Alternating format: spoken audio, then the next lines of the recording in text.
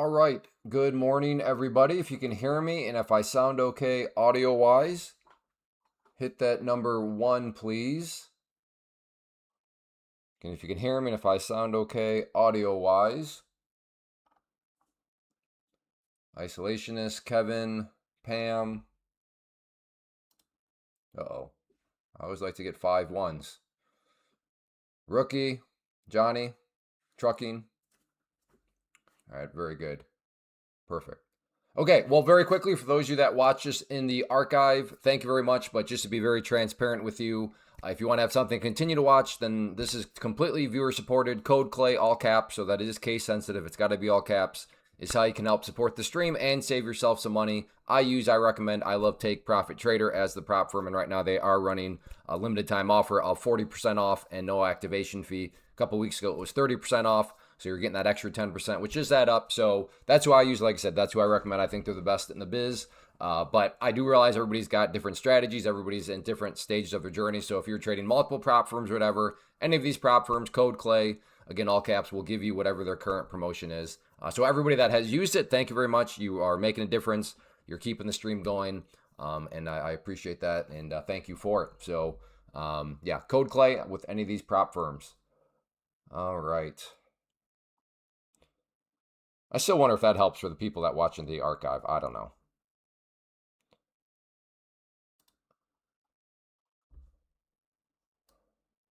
All right. Well, officially, everybody, good morning. It is Thursday, June 18th. The year is 2026. And tomorrow is early closure. So on that note, I'll try to say this several times, but I will be playing. I started to read Johnny's comment. Hey, Clay, can you just play? So when I said, I saw that, but I will be going live tomorrow morning, the 9 a.m. Eastern time. So 9 a.m. Eastern will be a morning stream tomorrow. I'll try to remind everybody that a couple times, but that's also where when you have the notification bell turned on, that should hopefully pop up. But yes, markets close tomorrow at 1 p.m. Eastern. Some markets are close. Futures market is different than other ones. Futures markets, even I don't even remember which. I think the only time futures are actually closed the entire. I don't know if the futures market is ever actually closed. Isn't it even open on Christmas? Oh, Clay, it's closed on Saturdays. Yeah, okay, that's not what I mean. I mean outside of like the normal structure.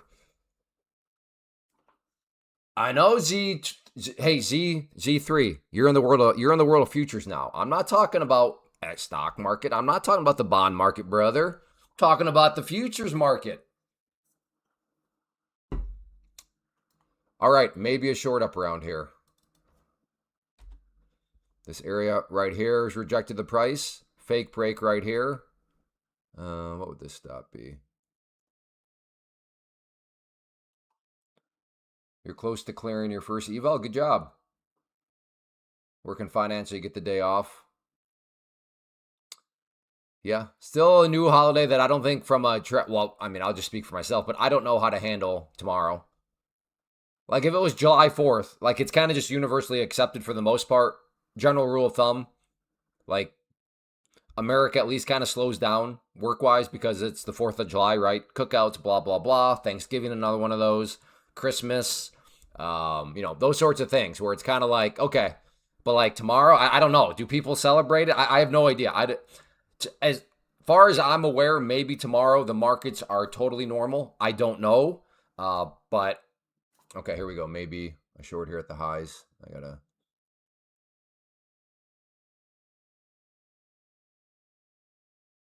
I just miss? I'm going to keep close eye on it. But like if tomorrow was 4th of July, for example, I'd be very confident saying, yeah, I'm thinking volume is going to be pretty low. Probably not a whole lot of people around. People are getting ready for the cookouts and fireworks and all that sort of stuff. Whoa. Whoa. Okay, I'm glad I waited for some sort of. We are just. It just is not caring about this stuff right now.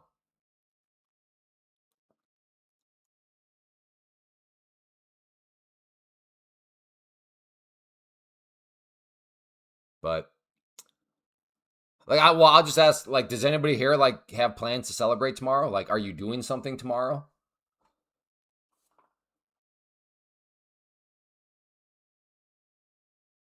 I mean, what is this? Only is this like the third year or fourth year that it's officially like a government holiday or whatever? So I'm not sure there's enough data to collect right now. All right, I'm looking for a short.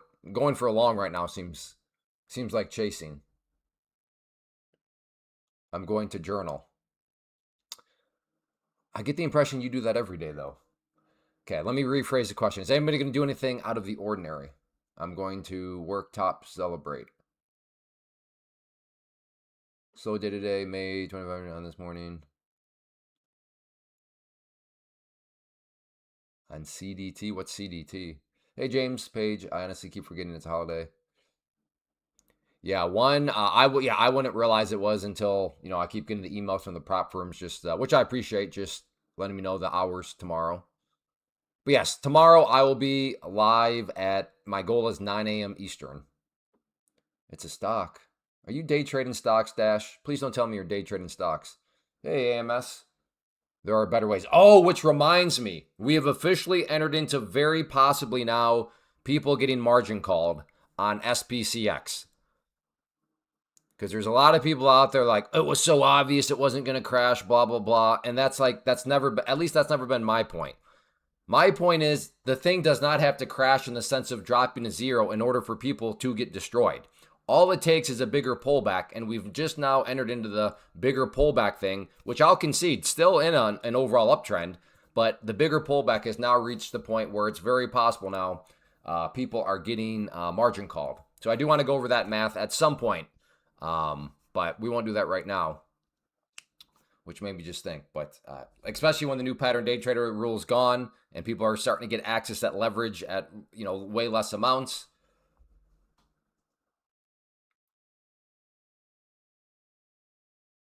Okay, I mean, congrats. Have you ever done futures before, Dash?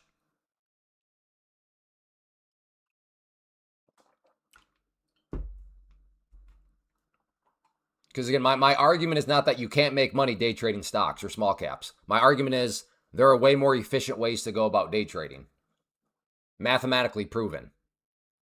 So yeah, you tell me how much money you've made is irrelevant because my point is my argument is not that it's impossible to make money doing those things. I'm just saying, as a former small cap trader, what I'm doing now is mathematically provable, way more efficient. I have not. Well, then how can you say that they're your bread and butter? We literally just had somebody last week show up like you talking about small caps. They now have done what I'm doing here, and they're like, oh, yeah, this is way better. In fact, I'm at 100% win rate. Everybody that has done small caps and then done futures trading through a prop firm has come back and said, oh, yeah, futures are so much better.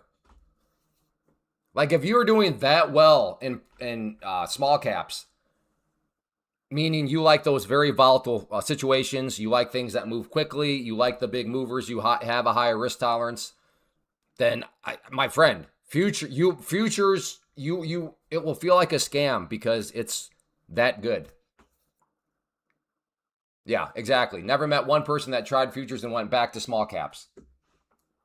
Never going back to small caps. Yeah, there's one right there. And I'm in that club too. Like I said, as you know, this is my 20th year in the market. The vast majority of my time in the market was day trading stocks and options. And when I say stocks, the small cap variety.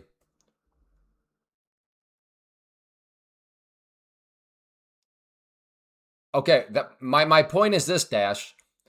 Your bread and I'm trying to make the butter on your bread that much sweeter. That's what I'm trying to do. And how do you know that futures are outside your comfort zone if you've never done futures? Do you use charts to trade small cap stocks? Dash. Yeah, there's another dash here. Let's see. You'll have to search independently. Iman overnight high low. That's where that is coming from.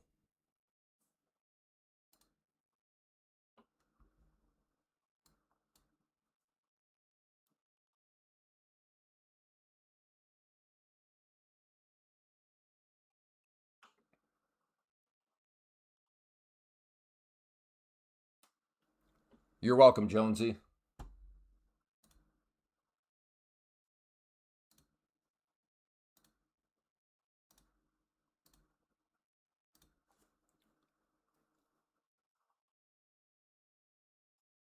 Clay, do I need to stop for the day to pass my eval?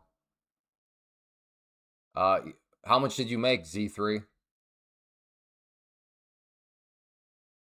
Just tell me how much you made today, please. Yeah, been happy with my week so far. Monday was shaky. Again, still green, but Monday was rough. Okay, so here's the thing, Dash. The best decision you have made in your trading journey so far was to learn charts, because that's all trading futures is. I understand where you're coming from. Right now, you're like, I don't know if I have the time. I don't know if I have the desire to learn how to trade futures, to learn about futures, because I got my bread and butter small caps, and I just don't know if I feel like it. I don't know if I want to really devote time to learn how to trade futures. I understand that thinking. Fair enough. I appreciate you trying to guard your time. But given you already use charts, that is 97% of futures. Futures are charts. The final 3% is very easy to understand. It's just because futures move in points. So, okay, well, how does points actually equate to dollars and cents? Very, very easy to comprehend. Points are just worth certain dollar value. So if a point is worth $20 and something moves 10 points, well, there you go. You made $200 on that. So that is what I'm conveying, is because you already use charts, good job. Well, good decision in your journey, because that now opens you up to everything. Because what are charts at the core? Charts are just telling you how something with a value is changing over time. And given futures have a value that changes over time, therefore charts are applicable. So right there is, like I said. And I'm just curious. So you made $2,500 today. Congrats. How many shares did you have? And what price did you pay for those shares? So your entry point, what was it? And how many shares did you buy in order to make the $2,500?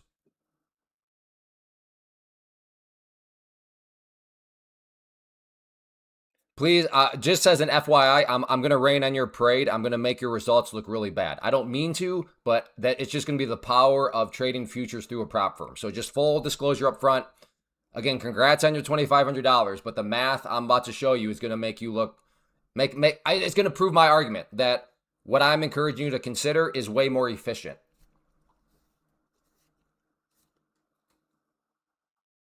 Especially when I can adopt the premise that it sounds like you're a very good trader. Hey, good morning, Low Dots.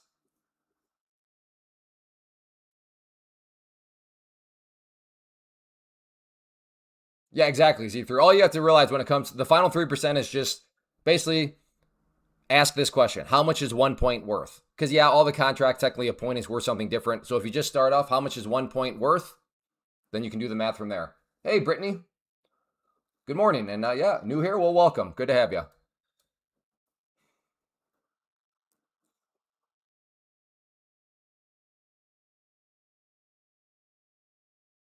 Good morning, Lauren.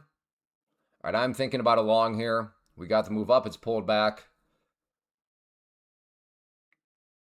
But Dash has gone silent.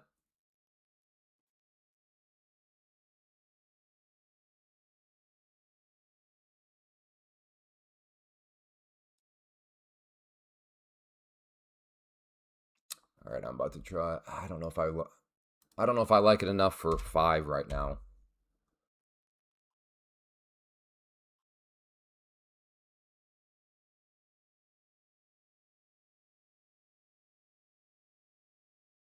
Holy crap, you need a big move for that. 1,000 shares. At what? You said times 90. Okay, I could have done that math. $900. Okay. And you needed a $1.06 move. So that's pretty crazy. Okay. And I missed that from I missed that from the long side. That's all right. That's right. Okay. So let me just show you how crazy. So right here he says he bought, we'll just do the math again. He had 1,000 shares and he bought and he paid 90 cents per share. $900 is what he had available. Sounds like he's a good trader. He's saying how he quit his job, he paid off his house, so he's a good trader. Fair enough. Okay. So Imagine if he had done this. So this is what you could have done. You could have done this. I'm not saying this is how you should start, but in theory, the math. That $900, you could have gone and bought a 50K account. 50K purchasing power costs 102. But there's something in prop firms, which you could easily afford, right? Because you had $900 to take that position. So not only could you have bought one of those accounts, you could have bought 5. So 102 times 5. $510 with money still left over, because there's something in futures trading called there's something in prop firm trading called copy trading, where you can make one trade, but then you can copy it to 4 other accounts. So in other words, you make that one trade 5 times. Your account is around 100,000. Okay, well then you could definitely do this. So anyways, back to the position here. You put $900 into a trade. As I just showed, you could have bought 5 prop firm accounts, okay? And let's just say, and I want to play this modest, so let's just say you did NQ, okay? So, I'm trying to, okay, now it's pulled. Okay, that makes me feel better. So you've got 5 accounts now. Copy trading means you take one trade on one account, but you copy it to your 4 other accounts, meaning the trade is actually happening 5 times. So that 5 is important, because when we do all this math, at the end, I'm going to multiply it by 5, because again, this one trade I'm going to walk you through technically happens 5 times because of this function called copy trading. So you needed, what did we say? $510 to do this. $510. Again, the trade you just took required $900. This only requires $510. Let's say, and now let's talk about NQ. So let's say, everything moves in points, and on NQ, 1 point equals $20. So from here to here, so in other words,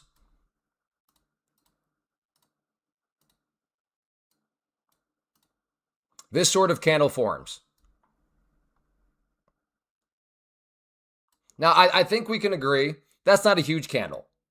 That's not a very big candle at all, but it's a solid green candle, okay? Solid green candle. So right there. Yes, you can copy trade evals. So right here, this is worth 20 points, okay? This small little move. Now remember, you needed a massive move. You needed the thing to go from 90 cents to $1.96. That's a huge, huge move. So you needed a way bigger move. Here we have a very small green candle. Okay, so the math though, if 1 point is worth $20, there we go, and then this is 20 points, we've got to multiply that by 20. So that's $400 per contract per move, okay? Just 20 points, one contract. But here's the thing. On this account, you could have had up to 6 of these contracts. So I don't want to get crazy. Let's just say you did 2 instead. So now we have to multiply this by 2, right? Because this number I did here was just one contract. One contract, you made 20 points. Each point is worth $20. So there you go, $400. But let's just say you had 2, so let's multiply this by 2 now. Times 2. Again, you could have done 6. If you wanted to just go full blown, I would say never do 6. But in theory, you could have done 6. We're only at 2. You're now up $800 on the trade. But that's just one account, which brings us full circle back to now we have to multiply by 5. Because if you copy traded this to 5 accounts times 5, you just now made $4,000. So let's think about it. You needed less money. For your trade, you needed $900. This situation took $510. You needed a huge move. You needed it to go from 90 cents to $1.96. This one right here, small little green candle. And with all that, you made $1,500 more day trading futures through a prop firm. Your Honor, I rest my case. Math is math. Not to mention you had way more risk, right? Because it required you $900, which was ultimately your risk on the position. Now, I'm not saying you'd have let it go to 0, but technically speaking, that was your risk. So there we go. That is why, like I said, I don't want to rain on those results. Good job. That's why I always like to try to offer up the warning of the small cap traders. Your parade's about to get rained on. So I think, especially again, these are not options. These are futures. Futures, my friend. I am trading futures through a prop firm. The prop firm is the important part, though, because futures will make small caps look like paint drying.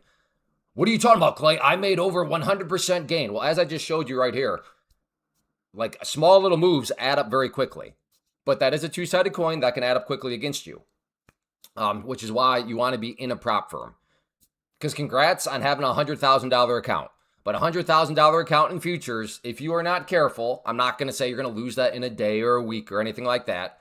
But you got to be very careful. The key is the prop firms, because also the prop firms is not only helping you manage risk a whole lot, but it's opening up those gates to copy trading. Which for you, again, I'm accepting your premise. Hey, I'm a good trader. I've quit my job. I've paid off my house from trading. Okay, this would be even more efficient.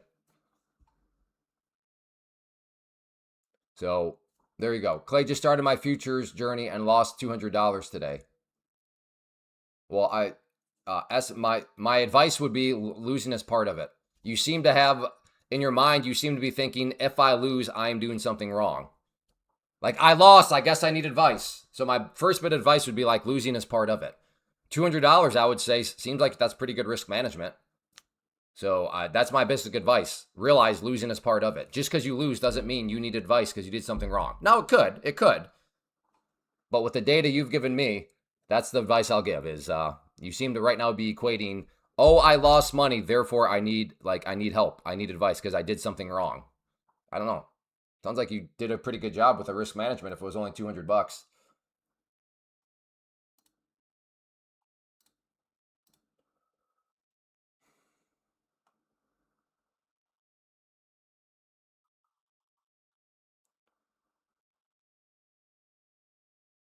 You're welcome, SHR.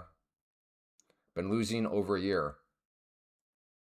Yeah, well, you would have been knocked out of the game a long time ago. I mean, I correct me if I'm wrong, AMS, but you would have been knocked out of the game a long time ago had you been using your own money. And the amount that you've lost within the prop firm space, if you look at those numbers, which you didn't actually lose out of your wallet, but if you had lost the amount you've lost that you stare at, I'm guessing, AMS, your journey would have been over a long time ago. Yeah, Dash. Like I said, my argument has never been you cannot make money day trading stocks. My argument is it is inefficient. There is a more efficient way to day trade, and that would be to day trade futures through a prop firm. And I just gave you the math right there. And again, that was very modest math. That was me just assuming you made money on like a very small little candle here. You capture one of these candles, that thing, how many points is this thing worth? Let's just say 20 down to right there. Okay, that's almost like 200, like 60 points. Start to do the math on a 60-point candle. But I don't want to, I'd be out in the streets. Exactly, AMS, which in and of itself proves the power of prop firms. Prop firms don't mean you'll ever figure it out, but prop firms do give you a lot more runway to try to figure it out.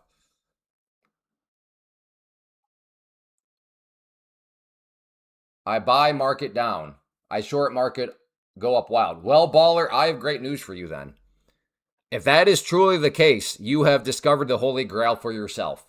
Do the opposite of what you want to do. And it sounds like, my friend, you're about to make a lot of money. My only request would be remember me, and can I have a ride on your future private jet? What trading platform are you using? This is Brittany. I am trading futures in a prop firm. So the first layer is I'm in the prop firm. The prop firm is Take Profit Trader. That's the link at the top of the screen. Through the prop firm, I'm using a platform called Tradeovate. So 2 layers. Prop firm, Take Profit Trader. Through the prop firm, I'm using Tradeovate.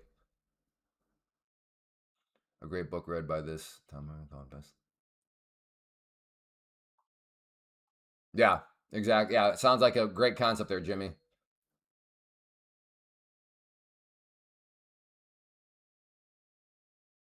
I mean, Alan, just keep trading like you've been doing, man. Just keep trading. Just keep trading like you've been. Keep managing risk like you apparently have been. Our prop firms only for futures. Dash, how can I show you all that and you're still scared of futures? What are we doing with our lives? Hey, look at this math. Yeah, I don't want to do that though. Dash, it's just charts.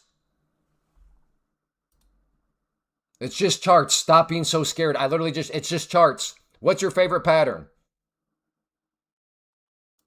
What's your favorite pattern, Dash? You like bull flags? Like, what's your favorite technical pattern? Honest question. So, Brittany, yeah, all you do if you want to do what I'm doing is you'd go to this site, which is the link at the top of the screen. You'd pick the account size you want in terms of, do you want 25K buying power, 50K buying power? After you use code Clay so you get the 40% off. After you choose that, they'll ask you what platform do you want to use. The one I'm using is right here. So again, just the prop firm, choose your account, and then they'll ask you what platform, and that's what I'm using right there. It's pretty straightforward.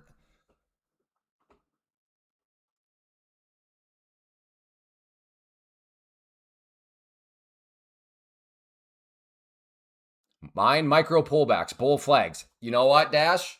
I have great news. Micro pullbacks and bull flags 100% exist in futures.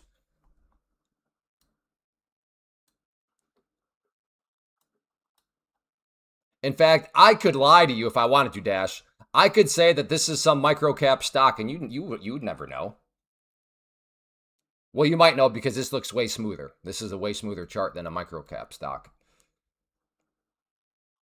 Not if you use code Clay, James. Code Clay, all caps, is 40% off and no activation fee.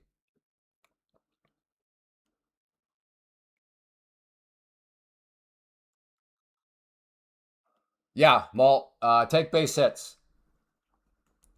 To beat the intraday drawdown, I mean, you can still beat it swinging for home runs, but it is trickier that way for sure. But yeah, if you just, and I think that's a good thing. I think that's what I like about the trailing drawdown, because it essentially forces people to just take base hits and not swing for big home runs. But a lot of people, and I understand why, they don't think that base hits. They think that's like wimpy, because on social media I see big gains. But then once they're like, oh, wow, hey, base hits add up surprisingly well. And it does. It's counterintuitive. You wouldn't think that base hits add up as nicely as they do, but they do. But at the end of the day, once you hit the buffer anyways, if you want to go back to swinging big, you can do that. But what I've found is a lot of people just keep with the base hits because they were kind of forced to take base hits, which then caused them to realize, oh, base hits are pretty cool.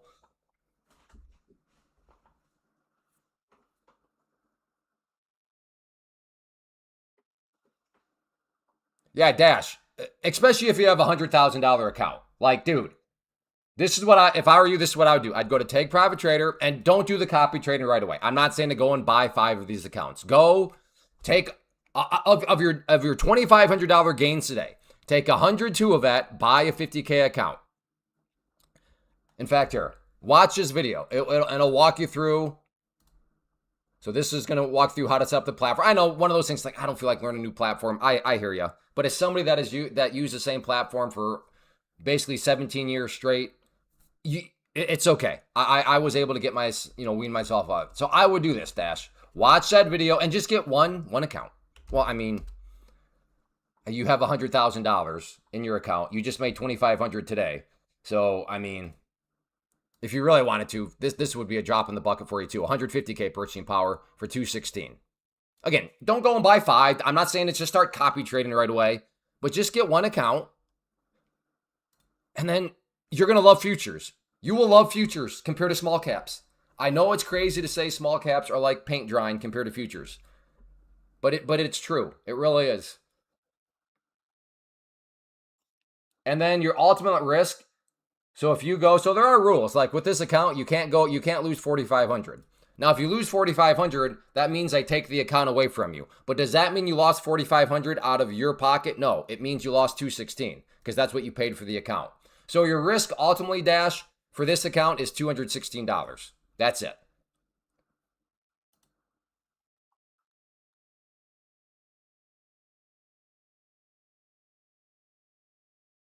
Small steady gains are, yeah, Dash. Again, everything you're saying, you'll like futures. You'll like futures. There's the reason why every small cap trader that's been here hasn't gone back to small caps.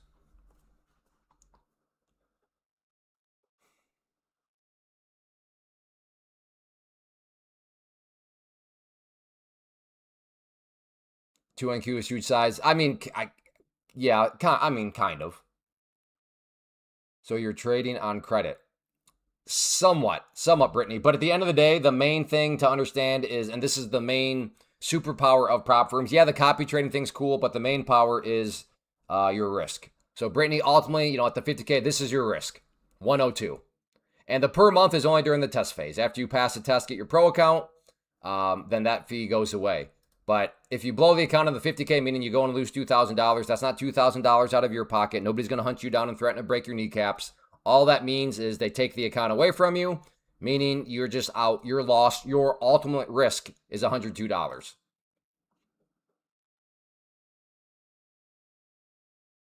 I will buy. I'm looking for a long if it pulls back to this area right here.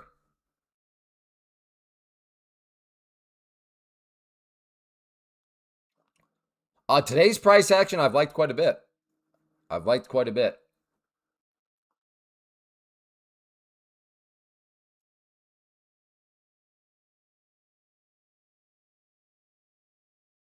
That's what I was wondering. Why do you need convincing to risk? Yeah, well, a lot of people they don't just quite get it, and that's fine. I didn't get it right away either. I'm like, wait, what? Because it does when you stop and look at it, especially if I were to start to do ROI calculations, which I know some of you have seen me do. That's where it becomes very scammy. Like, no, this is all a scam. I do understand that because I used to think the same way, but as many of you know, I know it's real. It's real. The prop firms, they'll well, assuming you choose the right ones, they pay and all that sort of stuff. But I never fault anybody for right out of the gates thinking that there's okay. I gotta get ready here. Don't. Ooh, Doc Soul. The five. Okay, all right. Maybe I need to rethink this. Yikes. Look at the 5 minute here.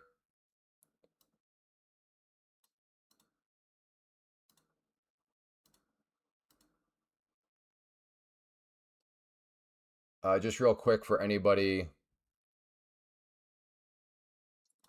watching here on gold. Gold looks like it's got a key level. What are we going to call that? Right there, about 275.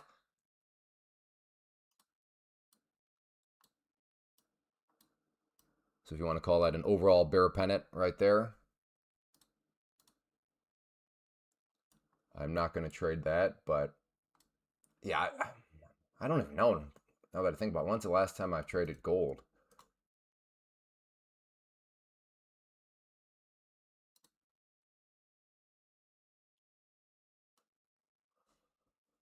Crap, did I just miss? Wait. No. I didn't miss that. Never mind. How about oil? Yeah, what is oil up to today? I don't think a whole. Ooh, Doc Soul. What's the new oil contract? I think I got to roll this thing forward. Yeah, this chart looks super sketchy. Okay, I'm guessing I have to roll forward. Just a minute. Okay, and I guess I'll turn this. So how do you roll your contracts forward very easily? On Tradeovate, you come here, you click here, roll forward. There we go. Okay. So it's CLQ. Okay. CLQ is a new contract now. Love to see it. Warms my loins right there. But yeah, I got this pivot point right now, so could see a potentially trying to play a double bottom. Again, this isn't really enough movement for me, so I'm not really that interested. But from an oil standpoint, I mean, I'm very biased. I hope this double bottom here fails miserably, and I hope this thing just continues on down. But if you're to tell me you're looking for a double bottom right here on oil, you know, you're stopped down around here somewhere, I wouldn't call you crazy.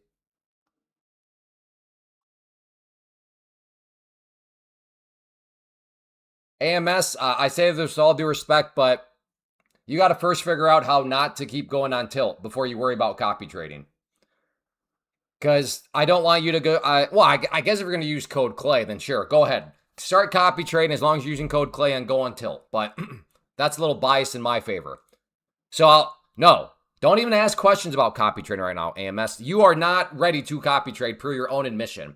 I go on tilt too easy. First off, good job. I appreciate you recognizing that self. But yeah, you definitely don't want to be copy trading right now. All right. Looking for a potential long here.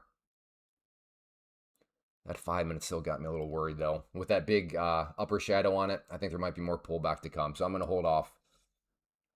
Hey, Johnny. It will go 60. What will go 60? Do you trade? Leo, I do both. Usually NQ in the morning. And then I like to shift over to MNQ in the afternoon because I've never been a great afternoon trader. And quite frankly, the only reason why I am even trading in the afternoon is because the history of the live stream has turned me into an afternoon trader. Eventually, Brittany, after you go through the sequences, you get to keep 80% of your gains. Yeah, they'll keep 20%. But the math, we've done the math before showing even if they took 50%, you can still generate some crazy ROIs because your upfront, cost of buying an account is so minimal. I know AMS, it's crazy. It's crazy like I've told you, and you won't come on board, brother. Yeah, so dotted yellow line is VWAP, pink line is 200 SMA, purple line here is 50 SMA, green line here is 21 EMA. Yeah, so with Take Profit Trader, once you get to the pro account, there are daily payouts, Dash. Yes, there are. Clay doesn't like, I mean, if I didn't like you, dude, I'd tell you to go copy trade. Because I do know, which I appreciate, I know you use code Clay. So if I didn't like you, I'd tell you to go copy trade. Because I know I'd make a bunch of money because you just told me you go on tilt too easy. So that sounds like a bunch of cooked accounts that will use code Clay over and over again because you're copy trading. But I didn't tell you that, did I? That's because I like you. That's because I like you.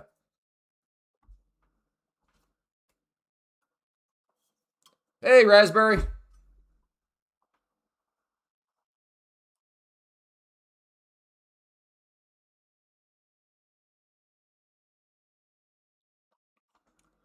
What I really would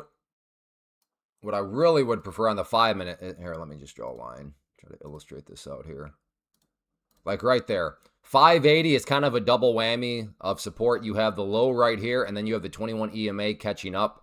Looking down here, you can see the 21 EMA. Not perfect, but there have been a couple instances where it's been beautiful bounces. So that would be, in my ideal world, filled with rainbows and lollipops and Sour Patch Kids and sweet old ladies on motorized carts, I got robbed by a sweet old lady on a motorized cart and I didn't even see it coming. Name the movie. Name the movie.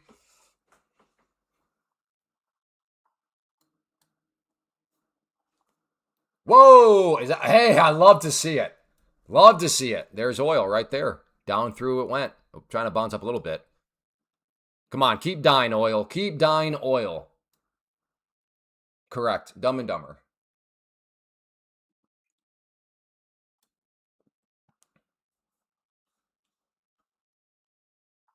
Although slow and dangerous behind the wheel, old people can still serve a purpose. Don't you go dying on me.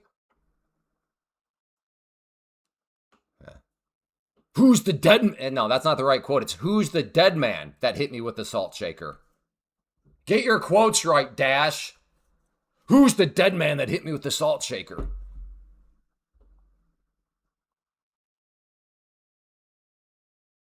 That's right. Seabass said that. Well, yeah, if that nice gentleman over there is Seabass. Where did you learn a trick like that? Saw it in a movie once? So in the movie, the guys got away scot-free? No. In the movie, they caught up with the guys a mile down the road and slit their throats. It was a good one. Yeah, I have the whole movie. I have the whole movie memorized. I don't know if that's, but it's a classic. I'm sorry. Yeah, what if they shot me in the face? That's a risk we are willing to take.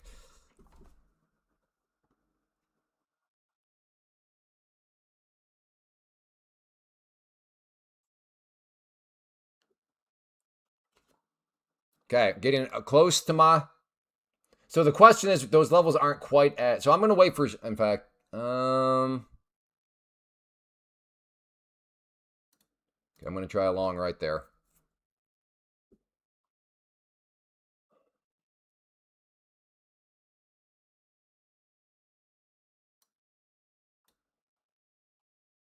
Looking for a long at the green line.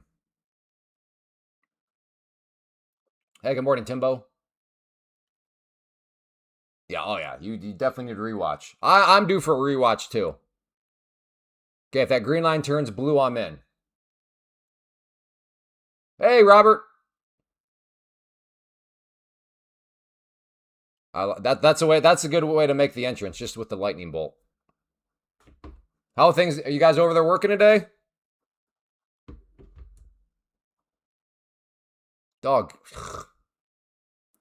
Well, right off the yellow line, but for some reason, well, I can tell you why. Because I was hoping to get a little bit closer to the 50 SMA here, but in hindsight, that was stupid. But that's hindsight for you. We're all geniuses in hindsight.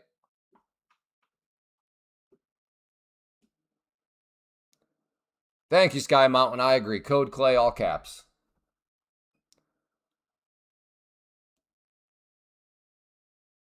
I think I need to get in. All right. Well, you do what you think. Well, you better do what your strategy says you should do, Cam.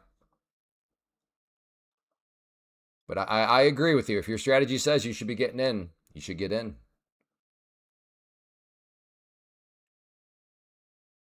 I was. You mean you are? How often do you go live? Monday through Friday, right at 11 a.m. Eastern at the latest. That's right, Wes. I don't, double A. It sounds like there's no rhyme or reason. Some can be quick, others can be a little bit longer. So, yeah, can't really help you out in that regard. All right, I am thinking about a potential long here as it continues to just kind of putz around at this. I swear, this feels like one as soon as I get long, then it's going to drop down here, which is kind of where I originally wanted to get long. All right, I'm going to keep it down there.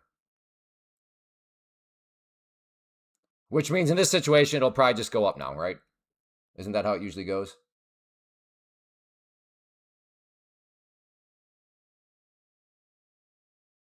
You got one? How many? Dude, all right. Robert, you have just now discovered your side hustle. Exterminator. 2? Attaboy. Mickey and Minnie.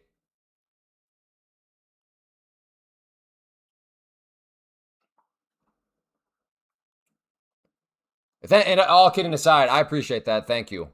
I was going to swing out there yesterday, but when you told me that, I was like, okay, well, Robert's on the ball. So, get a cat, Clay. Why? I got Robert. Robert's better than a cat. Who needs a cat when you got Robert? Not to mention, Robert's a lot stronger than a cat.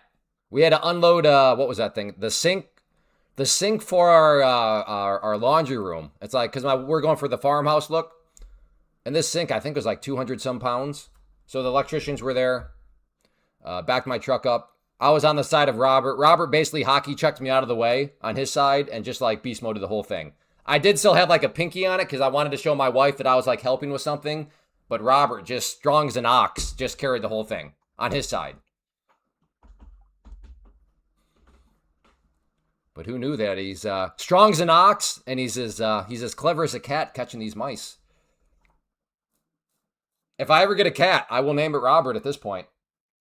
That's actually a good idea. I would assume at some point some stray cats or something may show up. Maybe we'll get some barn house cats. I don't know, to help with the mice. But if we do get a cat, I think I will have to name it Robert. And be like, where did that name come from? I'll be like, the electrician that caught the first mice on this premise.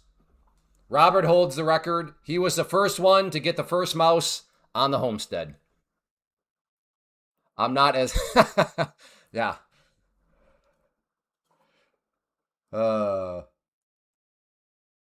It did go without us.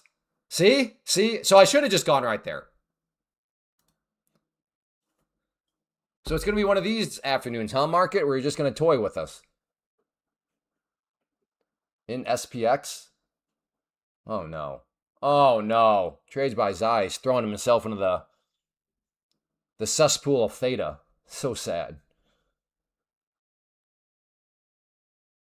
What did you... Are they the trigger traps? If so, did you use what? Peanut butter, or what did you throw in them? Or did you use the sticky ones? Or did you tell me already? I can't remember if you said... Oh, you called them the Mickey traps. I couldn't remember if it was Mickey or sticky traps. But yeah, hopefully the materials from the supplier show up today. Oh, yeah, the sticky ones are legit. Did you catch the same two on the same pad? All right, here we go. Why I'm hesitating on the 5 minute though, I don't know if I want to be getting long when this thing used to be a green candle and now it's failed miserably, which I know you guys have told me, but this is not the same situation anymore. Again, this was a big green candle. This green candle has failed miserably. Not exactly the times where I didn't necessarily want to get long. I'm about to go against my better judgment here. Going against my better judgment. I still like it on the 2 minute here.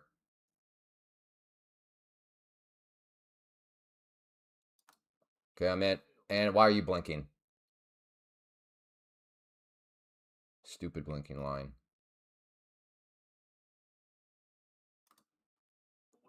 Okay. Out there for a scalpies. I think, yeah. Okay, okay, so just quick. If you get the blinking blue line of like seizure causation and you're on the downloadable desktop version with TraderVate, I think it was Todd who taught me this trick. Just click F5. I used to, for the longest time, log out and have to log back in. But now if you just click F5, it'll refresh for you. And on my next trade, the blinking blue line should be gone. There we go. So, nice, Robert. How's the house projects? Robert literally just gave the update above. Robert, or I'm sorry, KNX Whittle. He is one of the electricians working on it. So we're getting real-time updates right now, AMS, but house project is going well. Electricians have a lot of it is like, again, I've done real estate investing and stuff like that, so I've done like flips. But with a flip, like you buy something and the drywall's already on. I've never had to rip anything down on the studs. But it's been kind of it's a lesson to me of how much we all take for, no, okay, all is a strong word. How many people take for granted when you just walk into a house, like you flip this, you flush that, you're staying warm even though it's winter outside. Like there is so much stuff going on behind the walls. It's kind of crazy. So and to see especially down by our panel, my wife took a picture of it, but so many wires just hanging down there. Eventually, yes, they'll be organized and each one is labeled, but it's like, holy smokes. So there is a lot that goes on behind the scenes. Nice. Can't wait for my invite. Oh yeah, it's in the mail. Should be soon. I don't know what you're talking about, Slow Morrow. Active traders, anyone browsing? Is that a scam post? I'm gonna delete that out because that could be scam post. What's the guy's name? Hey, Forex23. Type ABC if you're still here. Yeah, that's true, Junkie. Is a homeless trader den ready in the pole barn? No, that's behind the pole barn out in the septic field.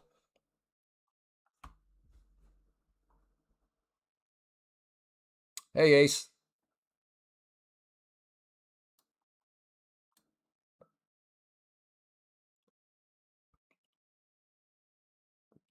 Yeah, I am. I will be going live at 9 a.m. Eastern tomorrow. 9 a.m. Eastern tomorrow. I will be going live because the markets close at 1 p.m. Eastern.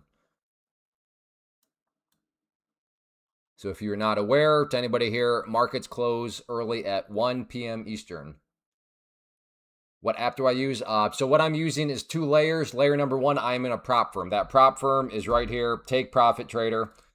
So the step 1 would be just, choose the purchasing power you want. Make sure to use code CLAY. That'll get you 40% off and then $0 activation fee. But after you choose the purchasing power you want, they'll ask you what platform you want to use, and I'm using TradeOvate. So like I said, layer number 1, I am in a prop firm, Take Profit Trader. Layer number 2, through that prop firm, I'm using TradeOvate.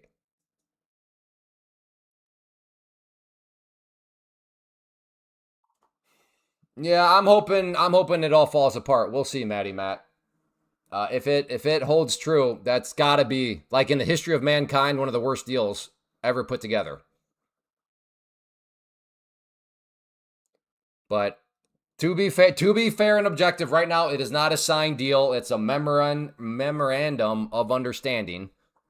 So I don't know. Maybe this is all some sort of big master grand plan. I have no idea, but I'm really hoping that this deal doesn't actually go through.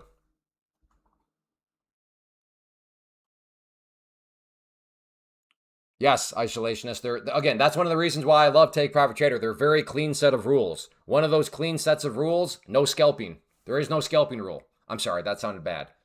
You can scalp. What I meant to say was there is no scalping rule. AKA scalp as quick as you want. I don't care whose money it is. That's not the point. And that's only one of the. They're like the deal is so bad. Like if anybody even tries to argue like it's a good deal, that is the amount of cope in that. Like you are not being objective if you're trying to say this is a good deal.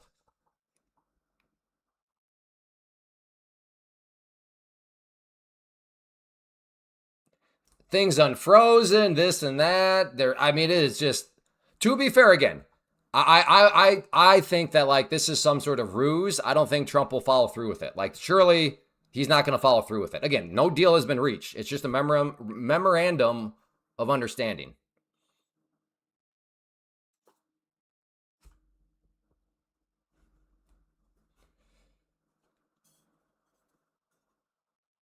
From Zimbabwe. Cool. Yeah, okay. Yes, the memorandum. Oh my goodness. The memorandum of understanding is signed. That is not the same as a deal.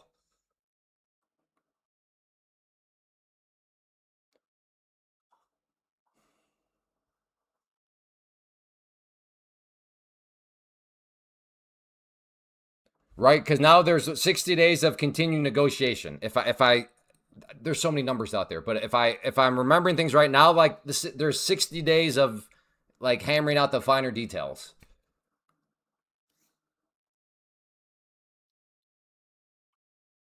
Cool, Robert. Well, don't make any moves yet. Don't make any moves yet. I want to talk again. I'll see you over there at some point. But yeah, don't make any moves quite yet. MOU is just a paper and has no value. Right. That's I'm holding out hope.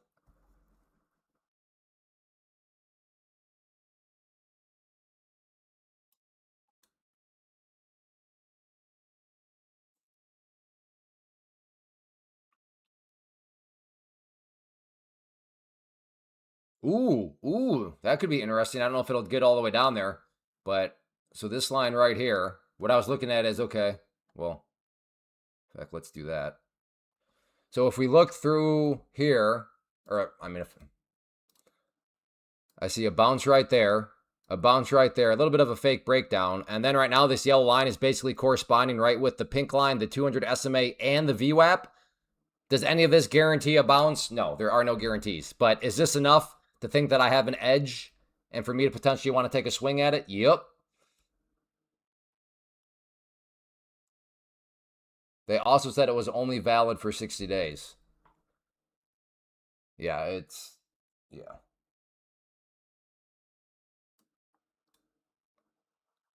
Even if Trump was serious about it, I think, because I mean, I think all sides would agree that the guy watches TV. The guy is watching the media. The guy knows what people are saying about him.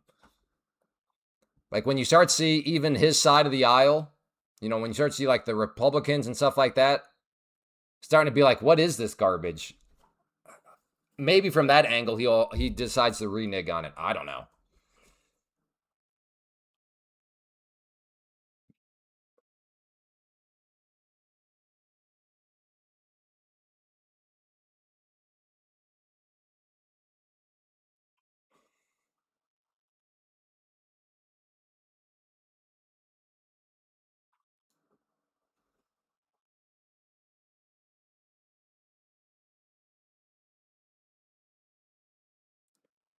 And the funny thing, again, this is so I had a buddy that challenged me with this thought exercise, and it really exposed the ability for me to think objectively.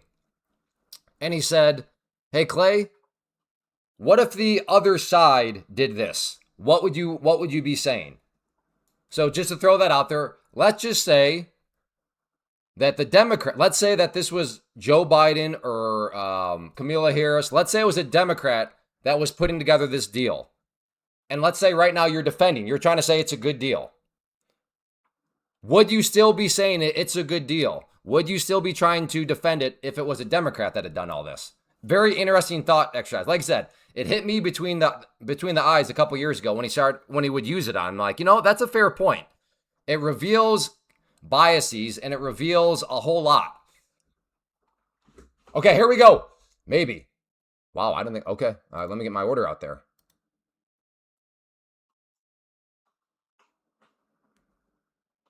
Now, if you consider and say, Clay, no, I think it's a good deal. If it was Kamala Harris that put together this deal, I would still be supporting it. I would still be saying it's a good deal for the exact same reasons that I'm saying right now. Then okay. Okay. Sounds like you truly do believe it's a good deal.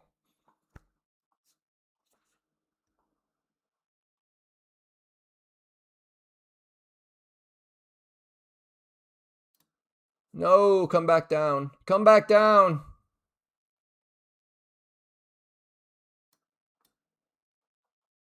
You scalped it for 80? Good job. Apparently I'm being too dented right now, and I'm not getting... Dog. Well, I guess it could have been worse. If you've been here on some live streams, you've seen where like the prices come within like a tick of filling me, but not in that one. Maybe this candle can come back down.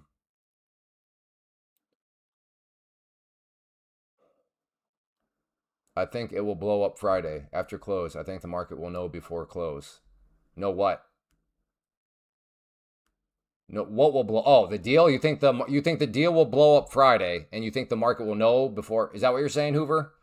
Good morning. Hey, keep the West wild. Morning, River Rock. Iran bend down all powers.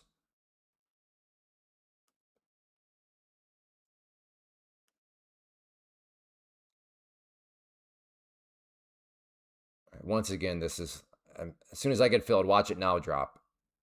But this is a nice looking candle here. All right, I'm going to try it. I think. I'm trying to get long at the green line.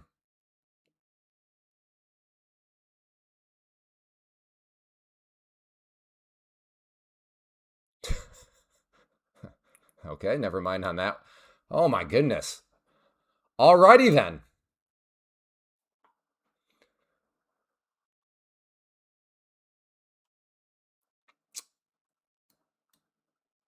All right, let's see what else I can cook up.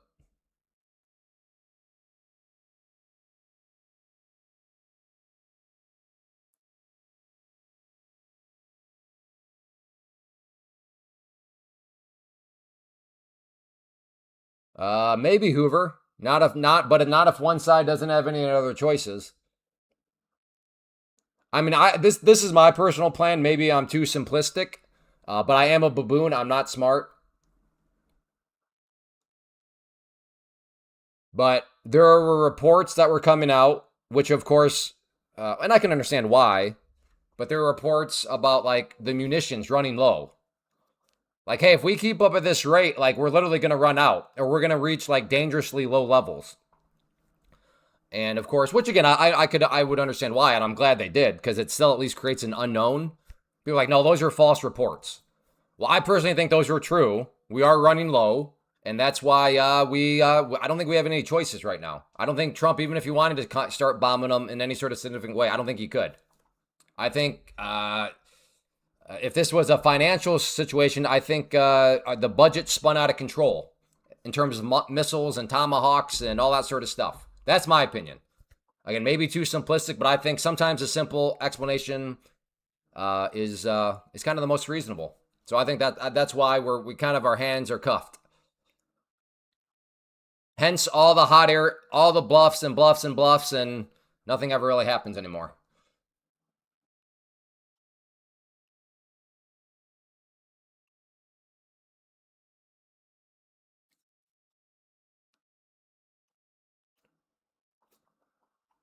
Again, that is just a theory on my part, but for my baboon brain, that makes sense. Apparently, missiles don't just grow on trees. They take a while to create. I don't know if I wouldn't necessarily say money is a problem, because I mean we just print money like whatever. But you have the literal like reality limitation of, well, yeah, you can't just go like this and missiles show up. Like you have to build the things.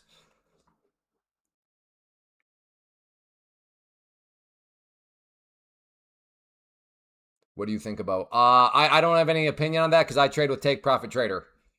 So Doton, I yeah can't really chime in. Do I think the purple line is a valid buy? Okay, in my mind, this is purple. Is that the line you're talking about?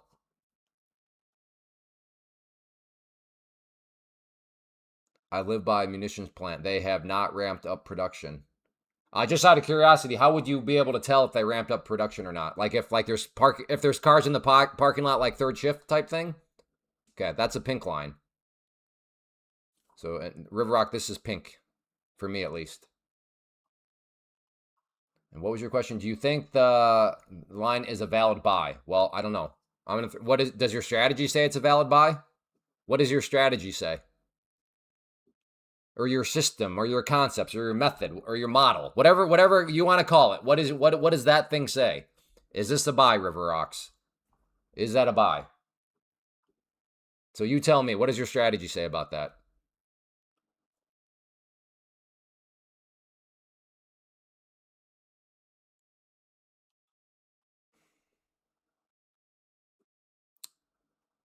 Yeah, maybe Mr. Wall Street. I personally find that hard to believe at this point when we have threatened to ramp things up back to where they were and we continue to not do so, while at the same time having reports out there that we're running low. So again, pure speculation, but those rumors combined with the fact of we keep making threats but then never have backed up with like the previous 20 threats makes me think that maybe these reports are kind of true. We're like, I'm not saying we're out, but we're at a point where it's like, all right, our national security is starting to open up because if something else gets squirrely, uh-oh. But I could be wrong. Oh, your family works there? Gotcha.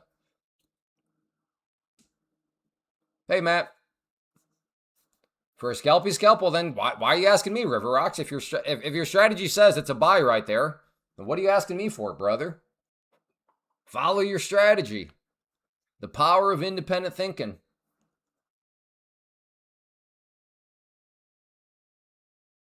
If we were running low, China and Russia intel would have known that, and Iran would have called Trump's bluff. Okay, now I'm confused. You're either doing like a clever joke, or I'm not sure because that's what happened, right? Right? Iran's been calling Trump's bluff.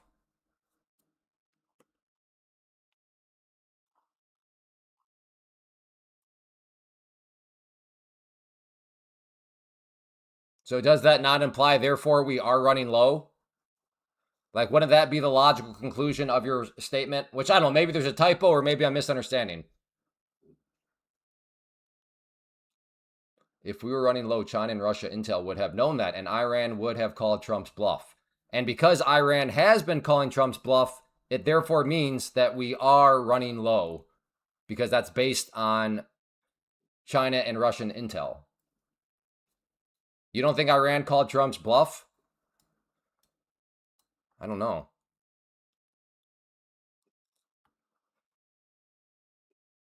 Let me put it this way, Mr. Wall Street. Let's say a Democrat was putting this all together.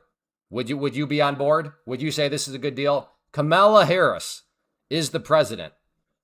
Who is his running mate? Oh yeah, Tim Walz, vice president. Tim Walz has been over there negotiating it all. Would you be like, this is good?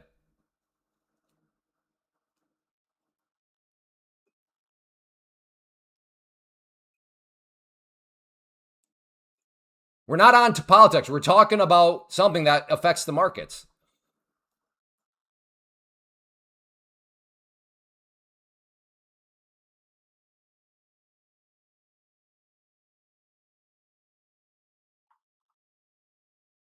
What do you want to talk about, Steve Young?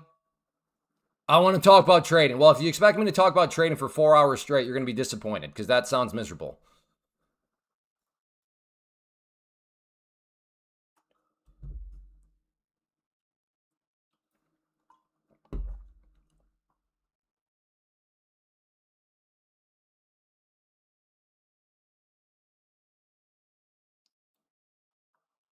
Well, oil, tricky spot over here, but it did ultimately basically tricky double bottom, fake break. I mean, I think there's a chance people might have weathered that and not gotten stopped out. Again, depending on where you put your stop below these lows, that might have been enough to take them out, but could have weathered the storm. You just want to hear some Spice Girls?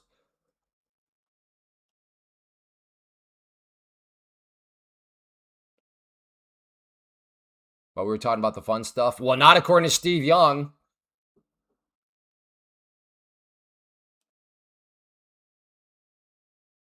Like I said, impossible. And I apply this to anybody. If you're thinking of starting a business or doing anything in life, just remember this quote. The best way to please nobody is to try to please everybody.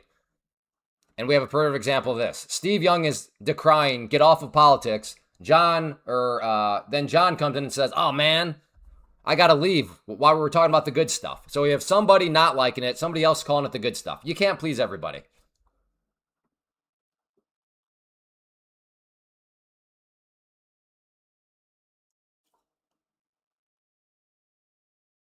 So just remember that to any of you aspiring business owners, aspiring anything, just pick your lane, come up with a business thesis, come up with a life thesis, and just understand there's always going to be somebody that will not be happy with it. You can't please everybody.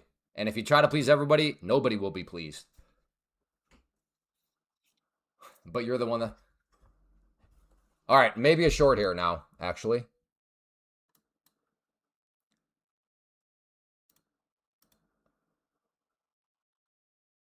Trying to get short at the red line.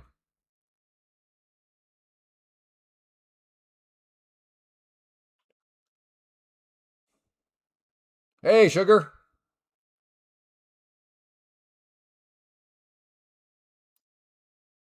Okay, I'm going to go up to there at this point now.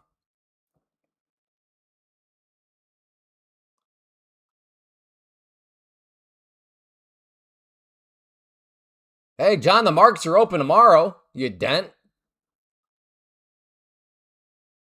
Markets open it's just early close, 1 p.m. Can never please everybody. Correct. Exactly. And if you try, you will please nobody.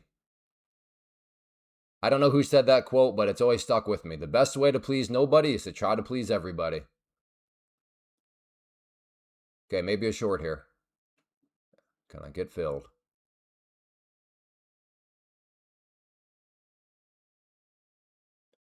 Nope, I'm not doing it. I do not like how it's just putzing right below. I'll go up here to... No half days for me, not worth it. I gotcha. Okay, some of you guys just don't get the thought experiment.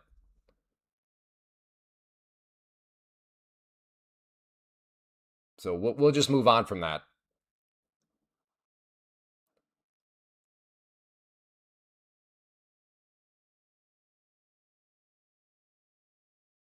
I will be trading MNQ. All right, the Jays. I'll leave half days for entertainment. Fair enough. Maxwell MNQ at yesterday's high. Ooh. Oil approaching VWAP right there if you care about that.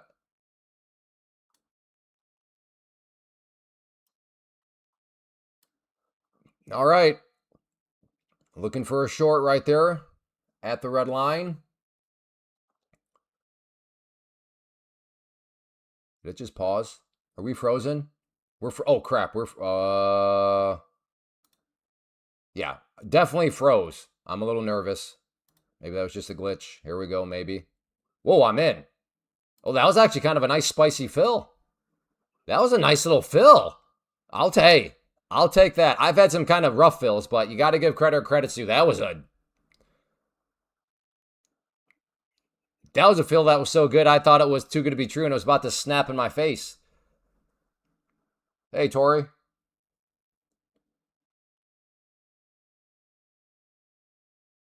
Look at the 5 minute.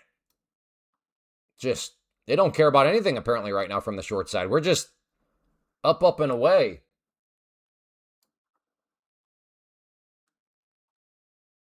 Good job, James. Yes, thanks for swinging in to say hello.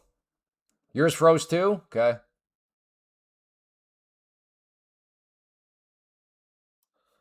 Well, at this point, I guess maybe something right there.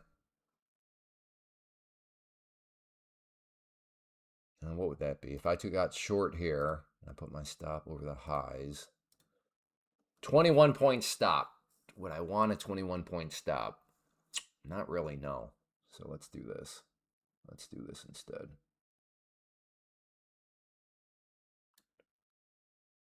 There we go. About a 15-ish point stop. I will try that. If this upwards move wants to continue, going to try for a short at the red line, stop at the green line. Tori, I don't know because I do not use Apex. I use Take Profit Trader. They're my go-to. I have a code with Apex, code Clay, all caps, but personally, I use Take Profit Trader. Clay Day. I'm watching you now and later rewatching Clay Pigeons. Wow. Yeah, your day is going to be filled with clay. And then you can watch a documentary on like clay sculptures, and then clay. What's it called? The movies that are made out of claymation. Claymation. You can watch a documentary on claymation. Cool. Well, yeah. Congrats, Tori. Thank you for using code Clay. But yeah, I don't have any experience with Apex, so I can't really help you out in that regard. But maybe somebody else here can answer that question for you. But I'm not that person.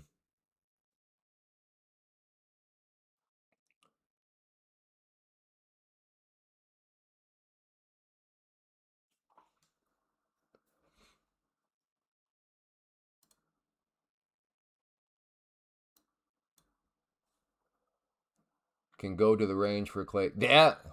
Can go to the range for clay targets. Yeah.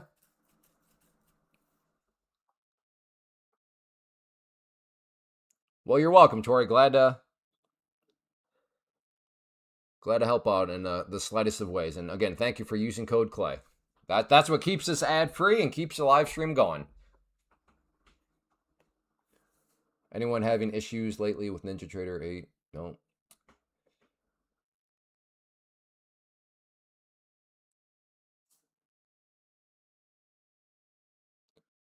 What is this now? 1, 2, 3, 4, 5. 5 green candles in a row. So these are 2-minute candles. So right now, 10 minutes straight of just green. But I'm going to take a swing that somewhere up around here we get some red, if it can get up there. So again, red line is my short, green line is my stop loss.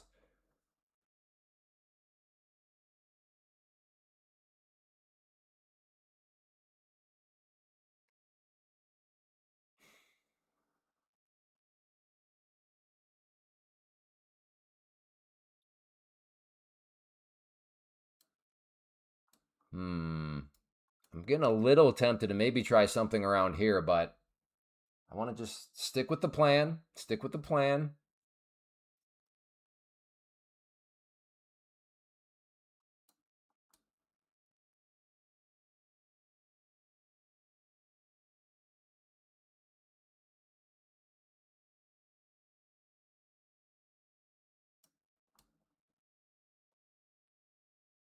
Hey, JSR.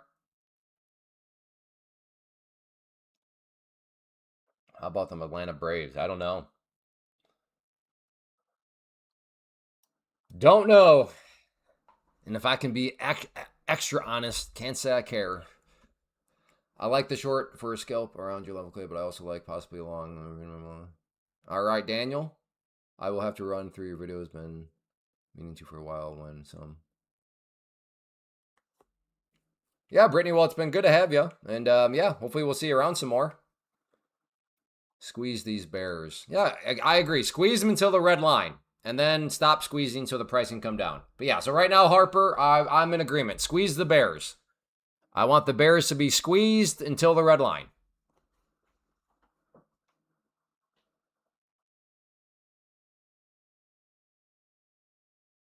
Have I ever had a payout? Yes, I've had a payout. Good morning, Batman. What? I don't know what you're talking about, JJ. Very annoying. Tried to long it down there, got stopped out. It happens. Second month of 10K payouts, I don't. Well, congrats, JSR. Congrats. Thanks for swinging by.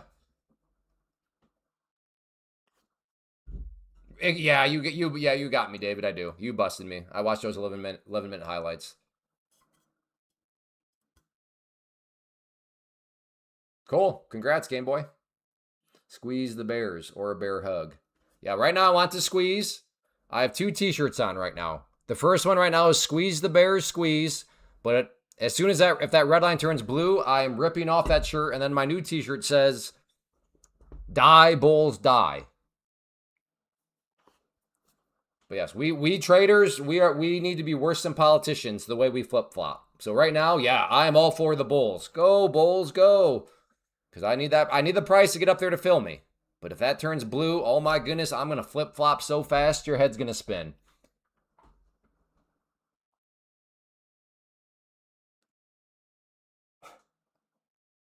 Oh, AMS.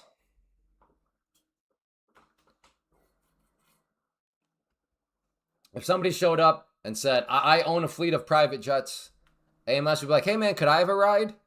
So sweet and innocent.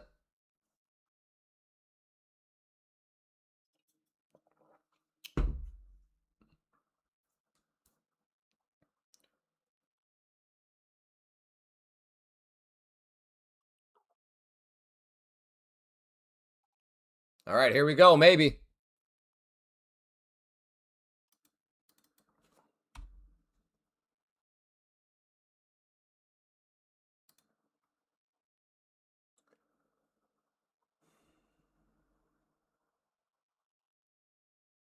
Right in the Batmobile.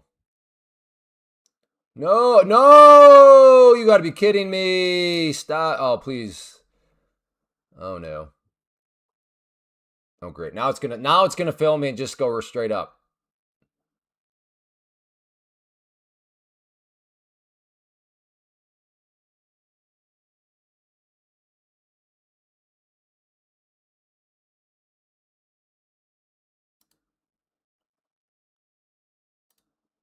No, I'm not going to do it. I do not like how it's putzing around right in front of my order.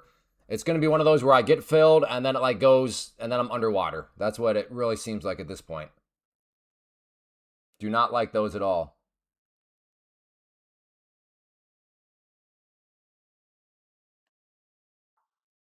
Okay, Game Boy Tom, if you're about to drop some sort of advertisement here, you're going to be gone so quick. I don't know what's hope this helps, just trying it out, nothing to lose. Okay. If you're about to advertise some sort of like algorithm or trading bot or who knows what, just please don't. Please don't.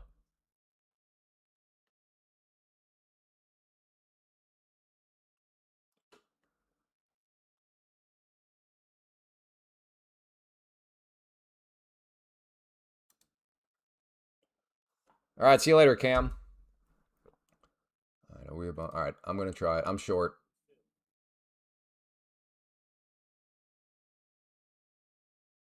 Oh, beautiful candle here. Beautiful candle.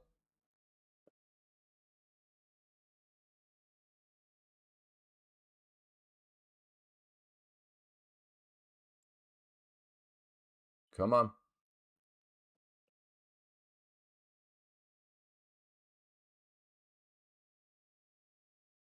Come on. Let go.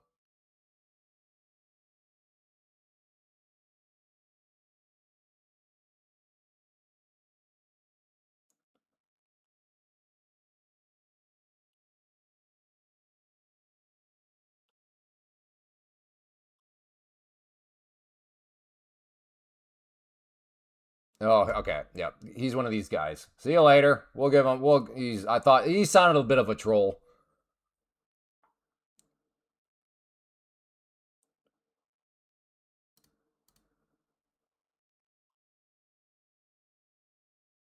I think that's one of Troll's most famous lines. I'm just trying to help everybody. Yeah, I mean, I'm taking pot shots at you along the way. I'm just trying to help everybody, though. Uh huh. Uh huh. AMS, dude, you got to work on. I'm pretty sure if somebody showed up and said they're Chuck Norris, you'd be like, "You are? I thought you died," and you'd be serious about it. AMS.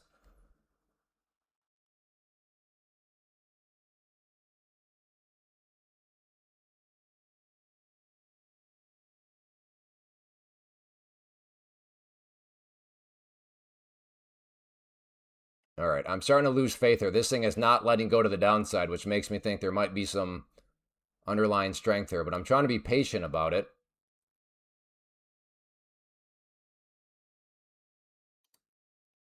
All right, I took out one because I've lost. All right, let me take out another one. All right, I'm down to 3 now just because I'm having trust issues now. If I'm wrong, there's my stop with 3. But I wanted to lighten the load just because I'm not quite sure anymore. But if I am wrong, I'll still have 3.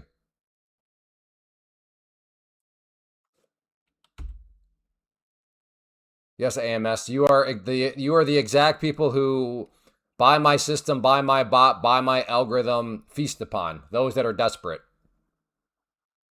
You are prime for the picking, and you just displayed it here. Some random dude shows up, makes a claim, makes a trust me bro claim, and you ate it up like I don't even know what.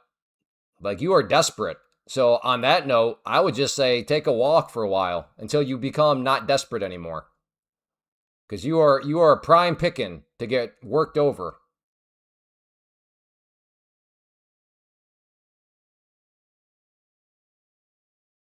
Come on.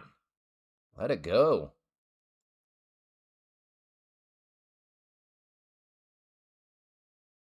All right, let me just move this to break, or not break even, slight green. No, I'm going to cancel it. I think I'm going to leave it up here.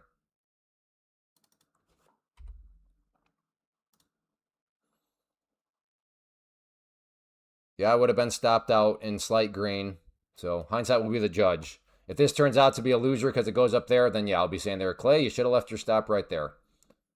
And I should have left my stop right there. Oh well. It is what it is.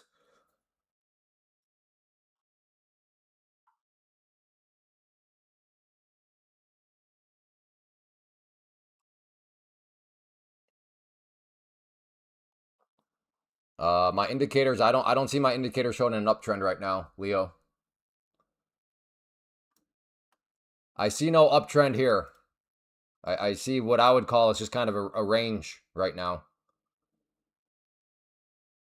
Now maybe you're saying, well, that's an uptrend. That's fair, but that's not.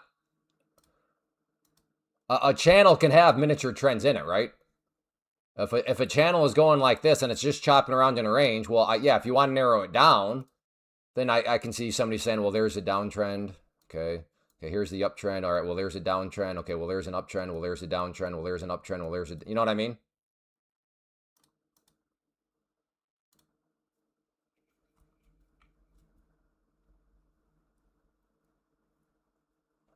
Philip, I always say 50K.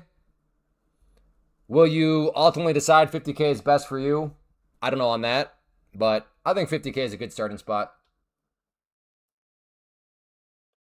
You haven't had any income over 1.5 years. Well, then how are you paying the bills, AMS? Where are you getting the money to buy these prop accounts?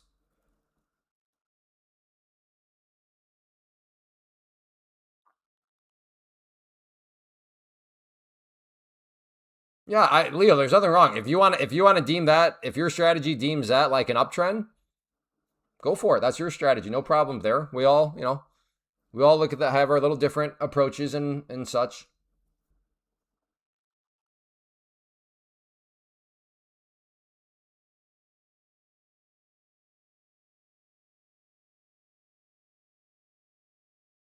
Oh, I thought that was a rage bait, David. I thought you were just trying to be funny by commenting in hindsight about something.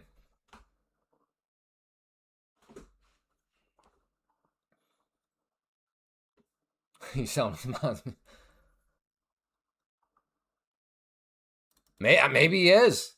So maybe he's starving, but at least he's still getting money to trade props.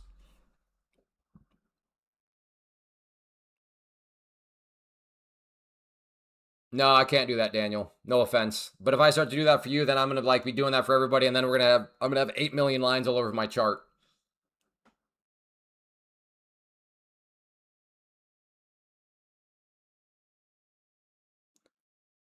Potentially another trade up here. Essentially just a double top If you think that this is some sort of bigger range, well then, as some people would say, Clay, just trade the range.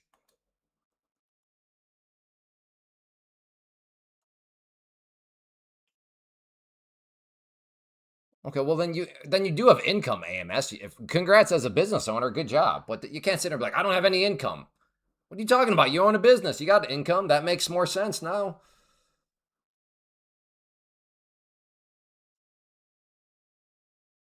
Quite the weird volume profile. I don't know. I don't know. I don't think so.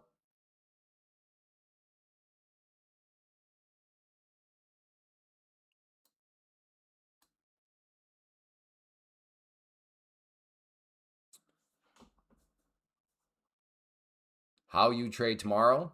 What do you mean? What do you mean by that? Like, is the market open tomorrow? It is open. It just closes early at 1 p.m. Eastern.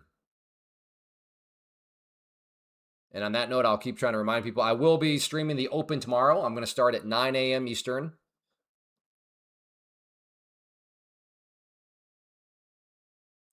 Looks like a bed of nails. I don't know. Yeah, I don't know. Maybe that is weird.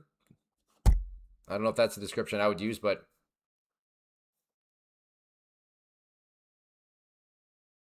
hey, Brian.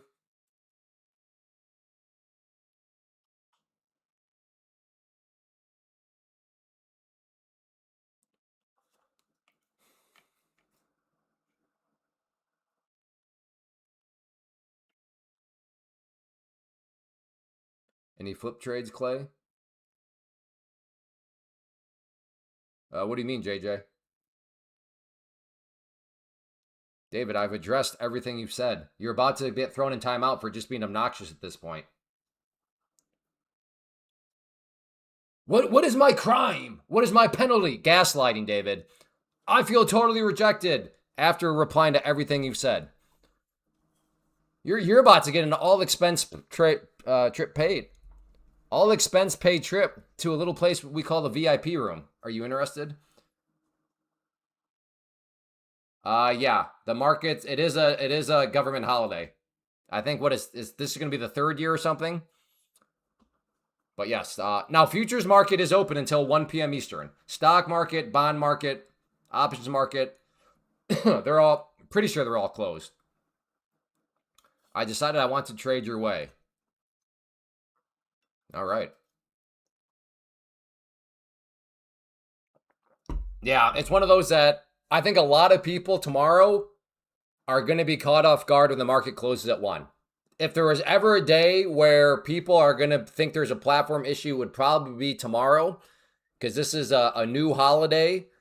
And I don't think a lot of people are going to realize that it's even a holiday, let alone a holiday that closes down the market early. So yeah, I think Tradovate's customer service, all the platforms' customer service, probably going to have to bring in new people, or not new people, but more people to handle all the, your platform's frozen.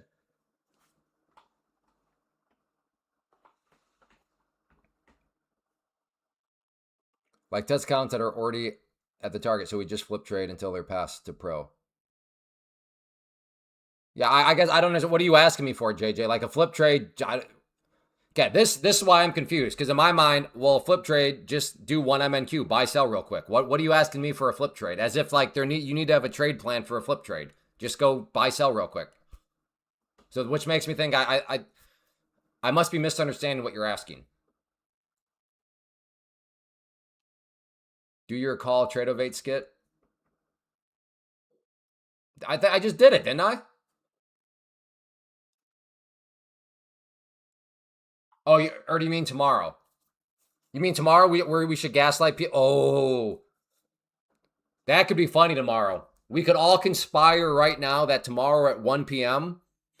we can all gaslight people that don't realize what's going on. I can act like I'm calling Tradovate. I'm losing all my money. My kids we're going to live under a bridge. And then you guys all in the chat room can be like, my platform's frozen too. We can try to this could be a good prank. Tomorrow I'll be here at 9 a.m. Eastern.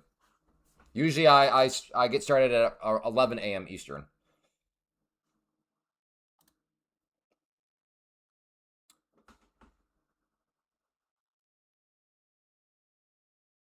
You're welcome, Brian. I don't know if it's a. I don't. Maybe no. I think. I guess I don't know what a definition of a scam is. If a scam is where you try to get money from somebody, but like I said, I don't know what the official definition of a scam is. So I don't know if we're scamming people. It's not like we're trying to get them to send us money. We're just trying to gaslight them into thinking that like there's actually a problem with the platforms. Maybe that could be a scam. Like I said, I don't know the official definition of scam.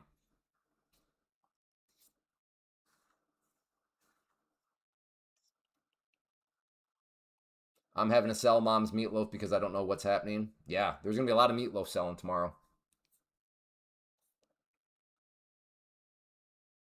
It would be a better prank if you act like your platform is still working and you are taking trades. Yeah, but wouldn't they be able to? I guess I don't know. Maybe you wouldn't, but like if that's not moving around, I would assume most people are like, "What are you talking about?" Yeah, it would be kind of cruel. It would be kind of cruel. You wouldn't benefit from it financially, so wouldn't it be a scam? Yeah. Again, I don't know that. Now I'm curious. What actually is the definition of a scam? Does it have to involve money? Let's just see real quick. A dishonest scheme to gain money or possessions from someone. Okay, so a story or rumor or piece of information. Use deception to gain money. So per that definition, it's we wouldn't we you know we're it would be a scam, right? Because we'd be telling a scam. We'd be telling a story that's not true. So per this definition, it would still, I guess, technically be a scam that we're running on people because we'd be creating the story that is not true. But it does seem like the more universally accepted definition of it does have to involve money.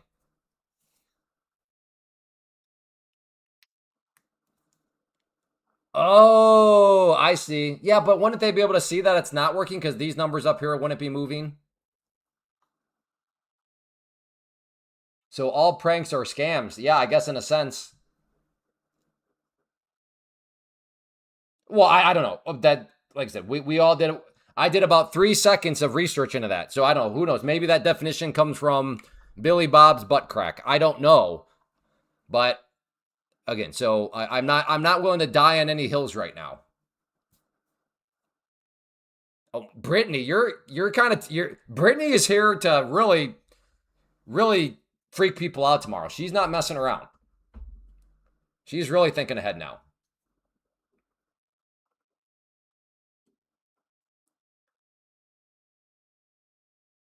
Yeah, that's true, James. That could be true.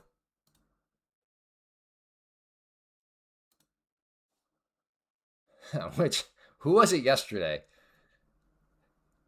Yeah, I know the one guy that again. There's always just breadcrumbs. If you've traded for a while or have experience with anything, the people that are just putting on an act, they always leave breadcrumbs. And yesterday it was funny. And it just makes me think about this because you would think from my screen they'd be able to tell, but you're like, yeah, but somebody that detached, that new, that ignorant, they wouldn't be able to tell that number. They want to connect the dots that these numbers aren't moving anymore.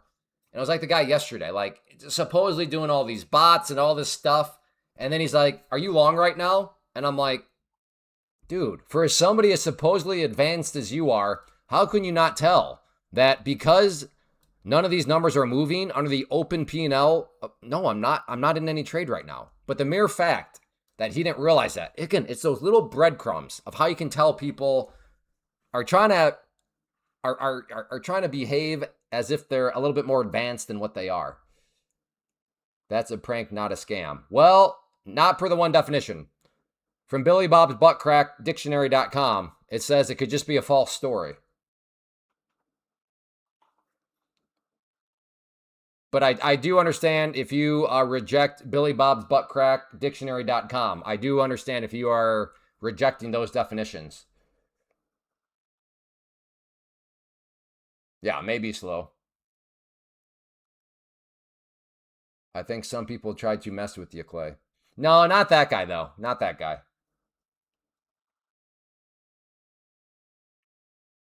Clay, you give people too much credit. Almost every day, someone asks if you are in a trade while your P&L is not moving. Right, and I would say therefore that just demonstrates that not a lot of newer people swing by the live stream, which is great.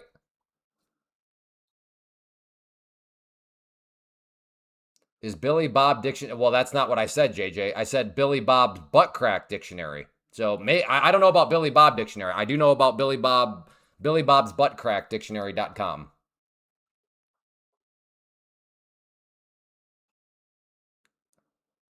I do understand if you reject his dictionary though. That's fine.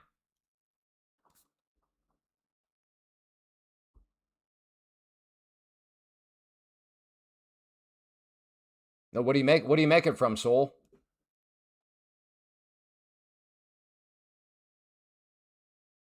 Oh, gotcha. Fresh cow milk. Yeah, I don't know if my wife has tried that yet or not. We have a raw milk dealer here in Iowa. Dude pulls up in a parking lot, has a trailer, opens up the back of the trailer, and you just walk up, you hand him cash, and you got to look around, be like, "I got my raw milk," and my wife scurries away with her. I don't know how much she gets every Monday. And no, I'm not kidding. The dairy farmer shows up with a trailer in a parking lot, opens up the trailer, and then you walk up and you make the transaction.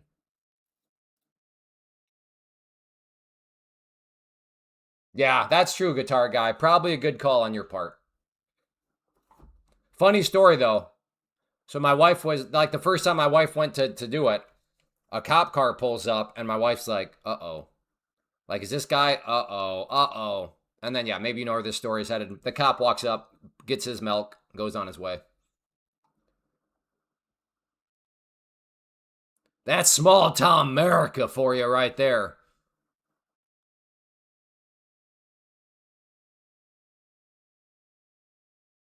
All right. Thinking about a short here. We've had several rejections.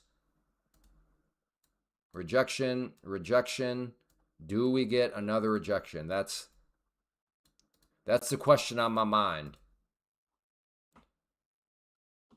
What it do mean? Huh? What you trading? Futures. Specifically micro futures. Specifically MNQ futures.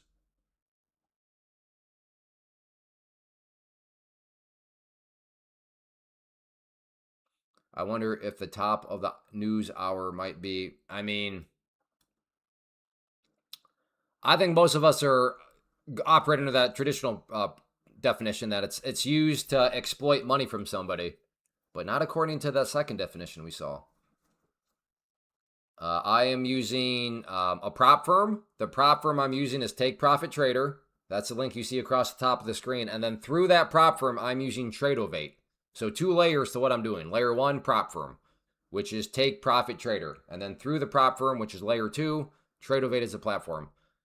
Well, I'm glad I waited for confirmation on that one because we officially seemingly have a true breakout. I'm going to look for a long here at the green line. See if we can get the back test and go.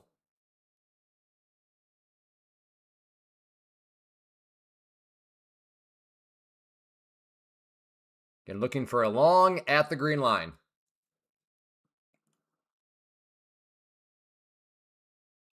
There you go. Yeah. Soul trading. We all got our different kind of nooks and crannies. Okay. If this is a fake breakout, this is going to be a losing trade. Have you watched MU? No, I don't. Day trading stocks is garbage. I do not day trade stocks. Day trading stocks is mathematically garbage.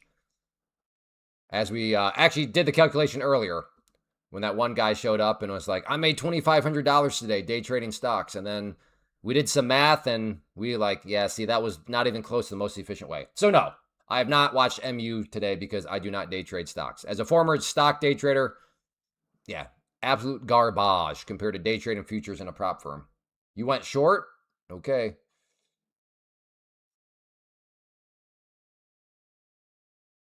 No. All right. Well, that's basically the move I was looking for there. Maybe it'll come back down, but did pull back a little bit, but not enough for me to get filled. Like a short at 700. Where'd you put your stop at? Oh, that reminds me. We got to still do some math on SPX at some point. Oh my, it's at 175 now. Oh boy. Oh yeah. Now the margin call calculations become that much more credible. I mean, they already were credible, but now, uh-oh. Mommy, why is this broker calling me? Why does it say margin call department, Mommy?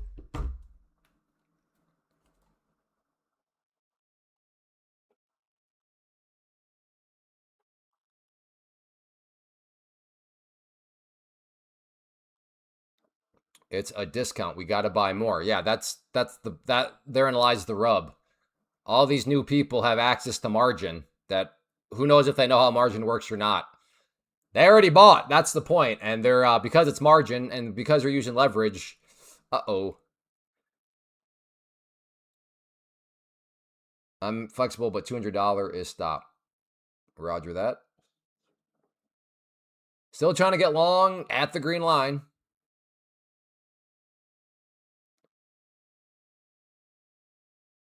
Yeah, I get. Yeah, right. Yeah, you just go out back, you pluck another Benjamin Franklin from your Ben Franklin tree, and you're trading crypto. No, I'm trading futures, Brittany. Okay, see if I can get filled here. What is up with the price continuing to get close to my orders and then not filling? All right, I don't come down a little bit more then. This is starting to get a little irritating.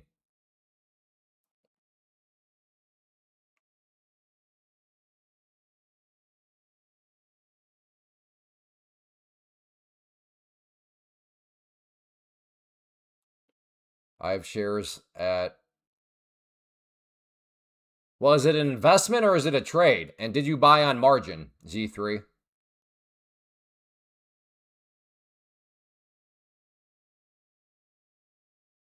That seems incredibly irresponsible. Have you never been to Wall Street Bets, Johnny?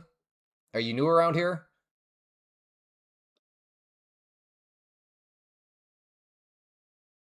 That is irresponsible. By the way, I know Johnny's not new, but that's funny. I mean, I agree, Johnny. It is irresponsible, but yeah. You still don't understand you still don't understand it? Yeah. I think it's a tale as old as time. Get rich quick. I think that's the easiest way to understand it. There's nothing new under the sun. Tale as old as time.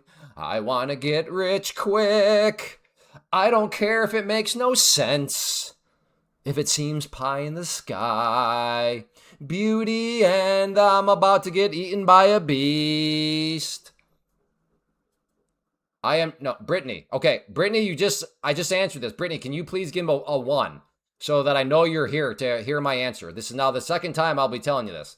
So let's maybe you had to step away. Can you give me a 1 so I know you hear I can give you the answer?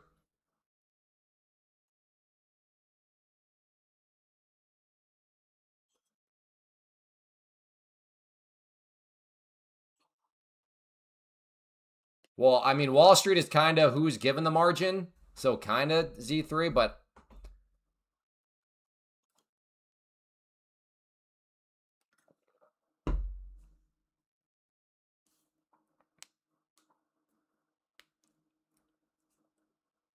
okay, I think Brittany might be a little bit on. She thinks she's live, but she's not. Maybe that's what's going on here.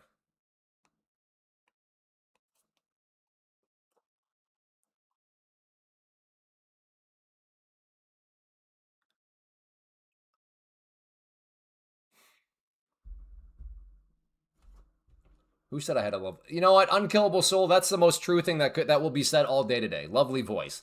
There is nothing more factual than what you just said right there. Me having a lovely voice is even more factual than 2 plus 2 equals 7. Crazy.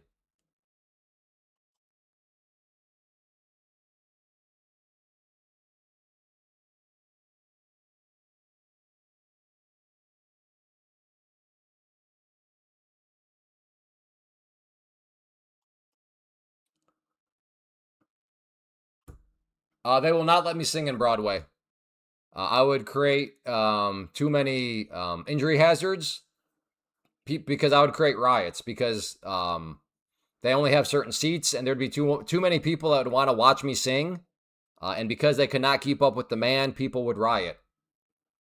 So I am not allowed to sing on Broad Street for those reasons. It is a riot risk. Oh, yeah, Brittany. Okay. When you hear this, Brittany, you need to look at your scroll bar and look for where it says live and click live. You are probably a good 2 minutes away. So when you hear this about 2 minutes from when I actually say it, Brittany, now it makes sense why we have little difficulties. You think you're live, but you're definitely not. Bet you could sing heavy metal, brother? I invented heavy metal.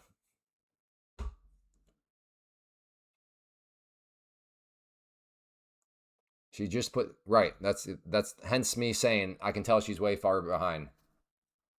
I'm here. Okay, type 21, Brittany. Let's make sure you actually are here. Type 21.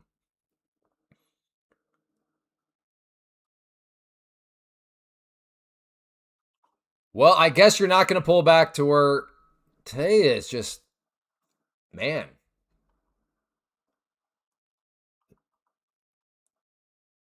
Oh, yeah, she ain't here. She ain't here. No 21. What's going on with this trade? What are we waiting on? Who's we? Seal Adobo. Please don't tell me you're just waiting to blindly follow me. Hello, guy. Hello.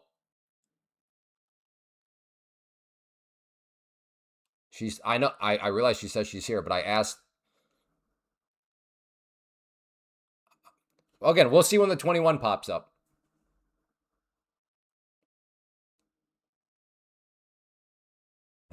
She just, no, I said 21.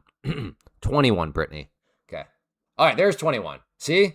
See how far she is behind still? Brittany, when you hear this, you have to catch up to live.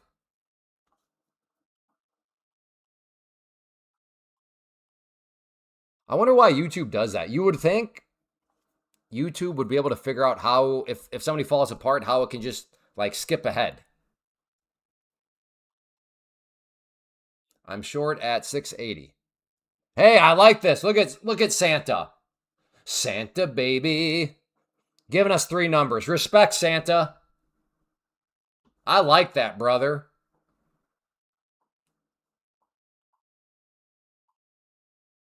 Oh, boy. Where did that come from, brother? Woo! Uh-oh.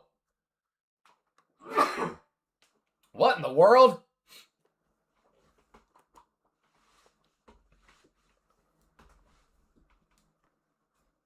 Thank you, Kyle. Woo!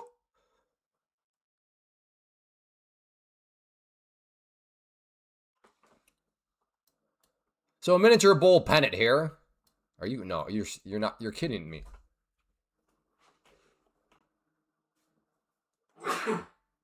What in the world?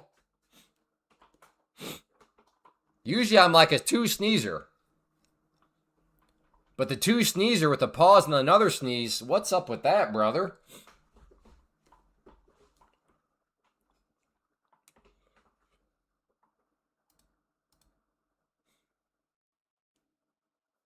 All right, maybe there's another one knocking on the door. What the? Huh?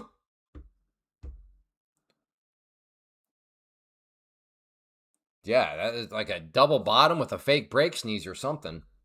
I'm allergic to dents. Now, if that was true, I'd be sneezing multiple times a day with you hanging around. Maybe, yeah, I don't know. Maybe it's a new version of, COVID. I have no idea. It's crazy. All right.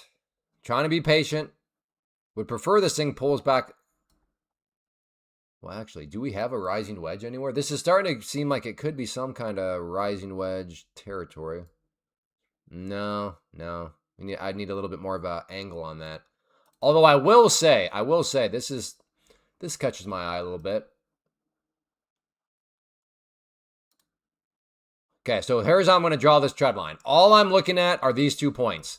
And then I'm going to let it, rest where it lies. So I'm not going to, because I don't want any of this to bias my tread line. So that's what I'm going to do. That's how I'm looking at those lines. I'm not looking at those other ones. Put it right there. Oh, Duck Soul! Look at that. I'm a real boy now. Look at that. Oh my goodness. I love charts. I love tread lines. Unbelievable. Look at that. Is crazy. Man, it's the little things in life. It's the little things in life. You just connect these 2 points and then ba-boom. So in other words, I'm looking for shorts at that yellow line moving forward. Oh yeah, that's true. We need Legendary, are you here? I'm waiting for Legendary to pop up and critique. There should not be an angle to that. Actually, Clay, that's a 37.32 degree angle. The maximum is 38 degrees. I do have some tan lines right now. Yeah, why do I gotta what? I gotta blow my nose. What is going on?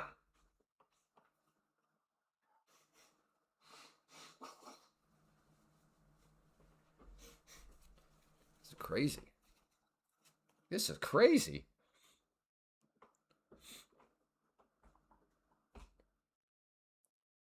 Well, Mr. G, I appreciate the risk management. Yeah, had to mow the lawn. Lawn was getting a little out of control. I don't know if I have allergies. Maybe I developed. Okay, here we go. Maybe along here. All right, I'm going to try it.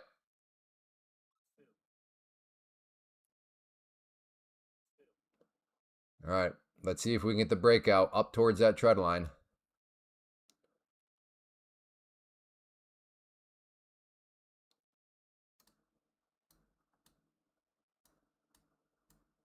Little miniature bull flag, bull pennant, whatever you want to call it. That's what I'm trying to play here.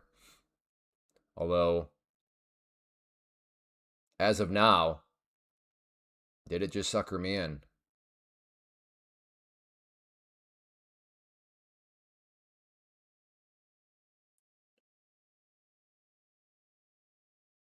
Not, oh.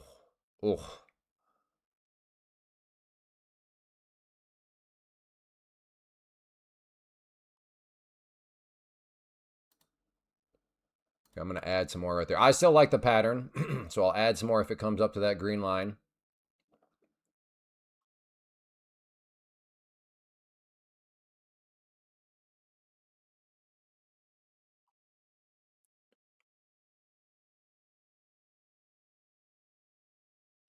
Again, looking to add more at the green line for a long.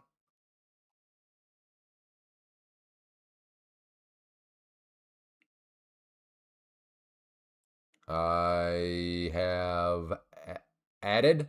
Come on, brother. Let's go.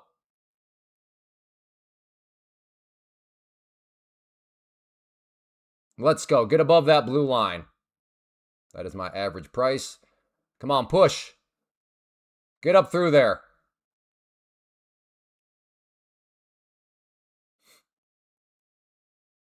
Go, brother.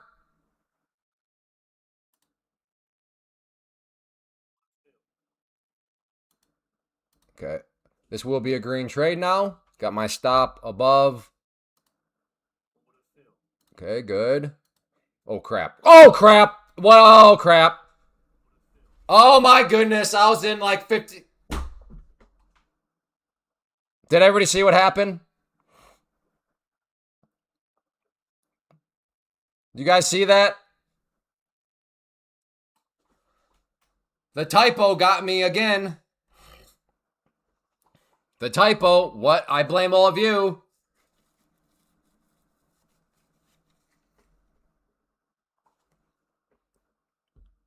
So wait, what was I? What was I, long or short? I don't even know what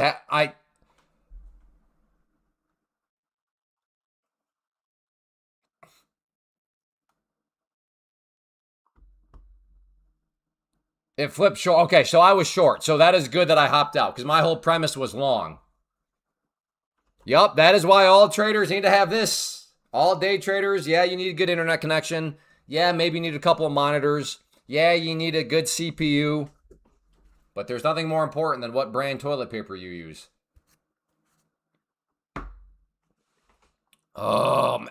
Okay, I'm not gonna beat myself up too bad. It's been a few months since I had that thing. No, I don't get in trouble by IT. No.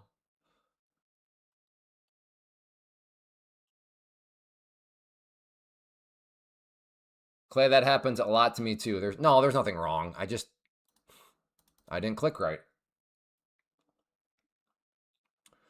Yeah. Again, okay, all right. No more talking right now. We're at the tread line that I talked about.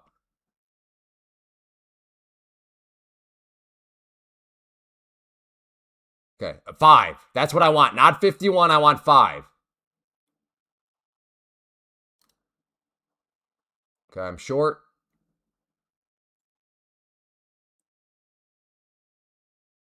Come on, tread line. Do your thing and smack it back down like you've done before.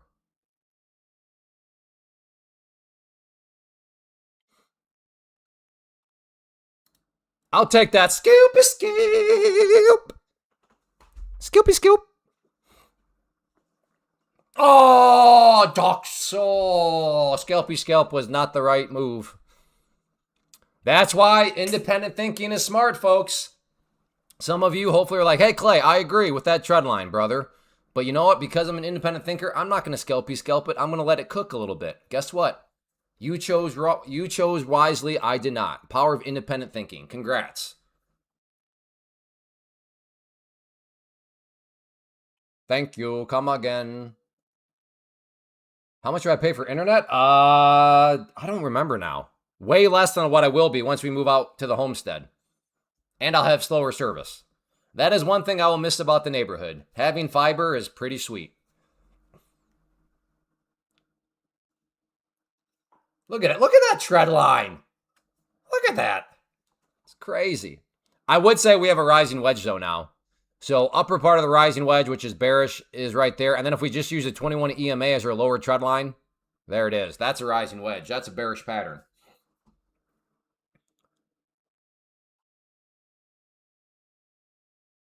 Oh, yeah. All right. So that previous trade where I had the typo, I got myself short 46 MNQ, which was, yeah. No, not that type of fiber.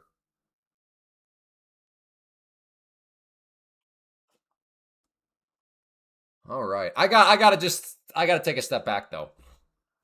Those trades, they get the blood flowing a little bit. That was intense. Hey, Rogue.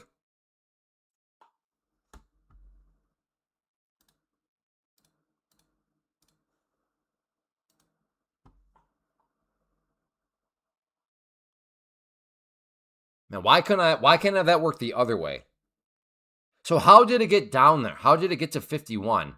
So I got in 5, I added 5, so I had 10. I took 5 out. Oh, okay, yes. I took 5 out. Then I came up here and I hit a 1. No. No, okay, no, I think this is how it happened.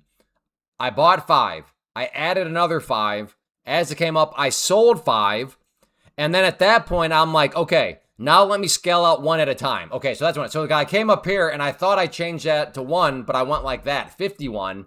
And then when I thought I was scaling out again for 1, I actually entered in 51, which my position since, all right, now that all is checking out.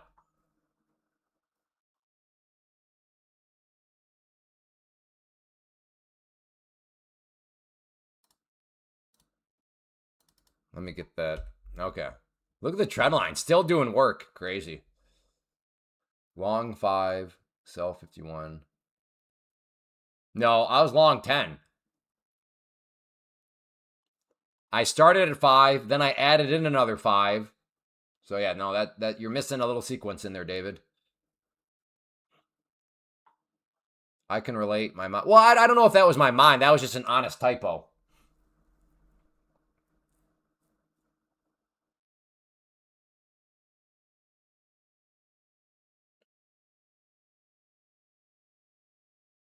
Yeah, you missed some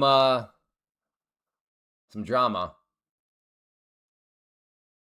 Right, that's what I mean. I bought 5, I added 5, I took 5 off, and then I was just trying to go through the whole sequence, Daniel. That's all.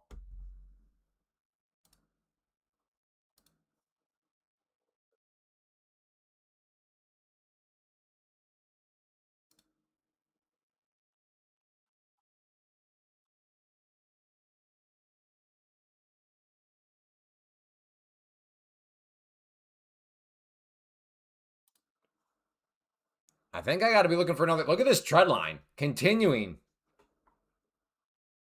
All right, now I don't even think we need the moving average for the rising wedge now. If we just use this, connect that up through there. Yeah, yeah. Rising wedge, which is a bearish pattern, does not mean that it will go bearish, but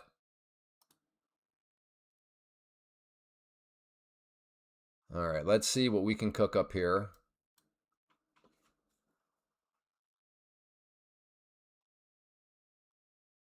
Ooh, do I want to go against the rising wedge and buy here?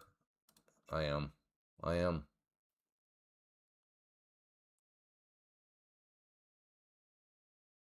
I am.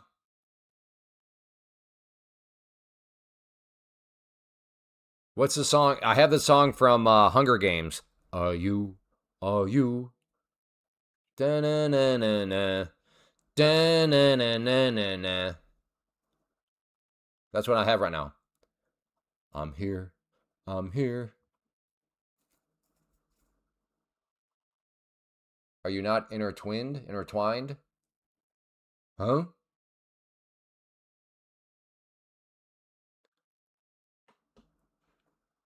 Looking for a long at this level right here. I'm kind of sort of going against the rising wedge, which could be not wise. Oh, entertained. Yeah, that makes more sense. Thank you, AMS. Good looking out. Ty over there has taken Neil's typing class, apparently. Are you not intertwined? Is that not why you were here?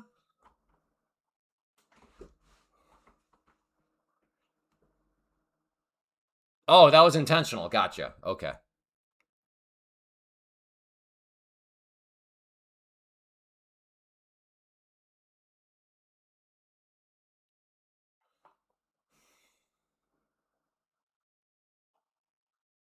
Oh, ducks. Look at that. Oh, my goodness. Now that's a hammer candle. Oh, which reminds me. I thought of everybody chat. I thought of you all yesterday. I was driving back from getting dinner. I don't remember where I was driving back from. But I kid you not. I don't even know what station it was. Stop. Hammer time. I was like, oh my goodness. It made me start to think, I don't know, I should get that I need to start to get sound effects. Like a soundboard where I can just play certain sound effects, but I don't know how they do all that. But I was like, oh man, this would be perfect for the... Because I even think I made that joke yesterday about hammer time. But anyways, look at that hammer on gold. 5 minute. That's a beautiful hammer.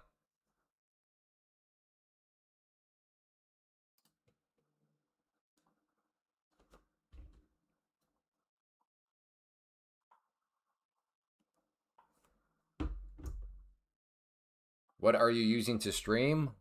OBS.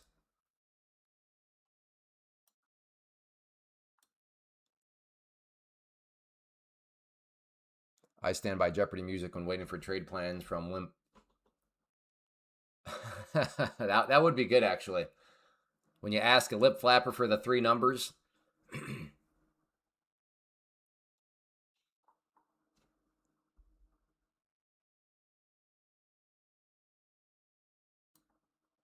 Yeah. I'm not sure. I could see along here, but I mean, is this thing, the trend is looking a little wonky, hence why the rising wedge itself is taking shape. Hey, all in ballin', good to see you, brother.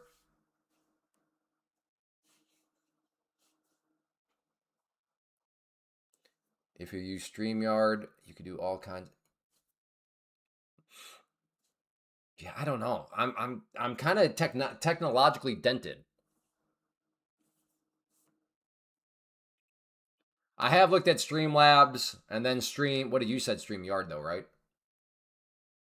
StreamYard, yeah. But I don't know how to set that stuff up. I guess, I mean, I figured out OBS, so maybe it's not as hard as what I think, but.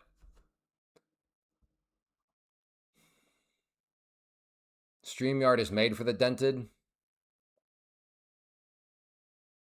Would that create more of a delay though?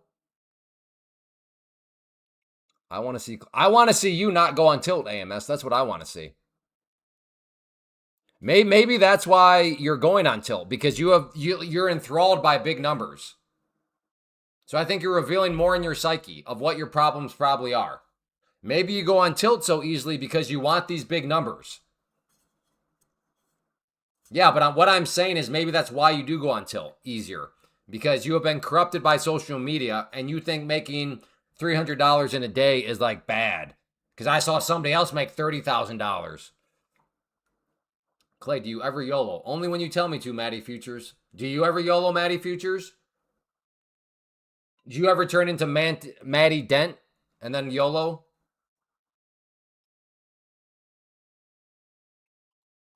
Yeah, but I think it's more than that, AMS. I don't think you want to be profitable. I think your definition of profitable is like these big old numbers because you've been corrupted by social media.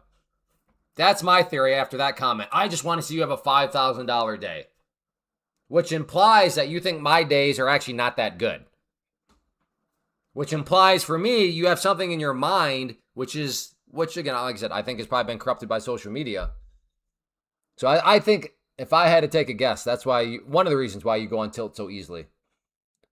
No, I just add to losers. Well, I mean, that's kind of like YOLOing.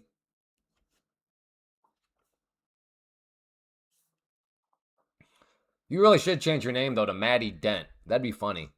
Matty Dented. Okay, we're at the 21 EMA.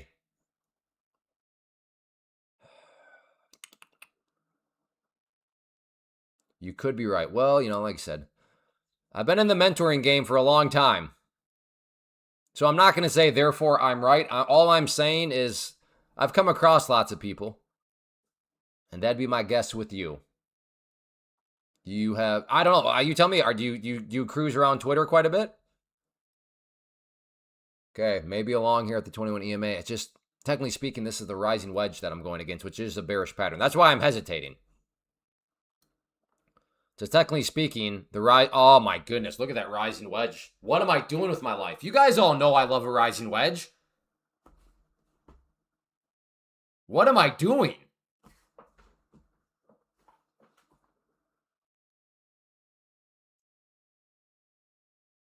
Well, congrats to anybody that actually drew in the rising wedge and were like, Clay, it's like a rising wedge breakdown right now. Yeah, congrats.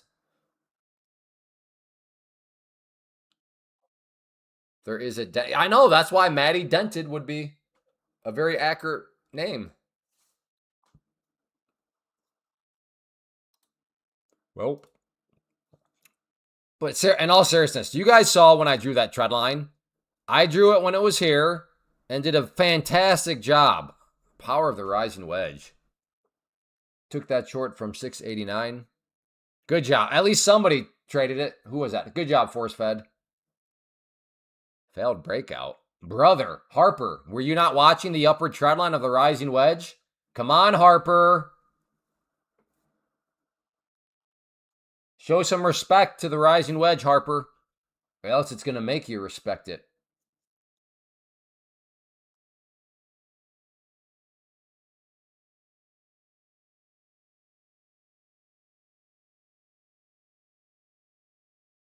Exactly. No, mine wasn't the top, though. Mine, I think I would have gotten cooked. Because I got short, the accidental short right here. I think I made money on it because I think for a brief second it dropped down below. But then it did go up afterhand. So I think that would have, I don't know if it would have been enough to cook me, but it would have been not good.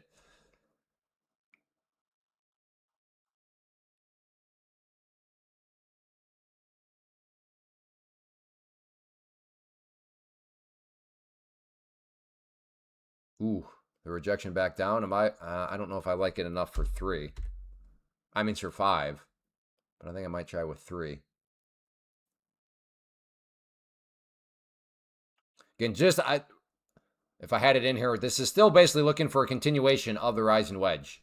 In fact, let me do this. Let me do this. So I can just visually, for myself, if anything. Because I might try to play a back test. There we go. So a back test of the breakdown point. Okay, it got actually very, very close right there to back testing. Never quite hit it to be fair, but he certainly got within the general range.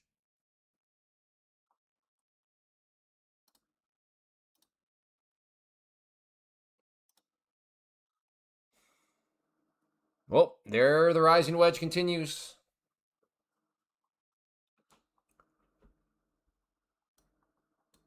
So was it only force fed that traded the rising wedge? Did anybody else take that short?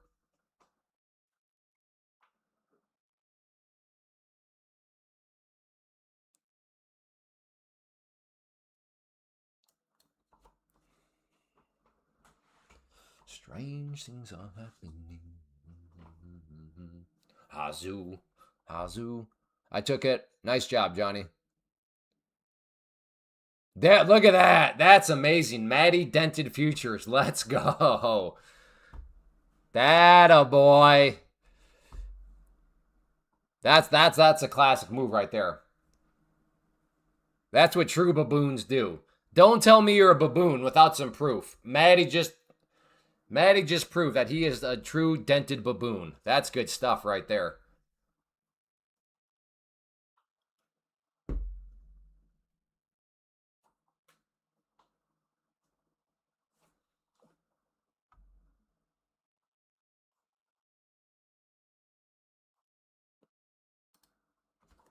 Yeah, okay. I think that's what happened. So, all right, watch. Okay, how do I need to get it? Okay, I can't do it right now, but I can see how that happened.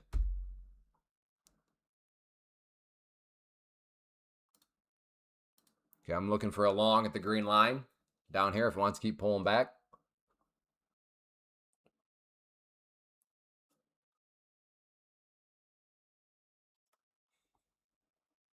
Rising wedge, though. Man, thing came to play ball.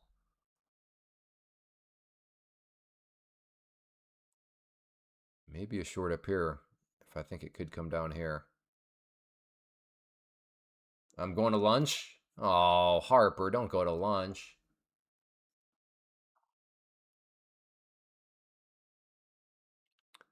All right, let's see if it can get on down.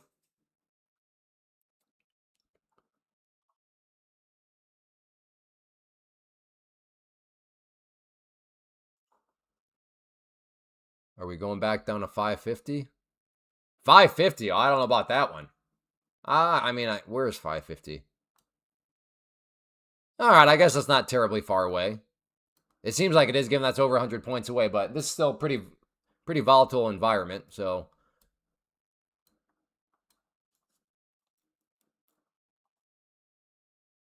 I'm going to go ahead and get rid. No, wait, okay, never mind. I'm leaving this trend line up there until that thing is, all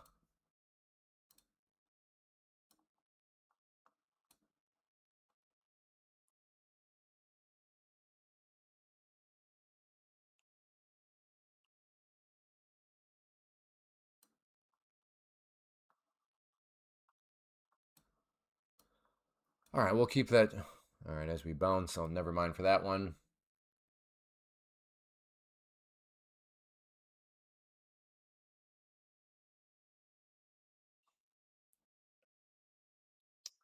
Oil disappointing. Oil had that breakdown earlier that I was pointing out, but now it's continue. What's gold do? Did the hammer ever produce? Ooh.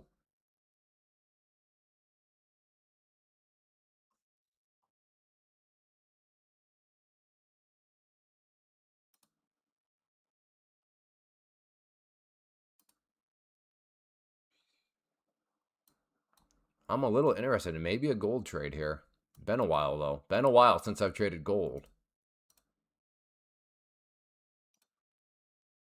That's new. What is this?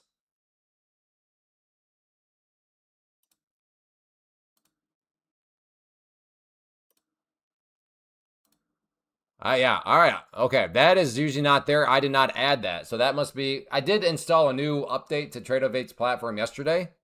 So I don't know if that's something that came with it, but I added that. That's me right there. But these ones are, at least I think.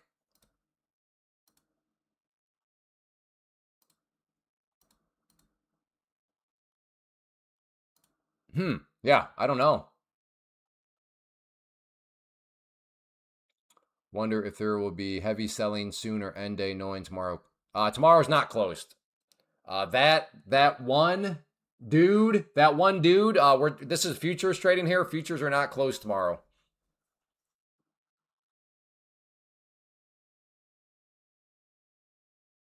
Gold always eats your lunch.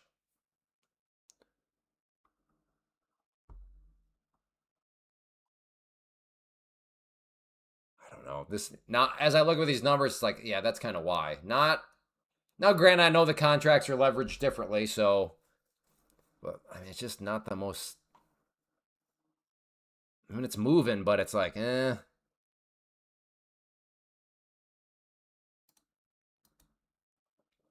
That one dude, please don't tell me you day trade options. That one dude, you're not an options day trader, are you, brother? If you are, I got some good news for you. I have a way that you can kick theta out of your life. Hey, elusive lens. Nah. Nah, what? Oh, you okay? Good, good. I always start to have a minor anxiety attack whenever an options day trader shows up.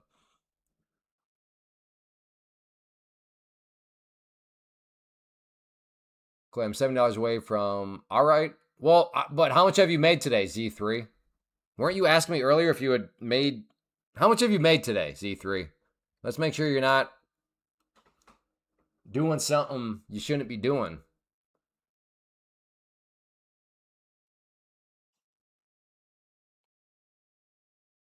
Could you tell me how much you've made so I can help you out, brother? I'm trying to help you out.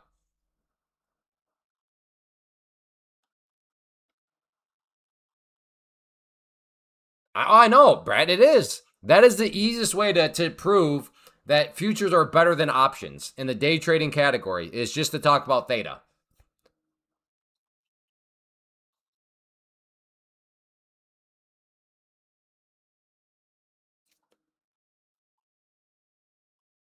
It really is. That is the math is there, and it makes it the best sales pitch in and of itself. Now, if the options day trader is like, what's theta? Then that's just where you're like, oh, you definitely, if there's anybody that should certainly not be trading options, it would be you. It would be you, Mr. What's theta? So if you are here lurking in the shadows and you day trade options and you're right now saying, what is theta? What is this guy talking about? That is a red flag.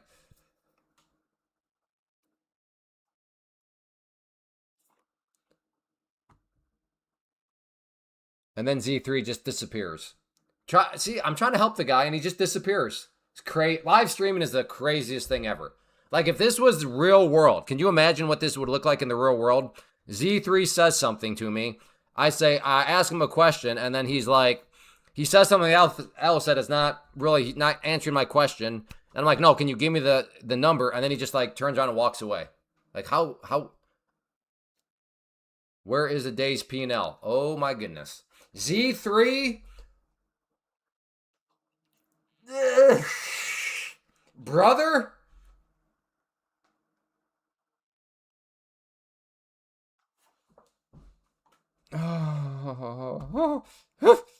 If my eyeball's twitching right now, folks, you know why.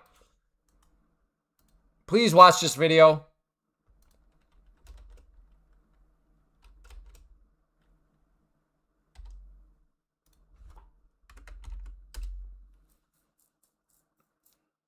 What size account do you need to trade futures? Well, Casey, it's not about trading futures solely.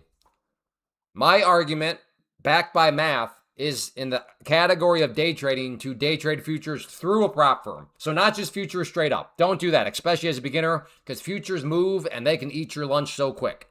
That's where the prop firm is very important. So to answer your question, like, well, how much money do I need to trade futures? Very, very little. And that's one of the great things about a prop firm is with the prop firm that I'm using and I recommend, If you have $90, you could get started. $90 gives you 25K of purchasing power.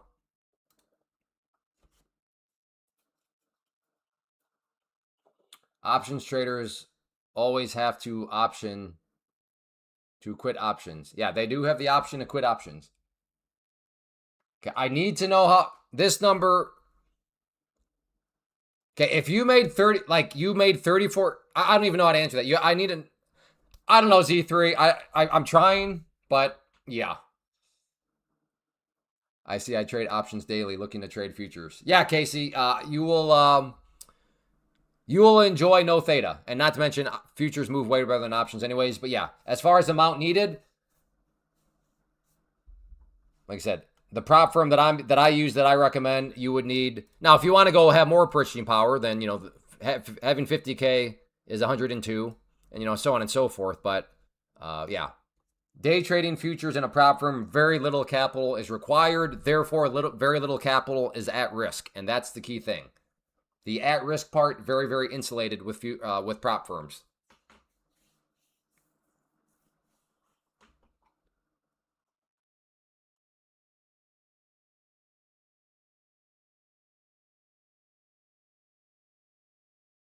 Why would you not have that? Don't you think that's an important number to have, Z3?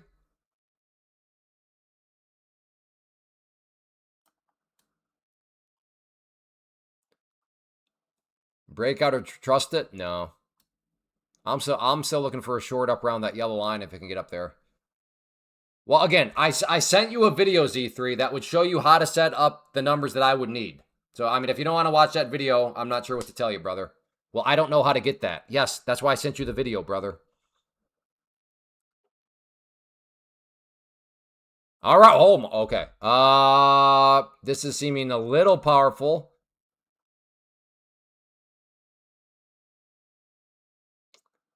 Now, granted, last week or really, I should say the past couple of weeks, this move here would be worth 100 points. Today, this has been about a 40-point move. Again, 40 points. Don't get me wrong. That's a good solid move. But for all of us that need our brains rewired, we're used to seeing these candles being worth 150 points. I average 35 daily on scalping options. Yeah, fees are killing you, and theta is killing you also.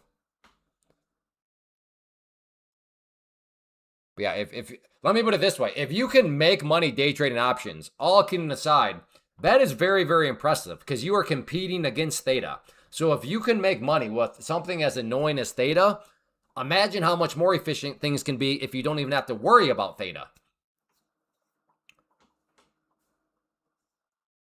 So that's truly why the whole argument is, well, I make money day trading options. Dude, fantastic. But that's why my argument is one of efficiency.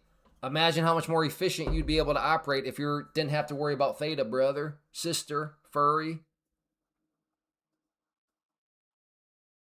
Oh, it did start to move up. I was looking for a long on that, but well, the trend line still holding strong. Never quite hit it though, so hence I'm kind of glad it didn't. I don't know if I'd have taken it because I was starting to maybe crack some walnuts on that move.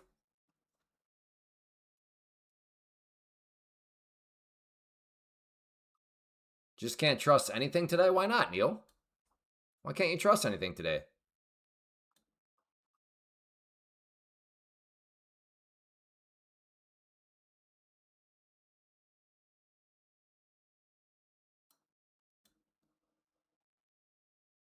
All right, gold right now on the 5 minute, right at the 21 EMA. So, in a downtrend. So, is this some sort of short around here? Potentially, but 30,000 in commissions. Don't get me wrong, there are commissions in futures, but that is one of the baked in things I never really realized about Take Profit Trader. Of the prop firms, Take Profit Trader, I think, might have the best commissions. If they're not the best, they are very much so up near the top of best commissions, but I think they might be the best commission. So yeah, there are still commissions, Casey, but with Take Profit Trader, they're very attractive.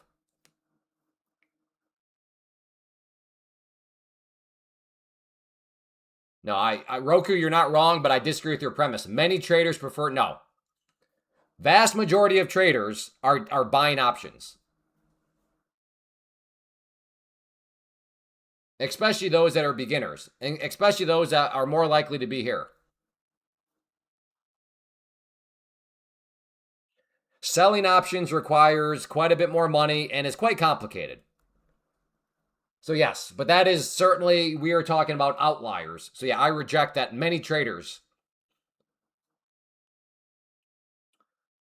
But not to mention selling of options. Again, I don't have anything against it, but I will say this. You can have one of those strategies goes wrong and losses can be like mind-blowing.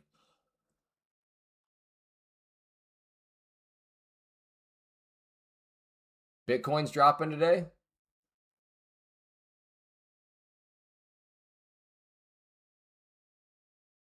Well, if you're not a beginner and you're still day trading options, that doesn't change the math. Like I said, there's no more stronger argument for needing to trade futures than to say I make money on a daily basis day trading options. Because if you can make money day trading options with theta, imagine how much more efficient your life can be if there is no theta, which is, again, where futures comes into play. I want to look at Bitcoin real quick. Somebody said, wow.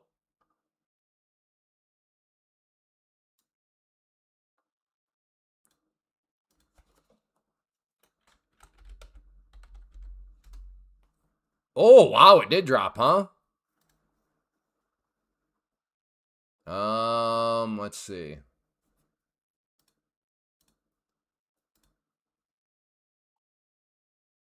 Did it get down through that daily trend line? Yeah, okay. Daily trend line break. So just from a pattern standpoint, there's been this bear flag that I would assume people are talking about. So at this point on Bitcoin,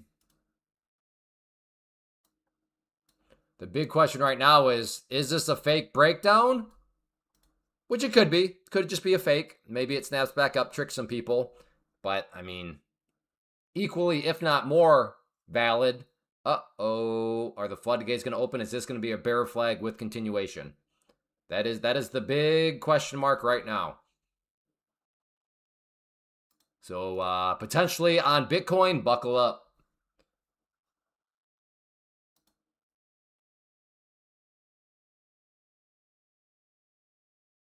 Yeah, Roku, you're not wrong. That is an exception. You are right. Well, if you sell options, Clay, then theta actually becomes your friend. 100% true. But speaking just generally, speaking as a broad rule of thumb, most people are not sitting here doing iron condors and butterfly spreads. And I'm not trying to be funny. This is an actual term. They're not out there selling options naked, stuff like that. What did this guy say? Yes, I said selling options naked. I know I joke. That is actually real terminology, by the way. But Roku, yes, you are right. Just the vast majority of people, especially in the online parts, are not sitting here doing iron condors and butterfly spreads and, dented baboon setups. Hey, Grant. And I know, Soul Kill or Soul Train. I was about to call you Soul Killer. Oh, that makes sense because it's unkillable. But anyways, yeah, that Hunger Games song it can get stuck in your head pretty quick.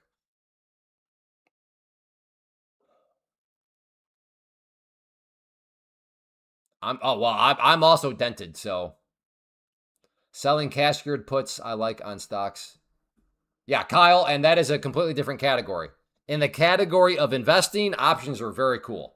Covered calls, as you just said, cash secured puts. You can do some very cool stuff in the category of investing with options, but that's not the argument. I'm in the category of day trading when I say the most efficient way to day trade. We're in the golden age of day trading is to day trade futures through a prop firm.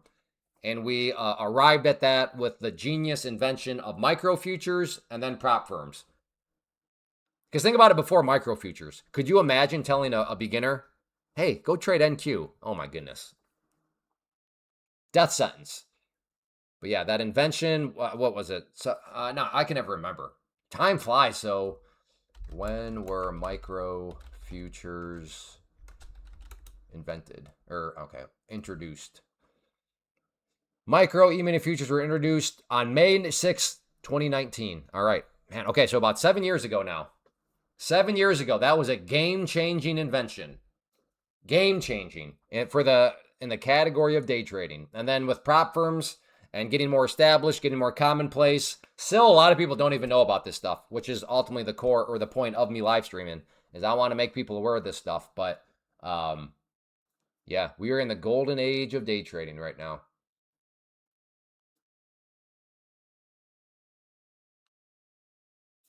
I sell cash secured puts on my long-term positions and use a premium. Yeah, exactly. Again, nothing against options in the category of investing. That is for sure. Cool stuff you can do. In fact, I would probably argue, I think that's kind of the main. I mean, I understand options are mainly for like hedging and stuff like that, but I think those like cash secured puts, covered call, stuff like that, I think that's truly what they're. I'm not sure they're actually meant for like what Wall Street Bets does with them, where they just go into full degenerate mode. Been watching me since 2016. And you were old. What to think I started the Clay Trader channel in 2013. You were 3 years late to the party, brother.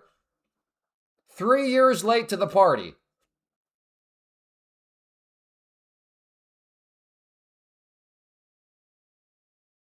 What are futures actually for? I mean, some would argue it's probably the most important market in the world because it's pricing like real stuff.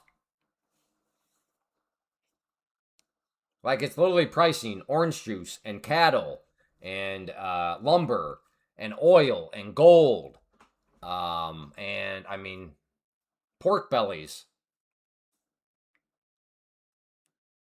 Like farmers, like if you want to know somebody that actually, I'm not going to say is a futures trader, but knows what futures are and stuff like that, go talk to a farmer.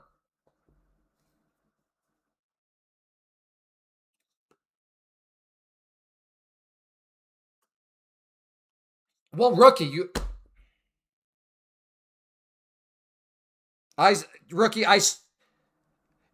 are hard to read because sometimes I know you make it very obvious you're trying to rage bait. Like when you ask him about the 2-minute chart.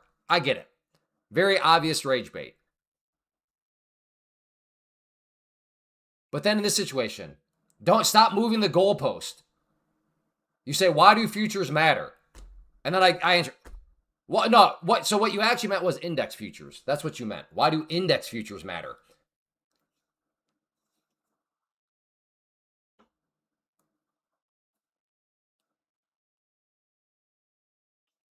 I do agree, though. Indices, I think indices are just the way for. Don't get me wrong. I'm glad they exist. But I think those are just for more just pure speculation.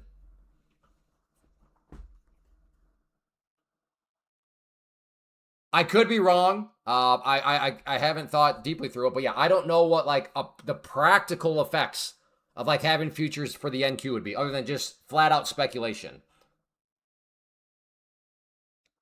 Like if I am a producer of candy and I want to try to like manage my costs, manage my budget, manage my production, all that stuff, blah, blah, blah. It makes sense why I would care about sugar futures because I'm just like, okay, why don't I lock in these prices now? And that way I can do some forecasting within my, like all that stuff makes sense. But like that translate, okay. We're approaching the trend line. Yes. Yeah, prop firms, you'll get all the tax forms needed. So on that note, sometimes people ask, because I mean, I get it. It's like, okay, so prop firms, I can get around like taxes. No, at least the ones that I have codes for, they are legit businesses where no, they're not helping you to evade taxes. They're not anything under the table. Nope, they will require information from you so that when it becomes tax season, they will report everything. So no, prop firms are not some like sketchy black market thing to get you around taxes. You will be paying taxes. But to answer that, Philip, yes, they will send you everything needed.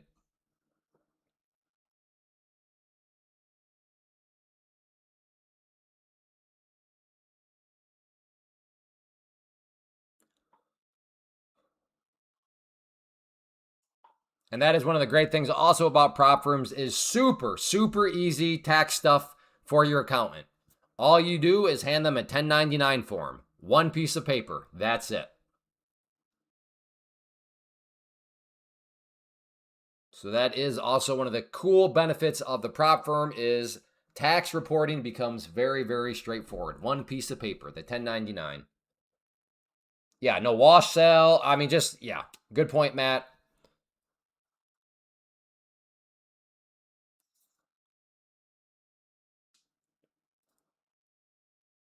I'm trying a long 250. I'm trying a long 250. Where's your stop at right now, Neil? So you're long right now and your target is 50 up here. Okay. Where's your stop at? You get right out for, at that point, Johnny, that's where I step away from the equation. All I will say is if you are making money, be prepared to pay taxes. But in terms of write-offs and this, that, the other, please speak to your local tax professional. There we go. There's, I don't want any of that liability on my hands. The only liability I'll say is if you're making money, you be ready to pay taxes. And I would also say, if you are taking tax advice from random people in an internet forum, including my live stream chat box, do so at your own risk. Okay?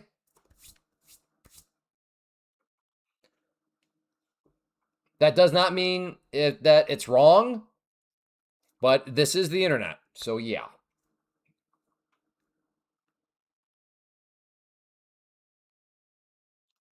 Even the Joker fear, yeah. Isn't scalping like this too difficult with prop firms based on trail stop? Well, scalping like what I'm doing here could be a problem if the prop firm says like you have to hold for 2 minutes or something like that. But with the prop firm that I use, Take Profit Trader, there is no scalping rule. So you can do as quick of a trade as you want. But then the trailing,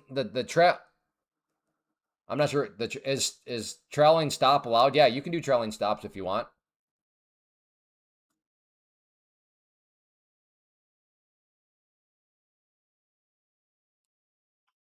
There you go, man. I think that's probably the way. Hey, this is what I did. However, that's just me. Please consult a tax professional. I'm not giving tax advice. What Matt did, that's probably the best way if you want to chime in. Like I would copy and paste that, and then you can just delete out everything before but, and then enter in your stuff.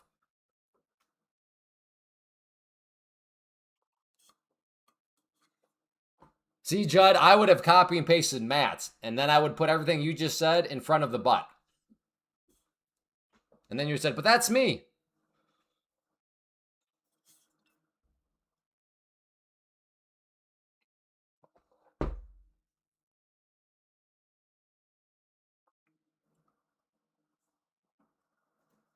All right, I'm still looking for a short at that yellow line.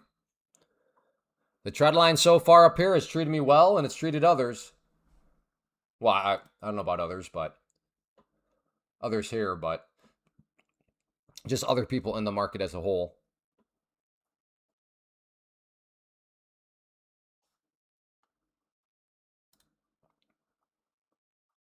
I will tell you what, I don't think asphalt guys are too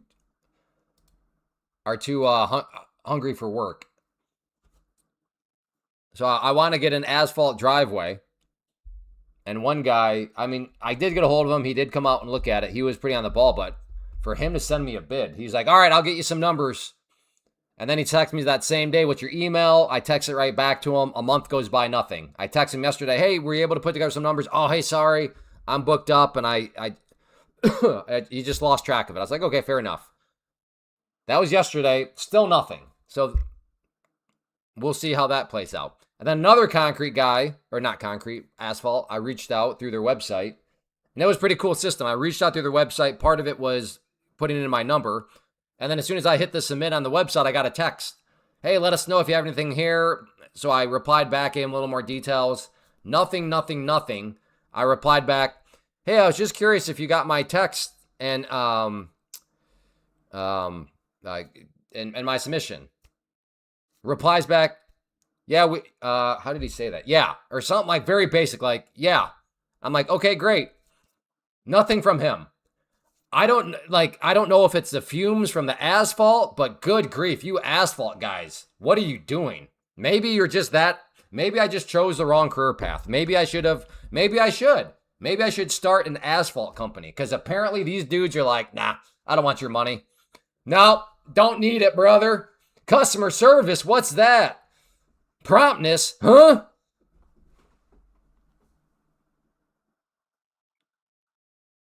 They make bank. Well, I should start. Sounds like I should start an asphalt company. Goodness.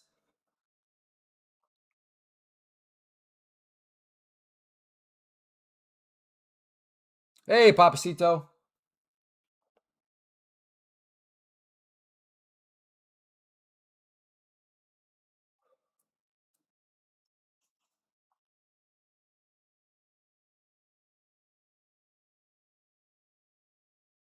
With graphic vinyl designers. It's just it's I don't get it. I just like when somebody reaches out to you, they are no, I get it. To be fair, there are a lot of tire kickers. I understand that. So I have to balance that out with that. As somebody that is in, that is in the business, there are tire kickers. That's fair enough. So I suppose I'm probably a little biased because I know, like, no, I'm actually genuinely interested. Like I genuinely have money and I will give you this money for an asphalt driveway. But it's like, how do they blow off? Like, it's just, but again, to be fair, from their perspective, they're like, all right, is this guy a tire kicker? I try to make it clear I'm not a tire kicker, but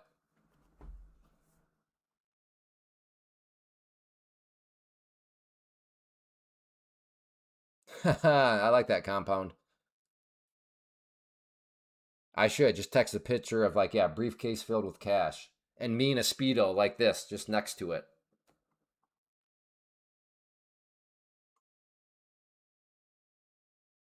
That's exactly what a tire kicker would say. Would say what?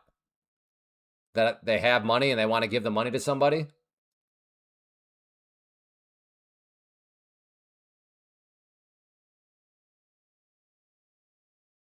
Yeah, again, the one guy met me in person. Like he did come over, he checked out the property. He's probably who I'll go with, but honestly, he's only number like he gave me a ballpark estimate, which was within my budget.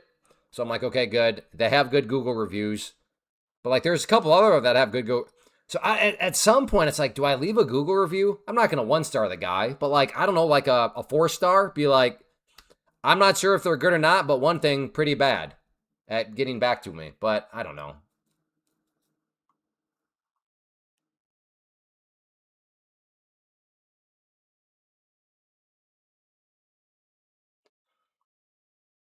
Yeah, I think I'm okay in getting. I'm not too scared about getting screwed over. One of the benefits of small town America, and then using the people from your town you live in, because people talk. So you there's kind of the built-in incentive structure to like not screw people over, which is why I'm not really interested in hiring anybody from like Des Moines, because Des Moines is about an hour away from where I live. So like, who cares? Like somebody from Des Moines can come in. Like, who cares? Like, let the small town talk. I don't care. Like, I'm out of here. I usually do my business up in Des Moines and those suburbs. Correct. I use Tradovate.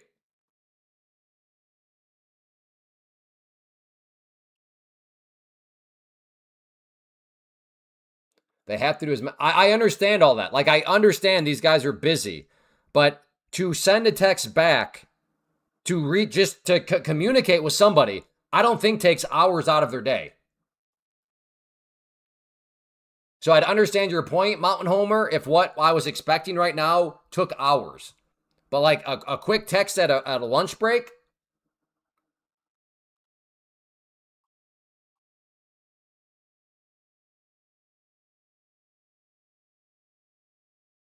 yeah, that's kind of how I go about it.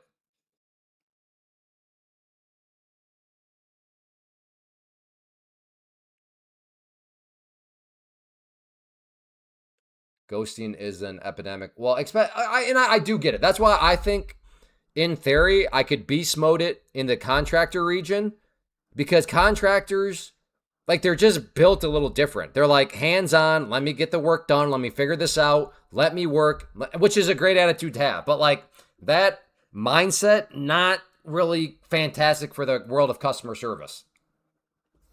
So, I mean, it makes sense why like the contractor space is kind of filled with terrible customer service. They got mad when asked them for 3 numbers. Well, then that's on them. All right, I'm going to look for a long here. We got what seems to be some stabilizing out here at the 21 EMA. Okay, I'm filled.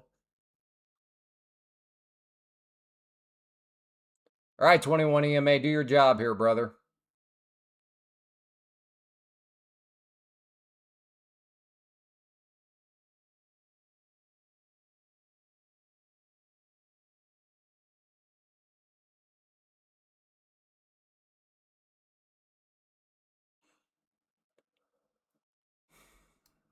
Again, I am long.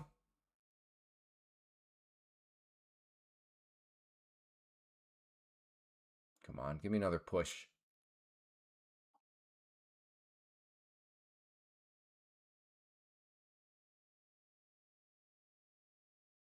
I kind of did get another push there and I didn't take it.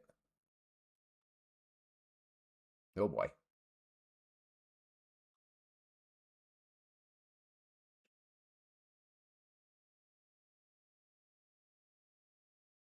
Go, brother, go.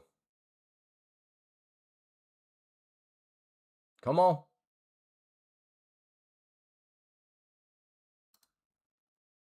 There we go. I'll take that little scalpy scalp out. Not quite the 3-second scalpy scalp that I like, but it's all right. They can't all be 3-second trades.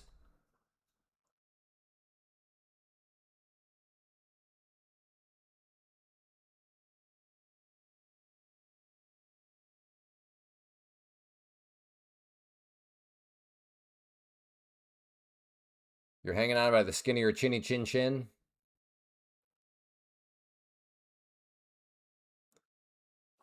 I don't know why. I don't know why I'm in such a scalpy mood today. I don't think I've seen anything that really justifies me being so scalpy. But for some reason, I'm just feeling scalpy. All right, are we about to? Got to keep this trend line in play. So there we go. Because the marks are bipolar more than usually. I don't know about that. So just general question. The way the marks are trading today, would you say this is out of the ordinary? Because in my mind, the marks over the past few weeks have been pretty squirrely every day. I'm not sure I look at today and say, oh man, today is just super different than past days. It seems kind of on par. I might be wrong though. What are your guys' thoughts on that? Does the market seem pretty on par? Or does it seem a little bit crazy? Crazier than normal or different than normal? Whatever, however you want to phrase that.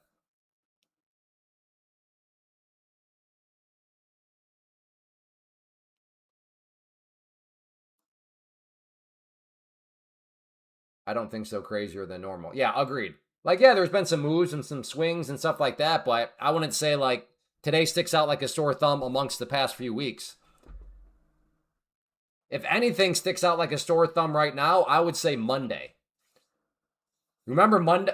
Yeah, Monday, super slow, which did make sense because the Iran deal had kind of just, or whatever, what the memorandum of understanding, that news had come out. And then it was where people start to trade different contracts because the one's getting close to expiring, but hasn't quite. So I would say that the only day that has really stood out for me so far was Monday, just because it was so slow relative to the past few weeks. Yeah, Monday was not great for my strategy. So that would be my opinion. Again, keyword being opinion. Monday is the day that really stood out to me as being different.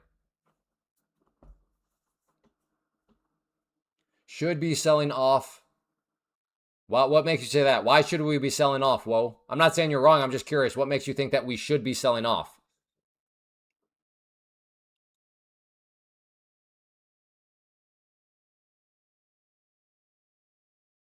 I just need 25 more points. You got it, Neil. You dirtbag, you got it. Mommy, why does this man call people dirtbags? Because they are, little Johnny.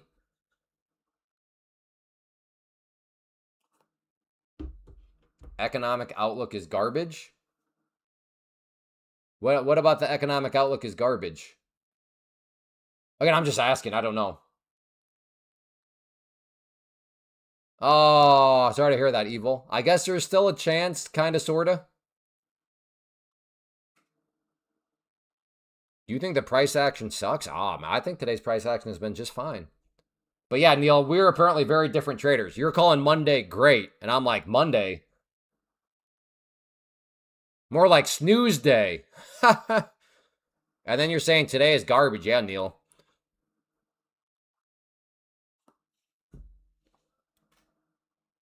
Neil, you're supposed to drink your creatine, Neil, not sniff it.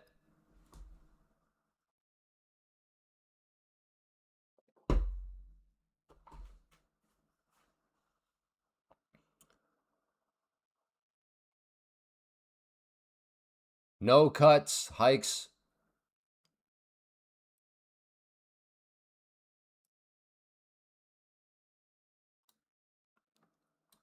I don't know. I think we have a strong economy right now. That's why there's no cuts.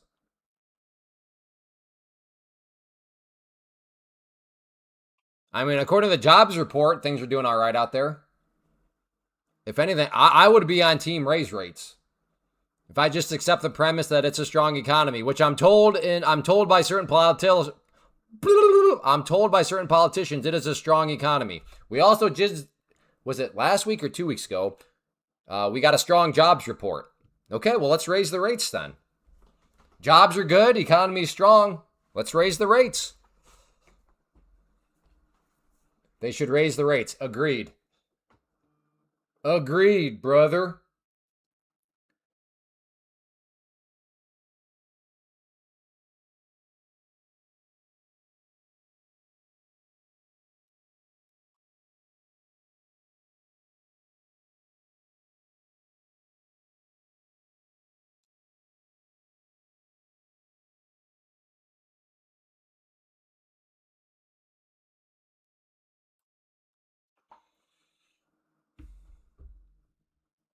Obama 1% growth.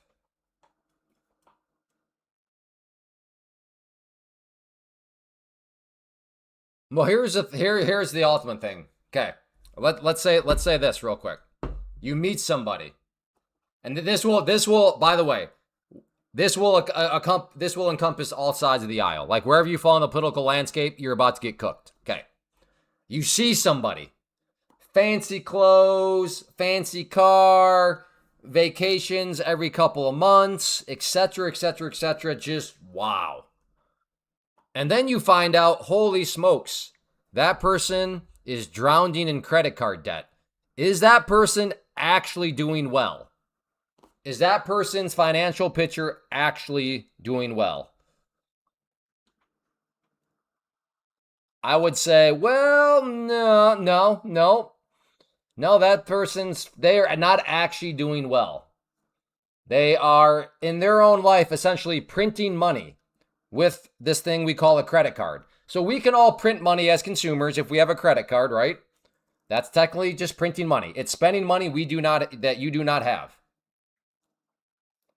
And I don't remember. So in other words, this is what I would personally use as, did a president create a good economy? Well, did overall debt go down or up during that presidential's economy or during that person's economy? And I cannot, when is the last, again, I don't know. Who was the last president where debt levels went down, where we had a trade surplus? I think that might have been, I don't know, but Clinton. So here what seemed to be a really good combination, if I remember right. But this was kind of when I was younger, so I might be wrong. But I want to say that Clinton as president and Newt Gingrich as head of Congress was like a lethal combination. I'm pretty sure we ran surpluses. I think our debt was going down. So me personally, I want to go back to like Clinton Gingrich days. To me, that was the epitome of like Democrats and Republicans just working things out, working in unison together. Again, but that was still a little bit of time, and I'm not a U.S. history buff. I'm not an economic historian, but I want to say that it seemed like Clinton as president, Newt Gingrich as head or Speaker of the House was like,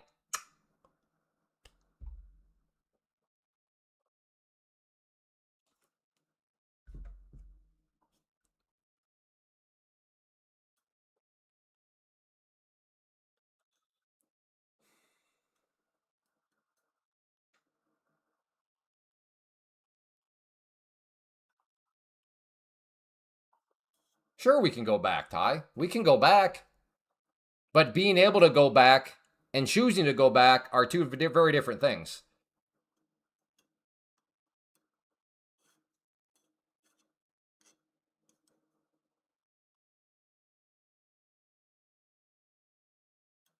And also, I don't like, honest question, and I'm just throwing that out there. But I almost want to say that Clinton, like when Clinton was president, he might be considered a Republican today. I don't know if that's totally true, but I don't think it's that crazy. I don't think it's that crazy for me to just throw that out there.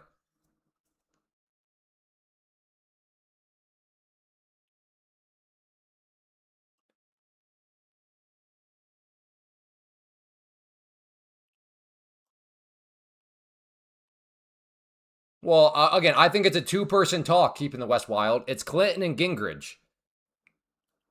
I think they were a very good combination.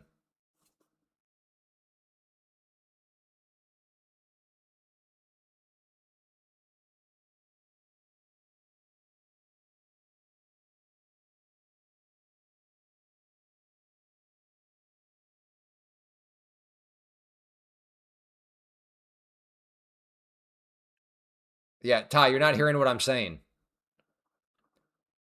You could right the ship if you wanted to. You could bring value to the currency if you stop printing money and started cutting cost. You could completely reverse it. You could reverse the fiat currency. But that I also realize I'm talking in theory. That's my only point is in theory, you could do that. Clay, you think we're going to stop printing money and start cutting costs? Give me a break. No, I'm talking in theory. So yes, in theory, a fiat currency can work. That was my only point. But yes, I do agree. Like the thought of the thought of anybody stop printing money and start, cutting costs. Yeah, that's not going to be a winning platform for a politician. If you elect me, you will get less stuff. Yep, that doesn't. Okay, game over. See you later.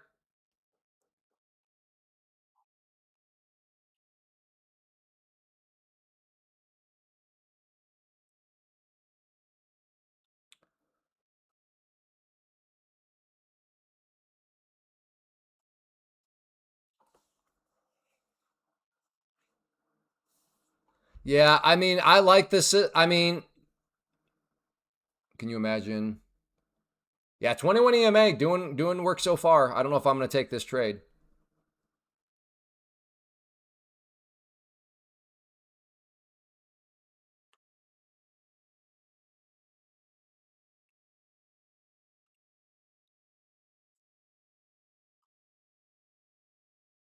Is this even moving? Oh, it is moving. Okay. AI will advance the spread of dumb people. Yeah, I don't know. We'll see. Interesting times, that's for sure. I am not jealous of high school age people. I'll put it that way. I feel bad for them. I know we've had this conversation before, but man, I would say the good news is AI seems to be moving so quickly that hopefully within the next couple of years, it kind of reveals its hand to just how powerful it is.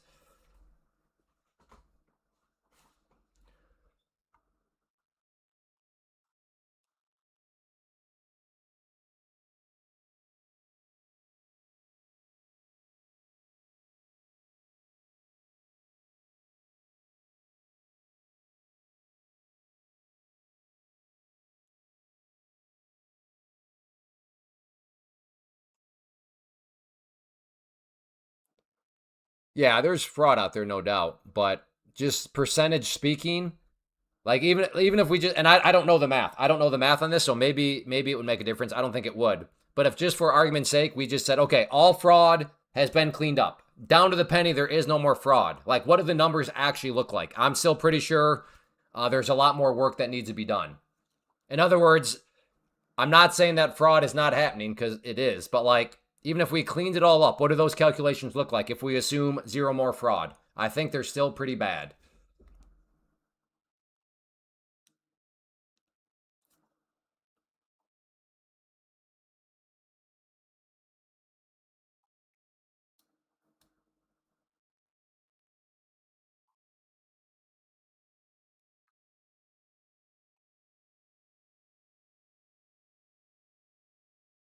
I wish my steel granddad could see us many thousands pushing. Yeah, yeah. The people with different perspectives would be crazy. AI cheap now, prices will go up. Well, that yeah, usually goes the other way, doesn't it? From my understanding, doesn't it go backwards in technology? Like 20 years ago, 4K TVs, very, very expensive. Now you can go to Walmart and get a 4K TV for like 78 bucks. So wouldn't AI only get cheaper as the technology develops more and more?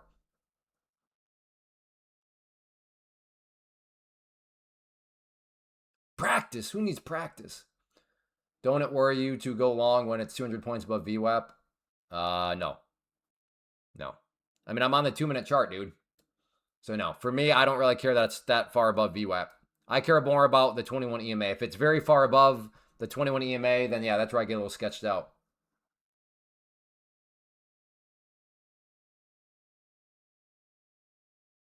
Okay, Miss G, my point is not this. I understand, yeah, you're never going to perfectly fix fraud. My point is, for calculation's sake, in other words, to identify what the true problems are within the economy, let's just say, okay, there is no more fraud. It's been cleaned up. What do the calculations still look like? I still think the calculations are probably going to be like, oh yeah, there are definitely other problems out there. It's not just fraud.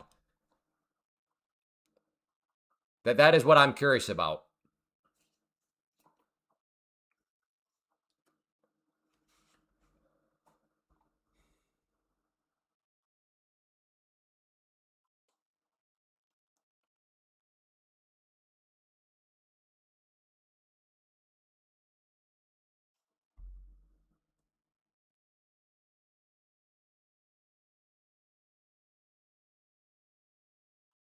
Yeah, it'll be interesting. It'll be interesting to see how it all plays out. I mean, my kind of personal policy is the a very easy way to figure out if I should just not listen to somebody is if they talk in a way as if they know how it's going to play out.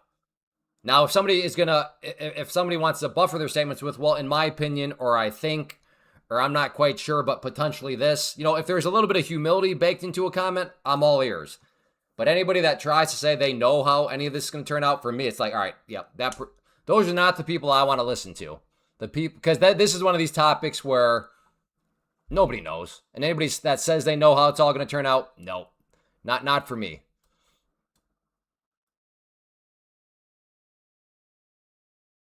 Okay, I think I'm failing to explain myself. The topic at point is not if cleaning up fraud is possible or not. I am just saying, for hypothetical and mathematical sake, let's just pretend that we cleaned up fraud. Okay, so there is zero more fraud in the economic calculations. I still think that the economic calculations would be like, okay, we still have problems. What I'm trying to arrive at is I'm not quite sure fraud is as big of an issue as what some people want it to be. I'm saying maybe it is, but like I'm curious what those calculations would look like if we just remove fraud from them. And if you still want to talk about whether or not fraud is possible to clean up, then I'm sorry. I apologize. I don't know how much, I don't know any other way to say what I'm trying to get at. So, anyways, thank you.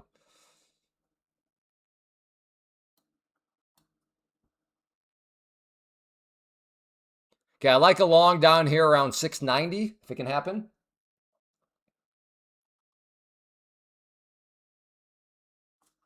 Yeah, that is my impression. The true problem is the entitlement programs.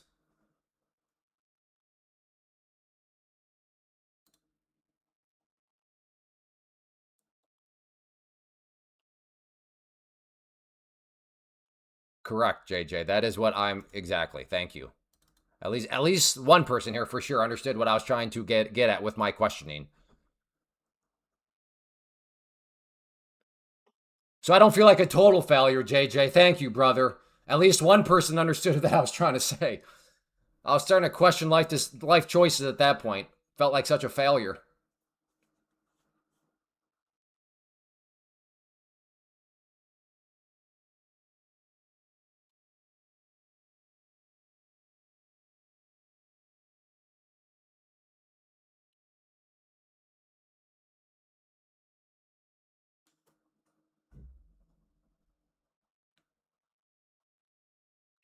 Yeah, I personally, fraud is a problem. Yeah, fraud is a thing. But looking at the numbers, pretty sure it says the entitlement programs.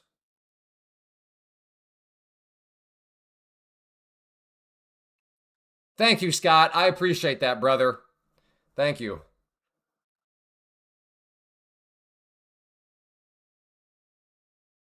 No, you will always ever be JJ.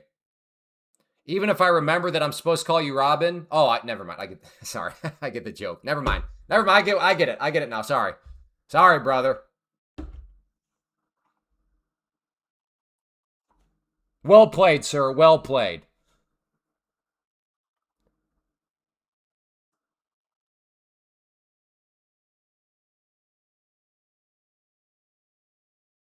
I'm Batman.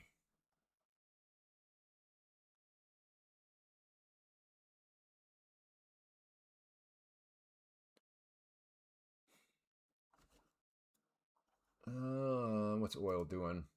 Oh boy, why is oil grinding higher and higher? What is going on? Are you in an office or at home? I'm in a van down by the river on 56K dial up internet on a Windows 95 computer. No, I'm kidding. I am at my house in my office. Right now I am building a house. I am with my family. We are in the process of building a house. So for the past about year and a half, we've lived in this temporary house in the neighborhood. So yes, I get it. Like some of you are like, it looks like I'm in a cave. I understand, but like I'm in a glorified closet right now. But I will be coming out of the closet hopefully soon as the homestead is completed. So do I have a coming out of the closet date yet? I do not. However, as soon as I have a date of when I will be coming out of the closet, I will let everybody know of when I will be coming out of the closet to go to my new office.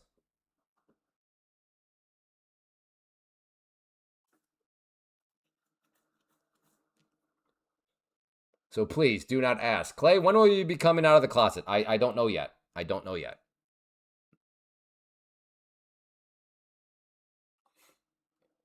No, I will not be coming out of the. No, I don't think we're going to finish the house in June.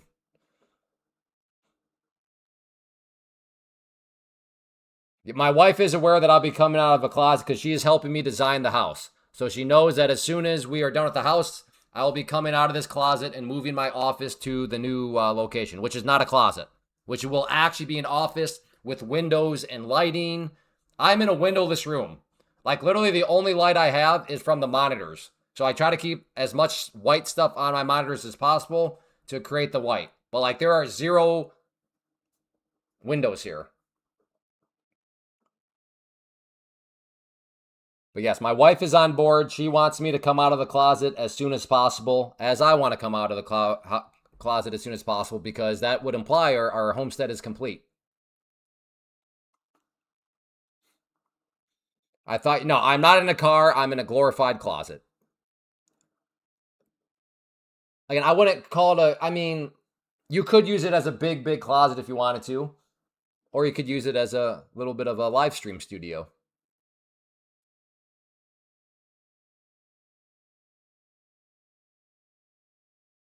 But I look forward to the coming out of the closet party where I'm at my new office because I've come out of the closet here and I can say, look, I'm in the new office. Maybe try to turn the camera around, show everybody my view. If there's ever a deer that walks by, like, oh, look, look. Sasquatch walks by, look, look, look. Barbara walks by, oh, look, it's Barbara. You know?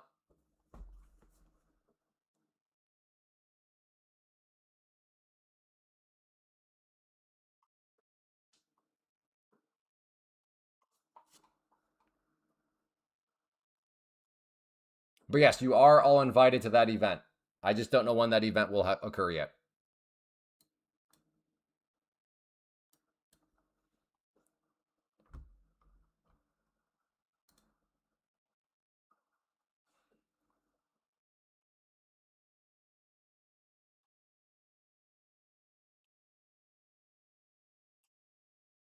Speak Spanish. I don't understand you, son. Sierra to Boca. Sierra to Boca. Oh, más o menos. Yeah, cierto boca.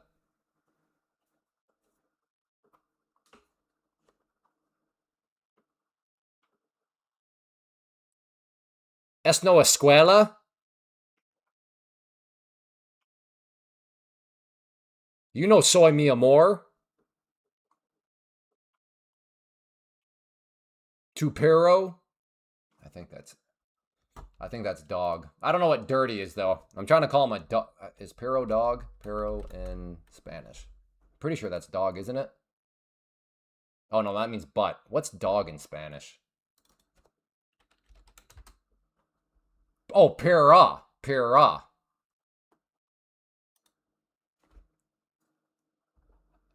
Adios, Harvin. Adios, muchacha.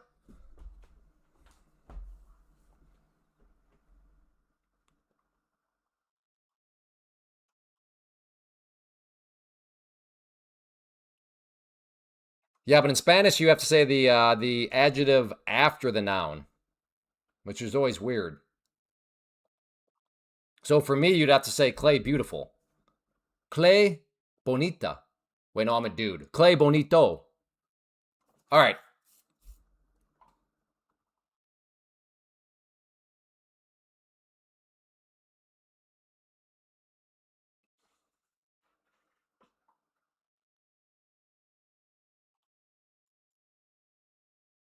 Yeah, no, Barbara.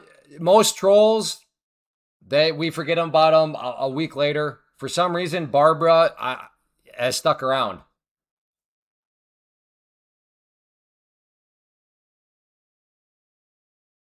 My 65-year-old daughter just came into my office and heard you talking about coming out of the closet and said, "What kind of chat?"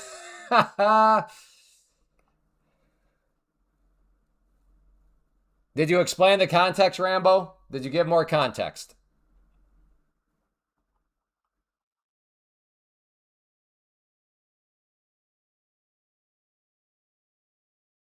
How old are you though, Rambo? For some reason in my mind, I had you as, unless that's a typo, but if you have a 65-year-old daughter, how old are you, brother?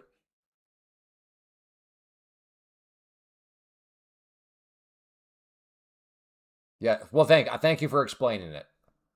Context matters. 84. Cool. Dude, we okay. If you I wonder if we have anybody below 20. That'd be awesome. We go from teens up to 84. I don't know, is anybody here older than 84?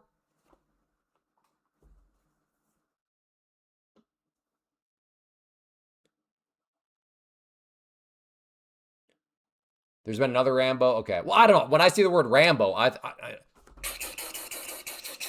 Adrian. That's when I think about Rambo. But that's cool.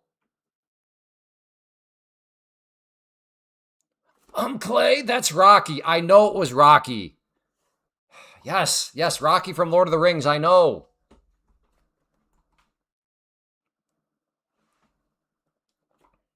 Man, if I really wanted to trigger people, I'd tell people that Yoda's from Star Wars. I know that would trigger people. You idiot! Yoda's in Harry Potter. Listen, I know that Yoda's in Harry Potter. You dense.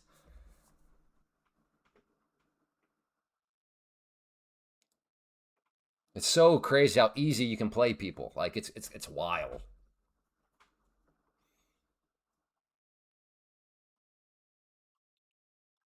Can connect using Tradovate. It says only Ontario residents not able to use in British Columbia. So you are Canadian. Yeah, I'm not quite sure on that one. You might need to reach out to assuming you sign up with Take Profit Trader.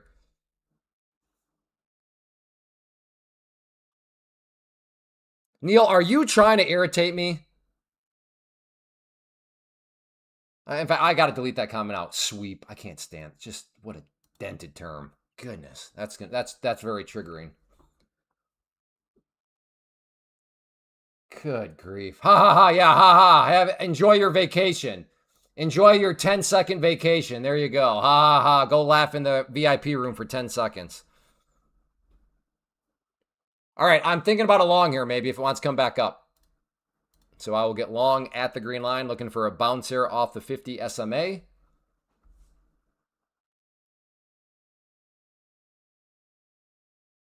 Let's see if we can get Konnichiwa. What does Konnichiwa mean? Is that hello in Japanese? Okay, I'm long.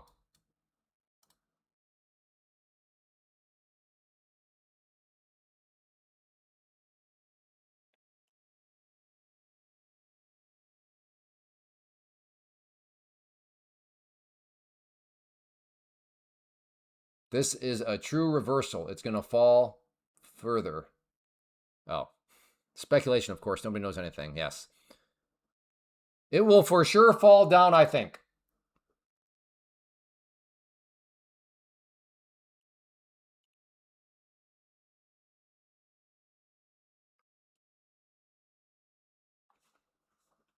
It means good afternoon, gotcha. That Javier guy, he didn't stick around. Man, I told him to shut his mouth. CR2 Boca.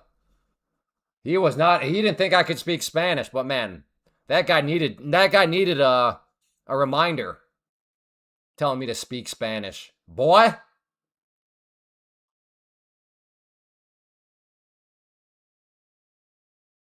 There's no way he speaks to his abuela that way. Javier better check himself.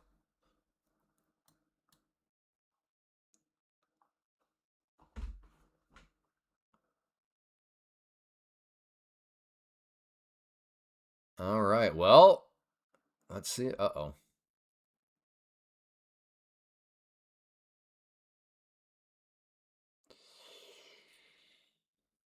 I have that low right there. I really don't want to stop out above that low.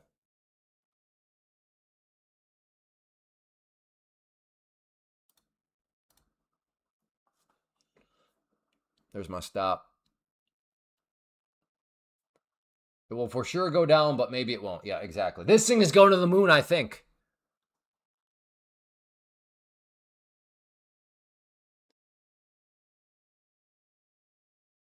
Sierra La Boca. I think that, well, I try to say that.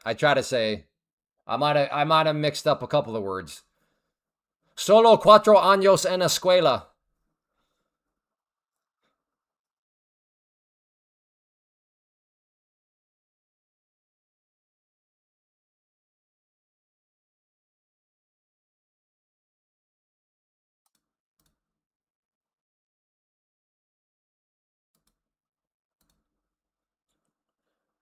So my stop is here. My first target's here. I will move my stop up. So if we get, I don't need to necessarily get that first target hit, but if we get up there close, okay. So Clay, closer is just the term. Fair enough. Right there. That's how I'm defining closer.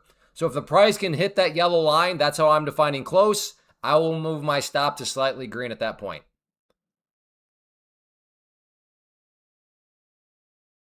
Gracias, mi amigo.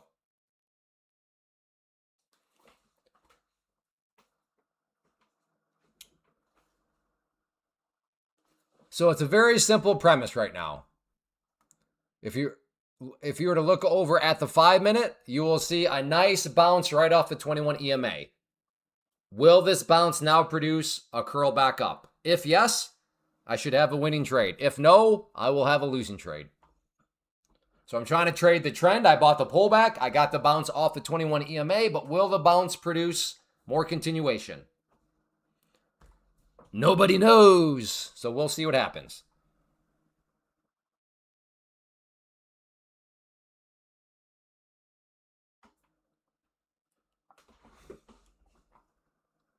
One beer is enough.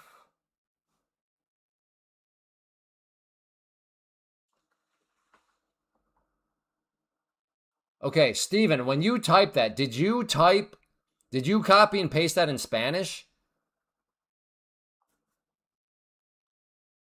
Because I got that symbol again, and then when I put my cursor over it, it converts it to Spanish. Maybe we just figured out.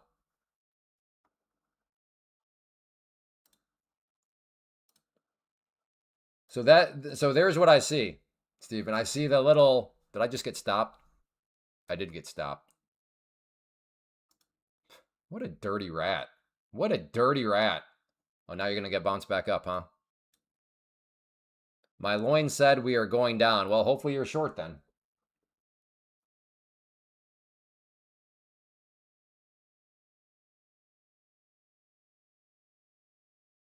But you did, what I'm saying is you did type everything in Spanish and then you hit enter. That's what I'm asking. Did you type everything in Spanish and then hit enter?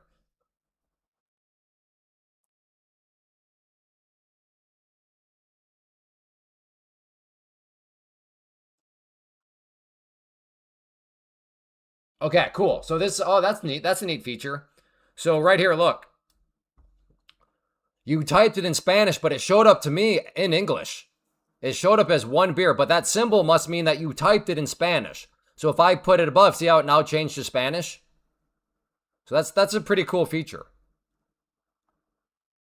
So like right here, he must have typed that like that. He typed it in Spanish, but it showed up like that. If you guys remember, what was that, a couple weeks ago? I'm like, what is that symbol? Why does that keep showing up? I kept asking you guys, why you guys put that? And you guys are like, what? I'm not putting anything.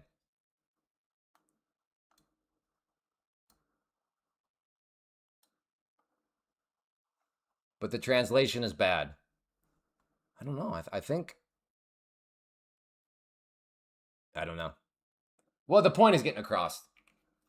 Hey, listen, I didn't say it was a good translation. I just said it was a translation.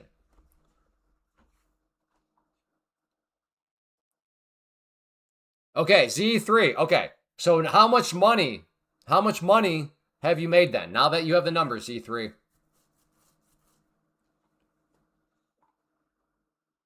Oh my goodness. What a dirty rat. Stops me out and now starts to head up. To be fair, the yellow line was where I'd move my stop anyway, so it wouldn't have necessarily played out anyhow, but still annoying nonetheless. You try to say one. Okay, yeah. No, I'm just glad that we finally have, like, that's an interesting feature. Which is pretty, well, I don't know how that helps though. Because if somebody is typing another language and then it translates it to English for me and then I reply, I'm not quite sure how that's helping the person because I guess the theory goes, I think the person can maybe at least understand English, but maybe not type in English. Maybe that's what YouTube's thinking.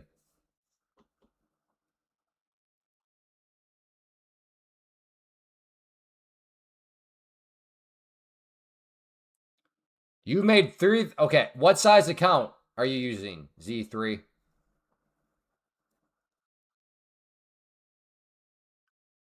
I thought you were on a 50K account. If so, you made. No, no, no, no, no. No, that can't be right. That's probably your total. Oh.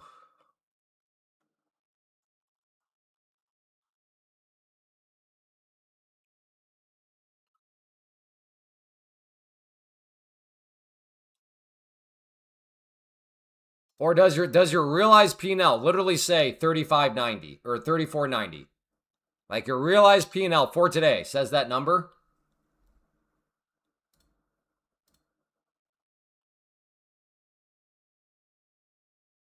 Because on the 50K account during the test phase, you're only allowed to make 1500. Right? That is a consistency rule. I wish they wouldn't call it that way, but during test phase, if the goal of in order to pass the test is 3000, you're only allowed to make 50% of that in a day. So you can only make 1500. As of now, assuming you're looking at the right numbers, you've made more than double that. So again, they're not going to cook your account, but now they're going to very much so increase your new profit target. So I would go out there and lose money and try to bring that down as close as possible to 1500.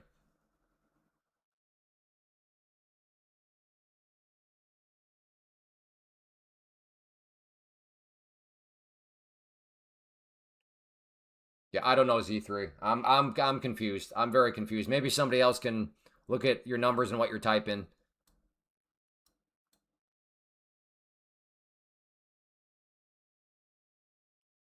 So how come because that's your job to shut it down at 1500. It's your job to know the rules.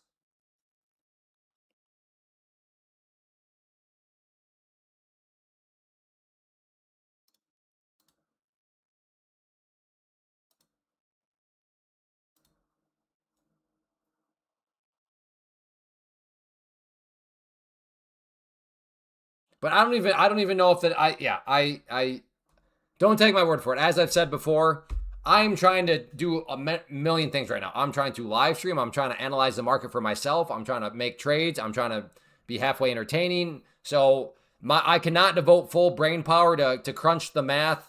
So in other words, I may be misunderstanding what you're saying. That's what I'm trying to say. So if somebody else wants to look at that situation and help them out, that can devote full brain power more to that'd be great. But again, I cannot devote full brain power. So what I've told you so far, probably just take as a grain of salt because I'm not sure if I'm understanding what you're saying properly. But yeah, as far as I can tell, it sounds like you should go out there and lose some money. But I don't know if that's actually true or not. All right, is this about to be a short here?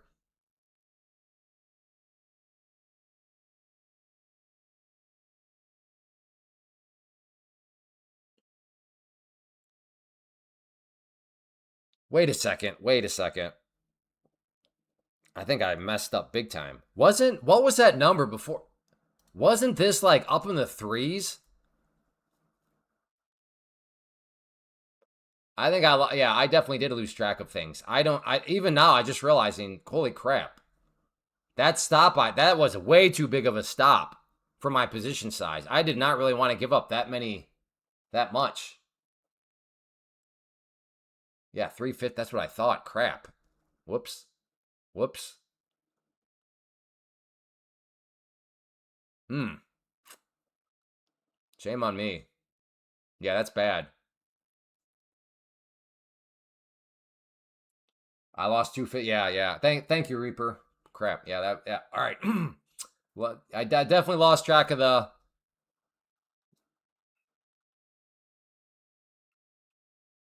going. Yeah, going with 46. Okay, here we go. 46. Here we go.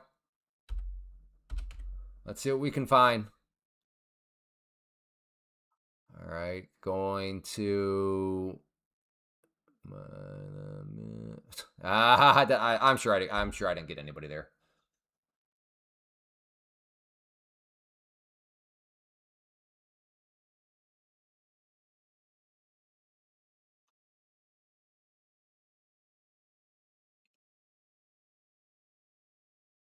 That's true. I will. I'll get back to 300 fast or get down minus 300 fast. That part is that's fair. You're not lying. A partial truth, but not a lie. Ooh, or is a partial truth a lie? Oh, okay. We're not going to go down any philosophical rabbit holes right now.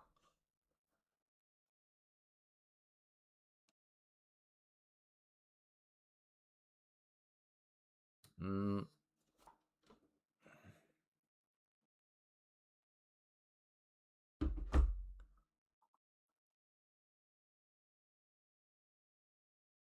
Obama is speaking. All right.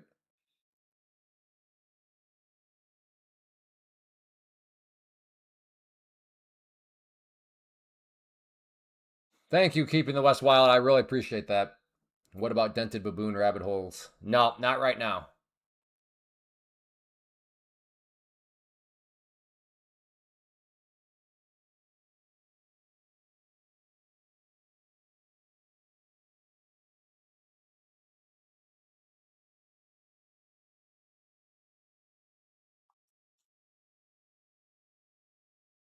Well, good. I'm glad you like the dented rabbit holes, but we're not going to go down into dented baboon rabbit holes right now. I kind of want to try another long again. 5 minute here. It is respecting the 21 EMA. Yes, that one poke down to stop me out.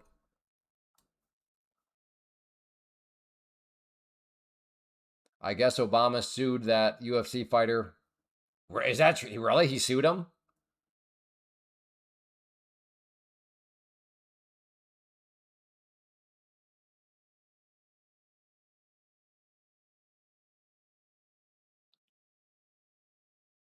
Man.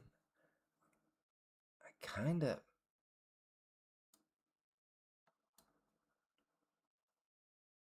A short here looks interesting, looking for a break and then even down further, but I don't know. Does it have enough power to do that?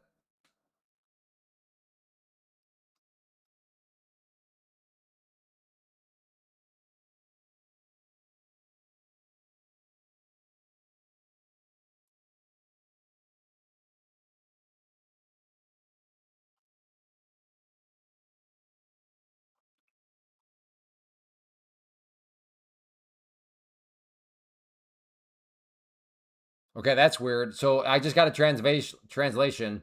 You typed Mad TV Soul Train, but yet it translated to food television. So yeah, it seems like this translation thing is a little bit of a work in progress. Whew. Glad I did not short. Glad I did not short. In fact, I'm just getting this trend line out of here at this point.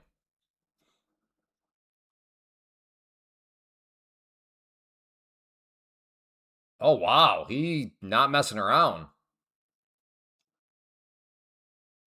Couldn't Trump just, if he wanted to, couldn't Trump just, what's the word? Like absolve him? What's, I don't think that's the right word I'm looking for. Pardon. Couldn't he just pardon everything?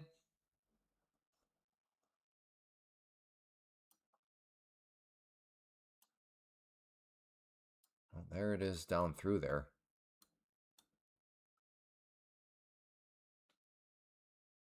Oh, if it's federal, gotcha. Hey, what's up, Jimbo?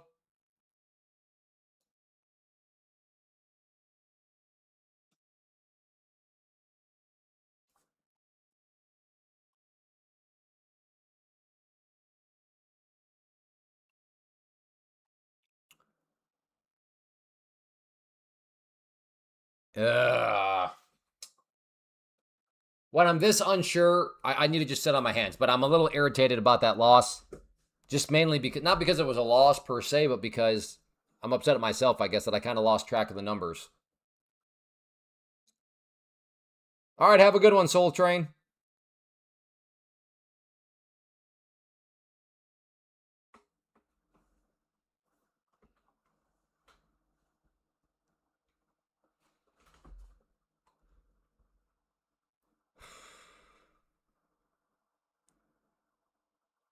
Maybe a fake breakdown of this level. I'm going to try a buy right there. Can potentially fake break of this yellow line. Maybe we can get some back upwards, but only, oh.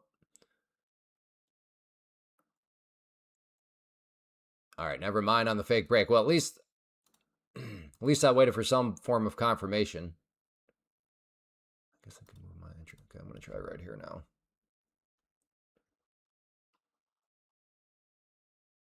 You're looking for a long, but only if it comes up to that green line.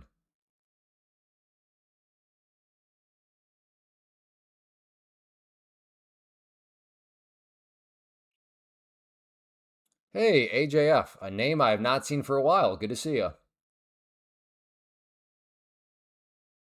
Oh, Matty Matt, total degenerate, dented baboon right now. At least you're well self-aware of it. Okay, I'm long. Go, push.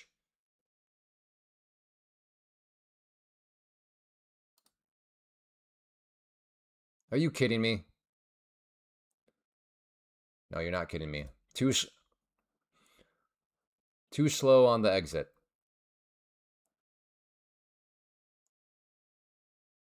See if we can try it again here.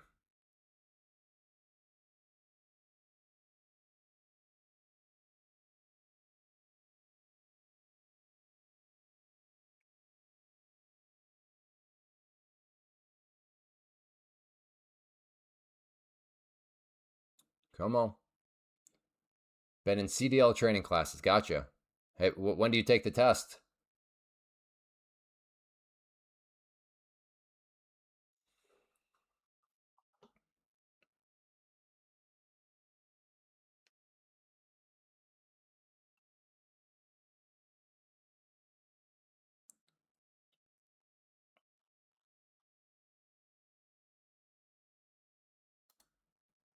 All right, I'm going to buy 5 more there.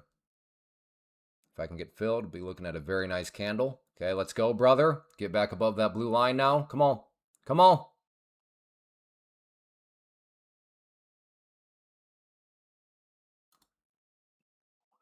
Hey, there we go. Push, spike for me. Spike.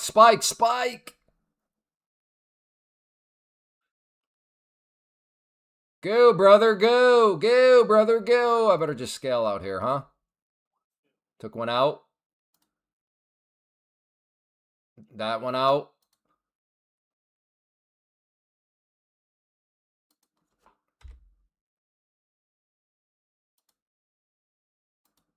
Put my stop right. All right, stopped out on that one.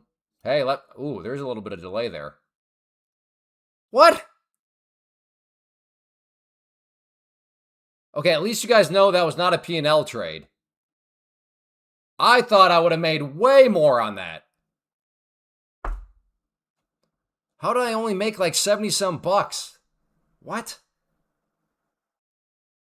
I'm proud of myself for not watching the P&L.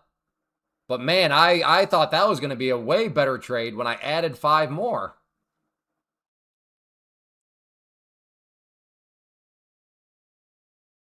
Well, I guess to be fair, the y-axis, only 10 points right now. Oh, went to fact check. Obama is not suing. Come on, Nathan. Where are you getting your information from, you dent?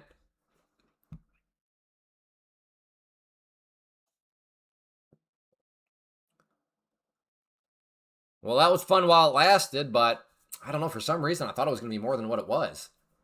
I don't think you added 5 more. Oh, I did. I definitely did, brother.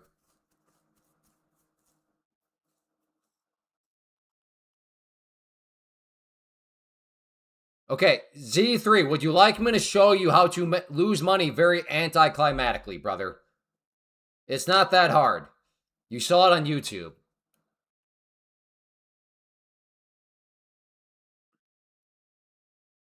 Yeah, yeah.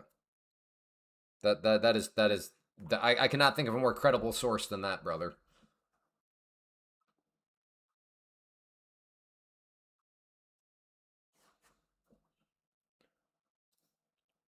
I saw it on YouTube. I'm gonna use that one from now on with my wife. Yeah, I know, I know. It is, it is. You're right, you're right. Shame on me. Everything you hear on YouTube is legit. You're right. That's on me.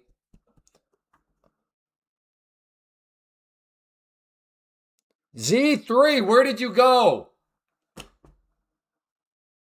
Oh my goodness, Z3. Would you like me to show you how to do this? Z3, you're gonna give me. You're gonna. Foo, brah, brah, brah, brah.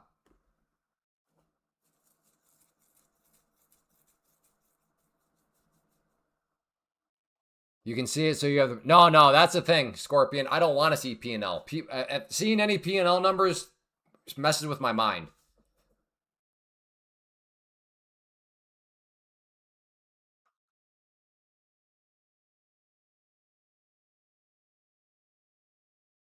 Oh, really, Reaper? So slippage got me a little bit, huh? Okay. I'm going to buy until it touches or exceeds the 200 SMA. Roger that. Okay. You need to lose a lot. So go, because you're on a 50K, load up 6 NQs. So go to NQ, do 6, and then just do this. Buy, sell, buy, sell, buy, sell. Let the commissions erode away at it. Once you get closer, then switch to maybe like 1 NQ. And then buy, sell, buy, sell, buy, sell. And then once you get even closer, then switch over to MNQs and do maybe like 5 MNQs. Buy, sell, buy, sell. And then once you get even closer, go to 1 MNQ. Buy, sell, and try to get it as close to 1500 as possible.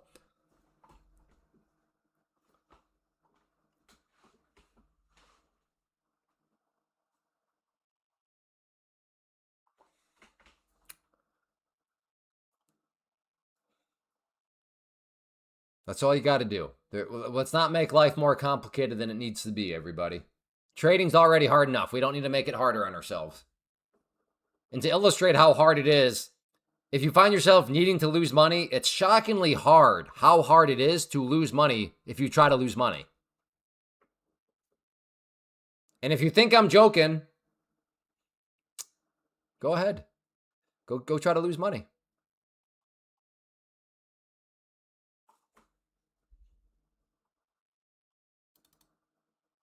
Or you can just do it the efficient way and like I said, do it as I just illustrated there. Okay, maybe a short up around here.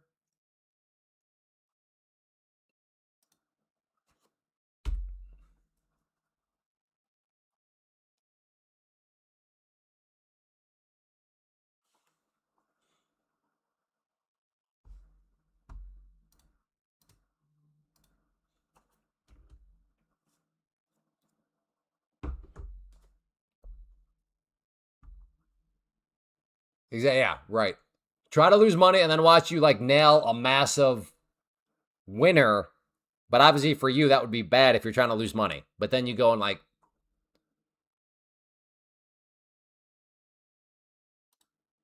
okay, I'm short.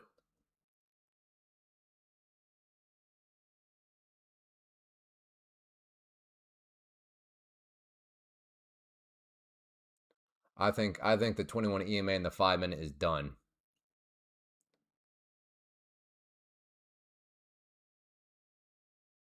Or maybe I'm just extremely wrong. Maybe.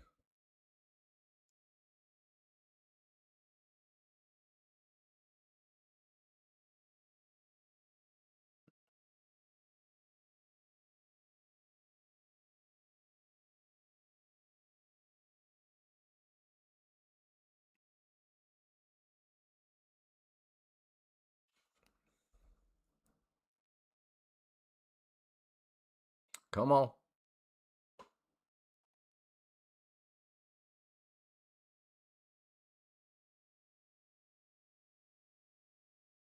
Do I add down there? I think I might be out fancying myself. I'm not sure if that's.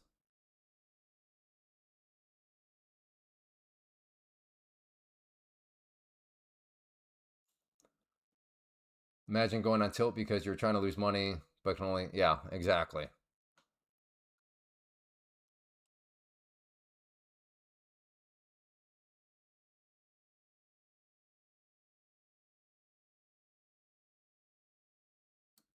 Again, I'm short. Blue line's my entry.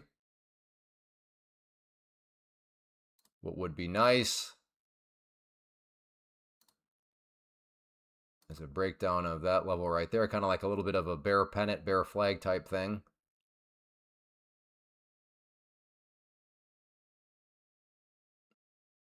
Went on tilt and lost. Oh, sorry to hear that, Narrow.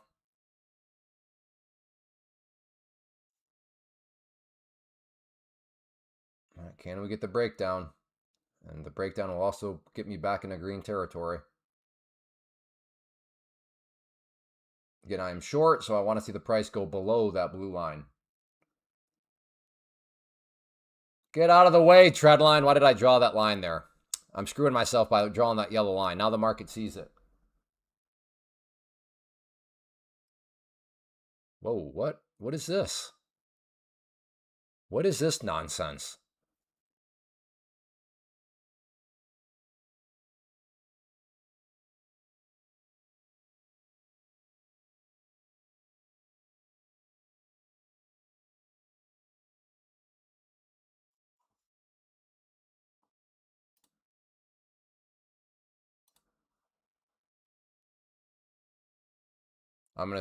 It's gonna sell into the last wick of the lower low. Dang. All right, well, we got somebody here at the crystal ball. They're telling us what's gonna happen. That's crazy. Okay. So if you want to make for sure money, Tanat, that's who you follow right there. It's gonna sell into the last wick of the lower low. There we go. Not might, not think. Oh, it's gonna happen.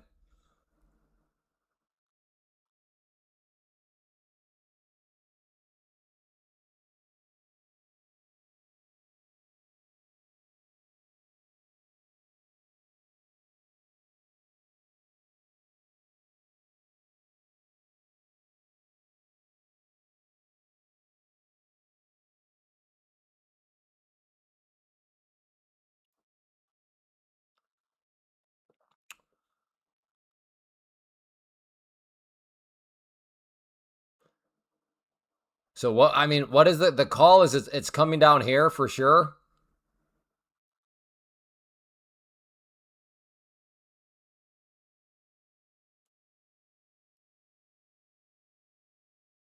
Hey Reaper, how about you give us some trade plans before I start taking anything at any value from you? How about we get how about we get three numbers from you? Can you give us an actual trade plan? Around these parts, what you're doing right now is what we call don't trust me. Well then how about why are you running your mouth? If you don't know what you're doing, why are you running your mouth? Answer me that. I'm very curious.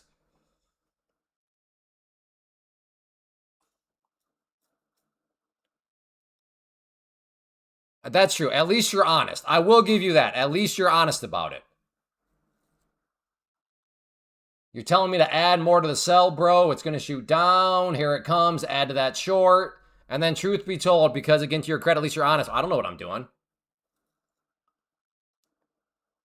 Because I'm always confident. You know what? I like this guy. At least he's honest. And here, right, Exhibit A is why flapping your lips is so annoying. Because as he says, because I'm always confident when I'm not actually pressing buttons. I appreciate your honesty. That there, wow.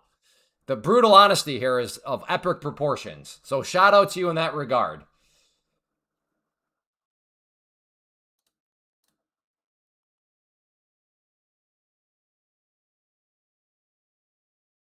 Are you going to break down or not? Come on now.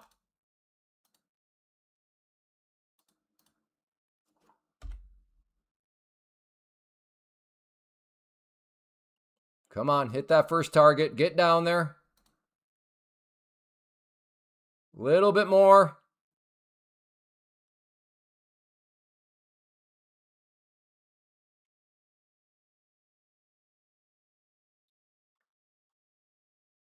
Come on.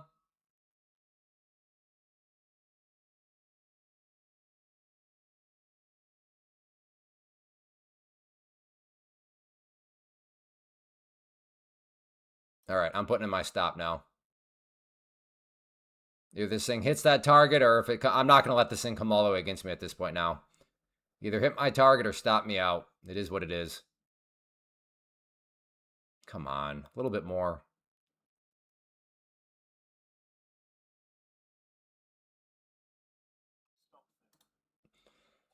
Stupid. Oh well.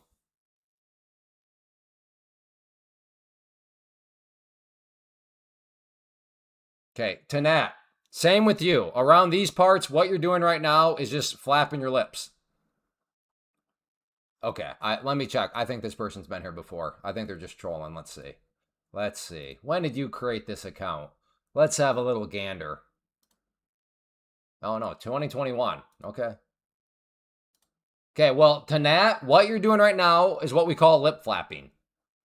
What you're saying is 100% worthless because there's zero clarity to it.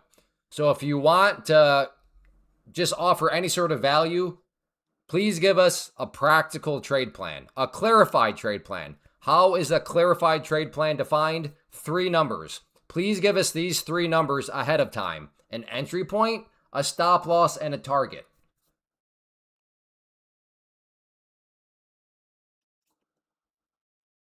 I used the 21 EMA. That's the green line. Purple line is the 50 SMA. That is the 200 SMA. And down there is the VWAP. Why? Because they seem to work for me.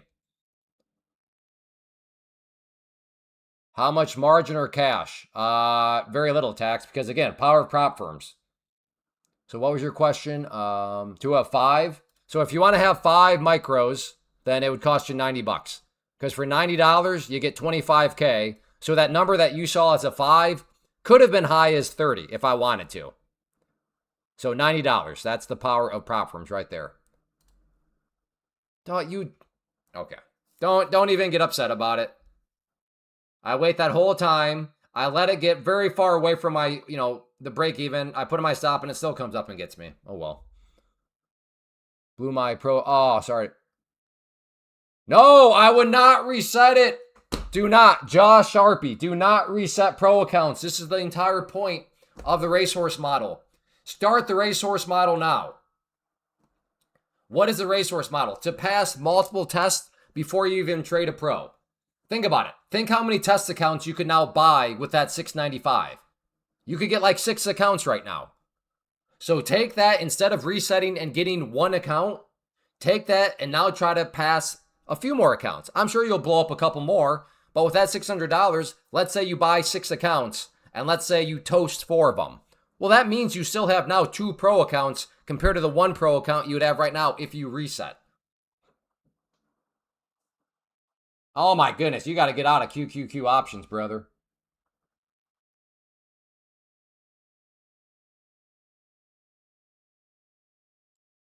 Okay, again, Reaper, I'm going to nitpick because I'm trying to help you get better.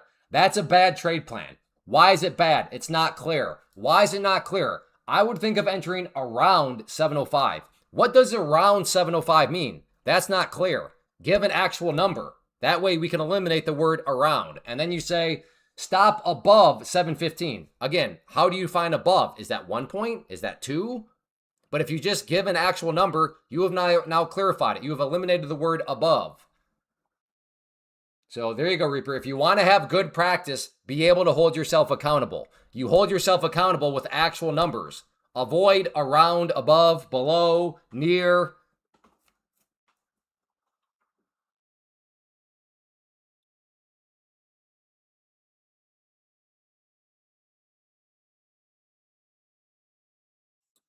Well, not everybody's a baller like you, Matt. And yeah, I would still argue it is worth it because for that price, you could come back 5 days later with possibly 3 or 4 pros. So yeah, I would still reject that premise anyways.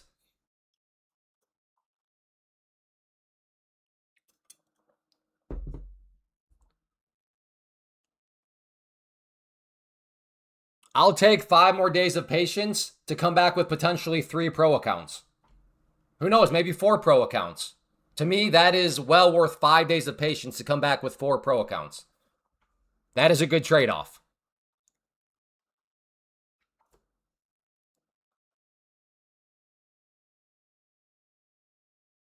Oh, I'm sorry, Matt. I hope you can accept my apology. I get a lot of people for not comprehending and follow lines of logic, but upon second reading, you were correct. So I'm sorry I was wrong. I hope you can accept my apology. That is on me. I apologize, sir. That's fine. If you want to think about the forgiving, I understand. I came on hot there. I came on confident, and it was a confidence that, so I apologize. I was wrong. I misunderstood, and that's on me, brother. That's on me. I've embarrassed my family. I've embarrassed my kids. I've disgraced myself. Where's my, oh my goodness. Come on, what is this sword that samurais have? Katan? What's a samurai sword called? Katan, I think. Where's my katan so I can do the Harry Carry?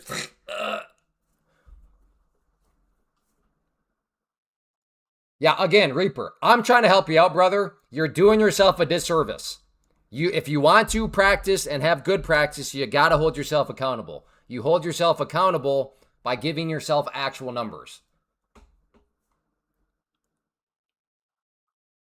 Okay, yeah. Tanat, that's not what I'm asking for. Again, more just words. Can you give 3 numbers, Tanat?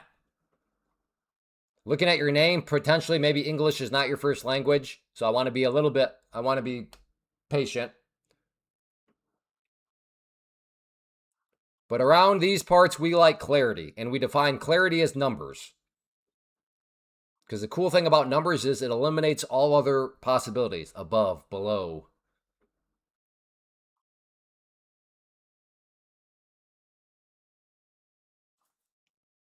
Katana, that's what it is.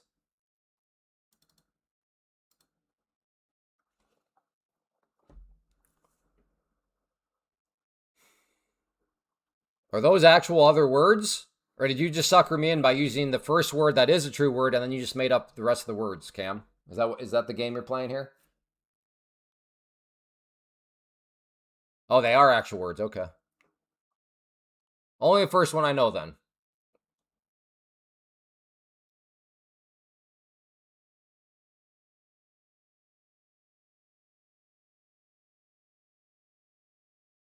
Do you get a certain amount of time to reset the account before you lose it completely? Which account are you talking about? I'm not sure.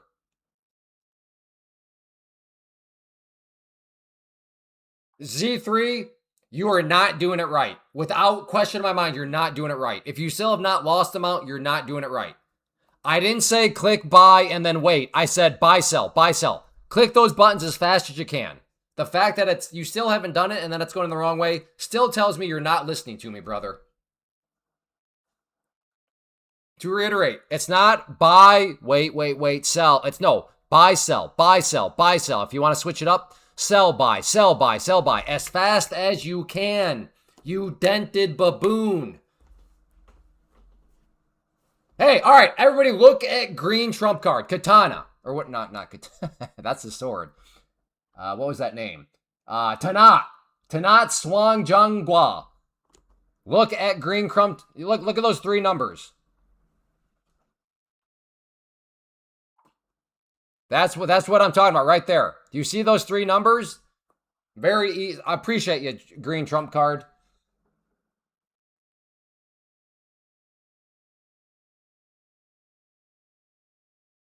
Okay, I'm on it. Perfect. Those are clarified statements. But when you just type a paragraph filled with words, even if they're cool sounding words, that doesn't mean anything to anybody. That's simply an observation. But in the real world of trading, you've got to be able to take an observation and turn it into a practical trade plan. And part of a practical trade plan is those 3 numbers, brother, sister, furry. Yeah, Reaper, that is the good decision. The amount of tests you can buy for 1 pro reset, yeah.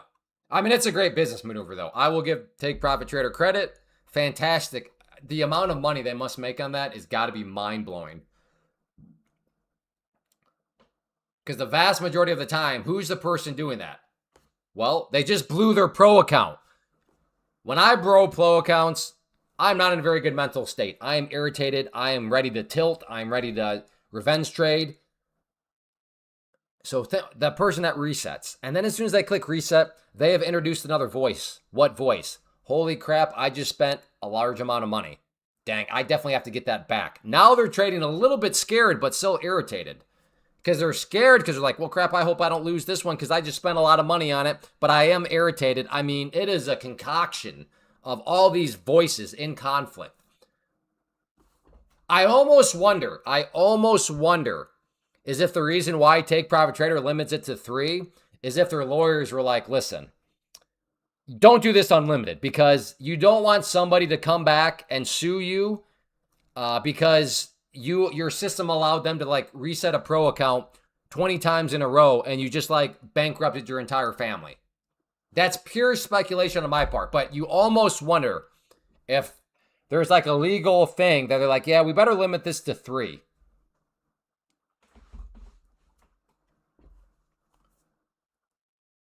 Okay, Tatana. That's not okay. Tanat. This is okay. Okay, this is the last time before they have to get banned because they literally don't. I don't know. Right here, Tanat. This is what we need. Look. 3 numbers. Entry, AK short, the stop loss, and the price or the profit target, price target, right there. That's all you have to do. But you giving us 367 to that doesn't mean anything. That doesn't mean anything. We need actual numbers, brother, or sister, or furry.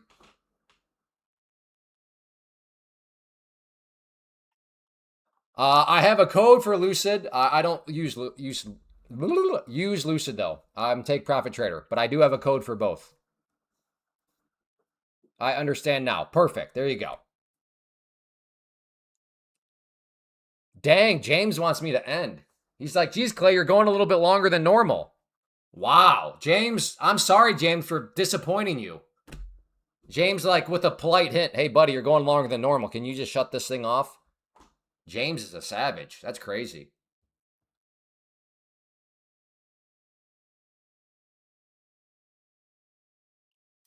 It's like the preacher. The preacher goes a little bit long, and you're like, you start to look at your watch, so hopefully he sees you. James just looked at his watch. Crazy, James. I'm sorry.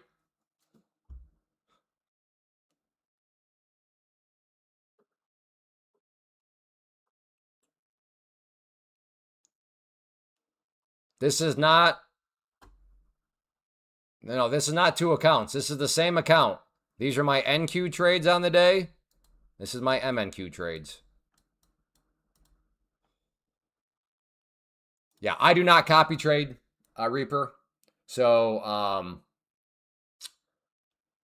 I have copy traded. Eventually I want to get there, but I'm a very slow mover. So, yeah, right now, just one at a time. I know, James. I can tell you're very disappointed. Freaking looking at your watch. That was savage.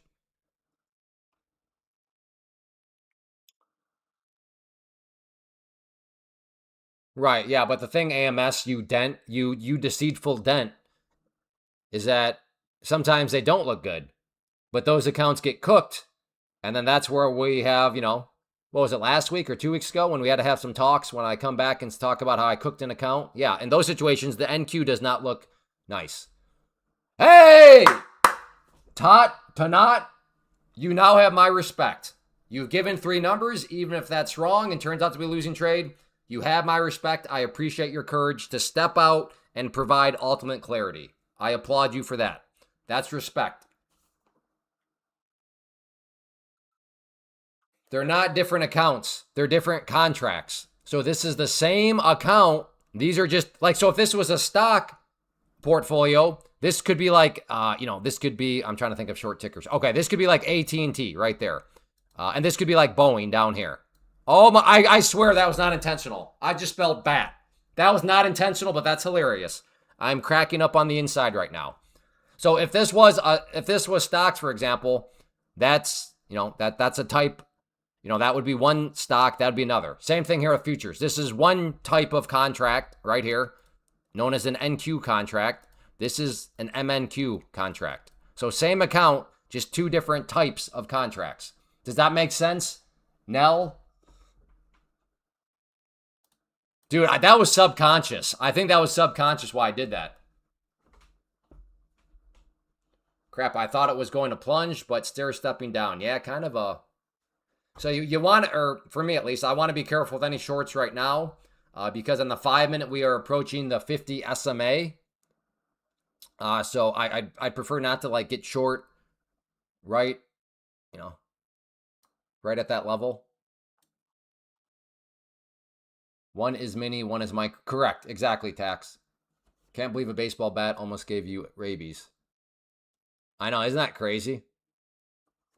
I didn't even know bats could bite. Like, since when did aluminum bite? Didn't know that.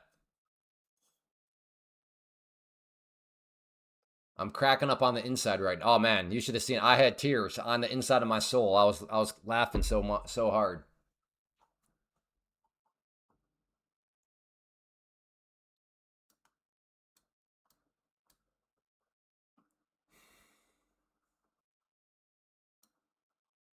All right, I think I'm going to get rid of this trend line. It's been our friend for a while, but it never really came back into play. So I'm going to go ahead and do a little house cleaning. We'll get rid of that line.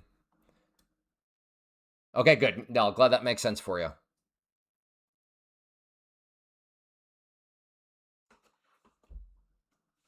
You know what? That makes sense. That makes sense. All right. I'm talking to myself real quick. Don't worry about it. Yeah, when you go and delete old lines, agreed, Cam, there's something satisfying. There's something also sentimental. I oftentimes shed tears. Like I am crying on the inside. That trend line I just deleted, if you've been here throughout the course of the stream, you know that trend line led to some good trades. So it's kind of like, saying goodbye sometimes, some of these levels.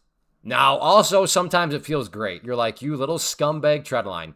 You were totally worthless. My kids don't get to eat tonight because of you. So deleting those ones, those feel good. But that trend line right there, I'm shedding a couple tears on the inside because that one treated me well.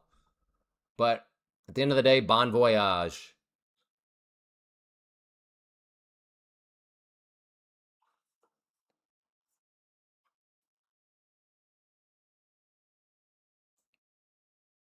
Am I the only one? Who else here has shed some tears when you deleted a trend line? That's been really good to you. Anybody else shed any tears? Or am I alone in that?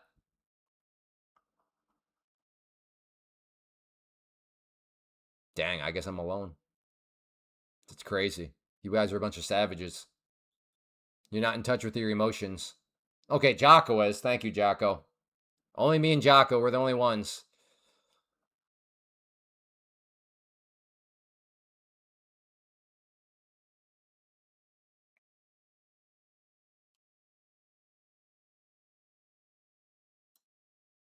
Dude, Mark, we all know for sure. In fact, you're the one that convinced me to shed tears.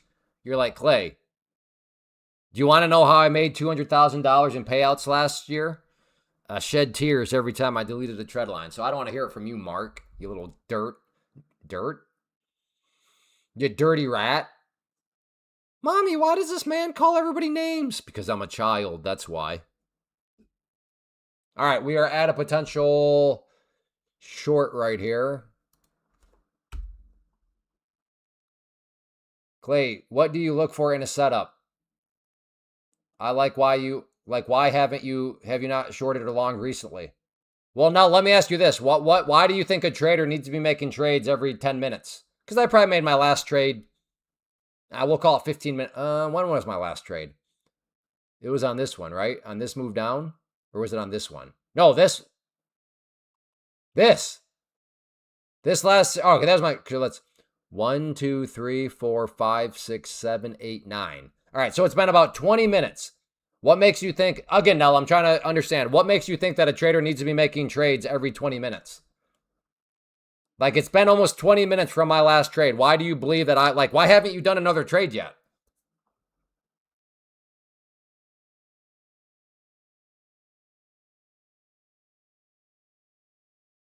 Hey, thank you, Maddie Dented.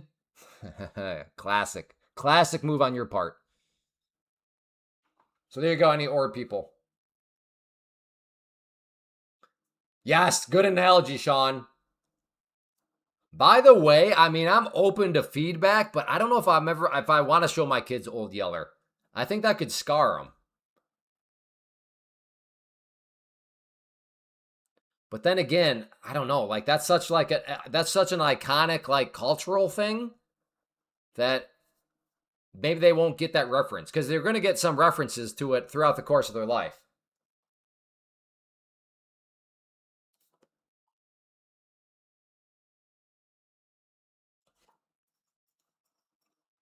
No, I'm just curious. It seemed like usual setup you look for was within the last 20 minutes. Well, I'll put it this way, Nell. You're not going to understand anything about my strat. Well, okay. Not anything is a strong word. These are not for educational purposes. There is so much stuff that and I'm not even doing it intentionally, that I'm subconsciously leaving out. So don't try to understand my strategy. The biggest red flag is this. Like, here's something where I can say, like, guaranteed not true. Oh, Clay, I understand your strategy now. Oh, yeah, how? I've been watching your live stream. No, you definitely do not fully understand my strategy. So you're not going to totally understand everything. Like, this is well outside of the scope. Like, is my strategy, is what I'm doing, is the KISS method rocket science? It's not. But there are lots of parts that go into it. Each part is pretty straightforward, but there are still a lot of parts nonetheless.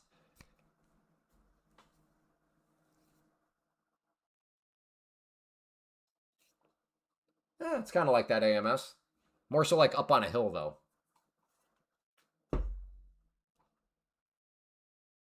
I guess to be fair to you, prairies can have hills, can't they? For some reason, I just thought for a second prairie is like flat.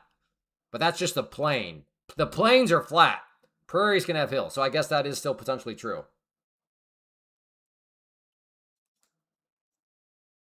Hey, Robert's still here. Or did you step away for a while?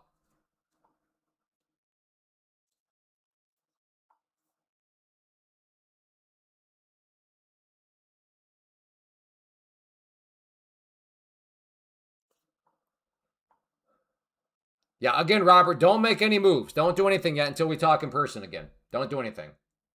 Slow your roll, brother. We got to talk. We got to talk first. Been here for the past hour. Gotcha. Roger that. Again, as a reminder, markets close tomorrow at 1 p.m. Eastern. They will open back up normally at 6 p.m. Eastern, but they do close early, 1 p.m. Eastern. I will be here tomorrow at 9 a.m. Eastern. I will be live streaming tomorrow morning. Also, weird thing happened to one of the other traps. Uh-oh, what? What happened? Catch a raccoon or something? What? Oh, yes. And the plan is we're going to gaslight everybody tomorrow and to think, yeah. But in all actuality, that won't happen. I will not be able to stay till close. I have to go to a funeral. And the funeral is at, what is it? This is where things, because my trading is always Eastern time, because I always operate on Eastern time. The funeral is at noon Central. Yes, yeah. So no, we won't actually be able to do the gaslighting thing that we were thinking of because I won't even be here at the close, which is unfortunate all the way around because the funeral context is an unfortunate situation. It's unfortunate that we won't get to hang out to the closing bell, but such is life sometimes. Oh, sorry to hear about your grandpa. I'm using the ORB risk reward technique in the memo there in the line of chop.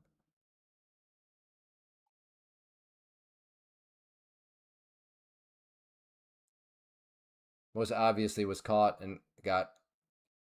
Oh, it happens. It happens.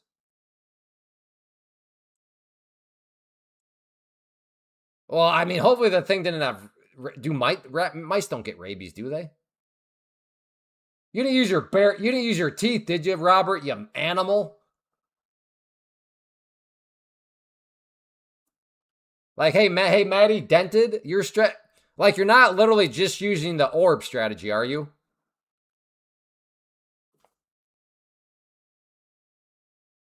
All right, there you go, Z3. That sounds better. That's true. You're not a cat. You just have cat-like reflexes.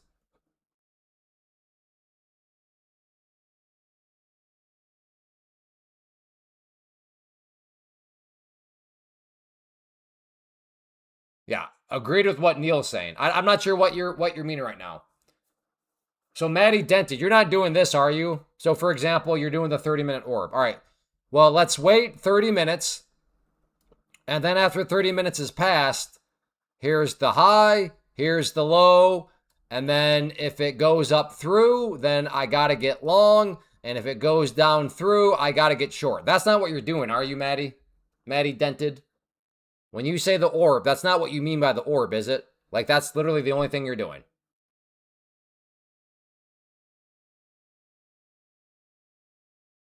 Right. Okay, but I'm saying is like, in other words, to determine your entry points, are you literally just doing that for your entry point?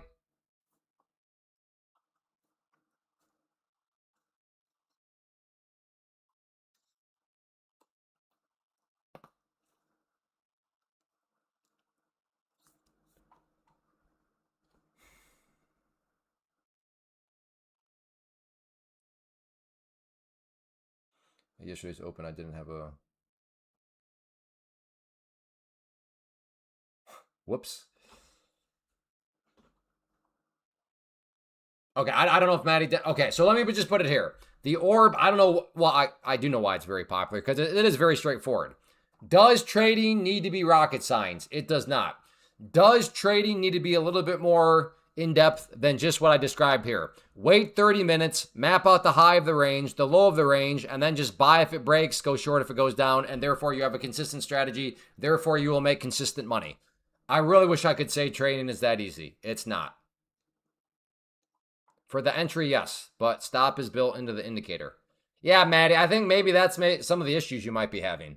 Like, trading does need to be a little bit more than that. Now, if the orb is used within other aspects, you're using other, whether that be time frames or stuff to try to fine tune what actually makes sense for an entry, then that's way different. But like, if all you're doing is waiting 30 minutes, mapping out two lines, and then waiting for it to break and going long, that's not consistent. If only trading were that easy. Again, we're not launching rockets into space, but it is going to be a little bit more in depth than that. That's right. Cool, calm, and collective, brother.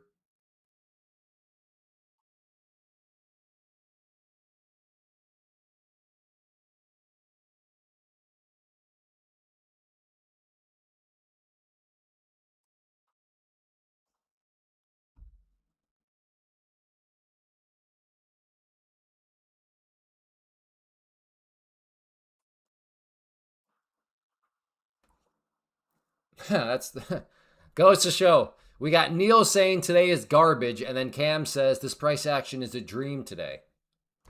Again, I'm not saying either of them are wrong. I'm just saying that illustrates how we all are a little bit different in our strategies. We all have little different strategies.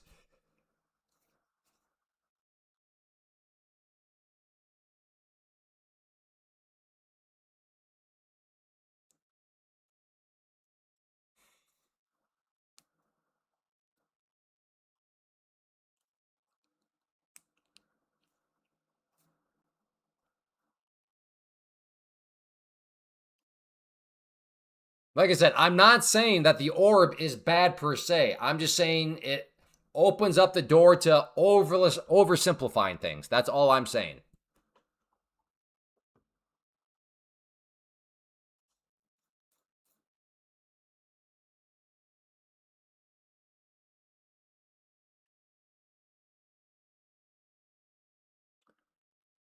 See what's annoying about this trend line is I'm interested until I look over at the 5 minute and I see the 50 SMA right below. In other words, it could very well break the trend line, but would I have the right, would I be justified to complain about, oh, look at this fake breakdown? Well, no, not for me, because I mean, it could very well break down, bounce right off the purple line. And it's like, well, Clay, why were you shorting a trend line break when the trend line break just happens to be above a very possible bounce point? Why am I still streaming? To annoy you. That's why.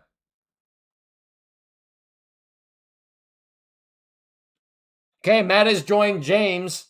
Matt just looked at his watch, right? Envision, you're at church, pastor's going over, and you look down at your watch. Okay, we got 2 people that have now looked at their watch. Sorry, Matt. Oh, yeah. Is SpaceX still coming down? Bitcoin. Oh, wait, that's the daily. SP. Oh, that reminds me. We need to do. Oh, it's not as bad as it was.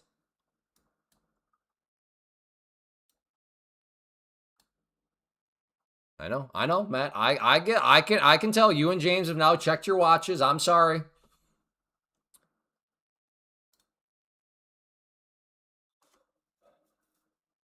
Okay, let's just watch it over here. Okay, so will it bounce off that purple line again? This is the 5 minute.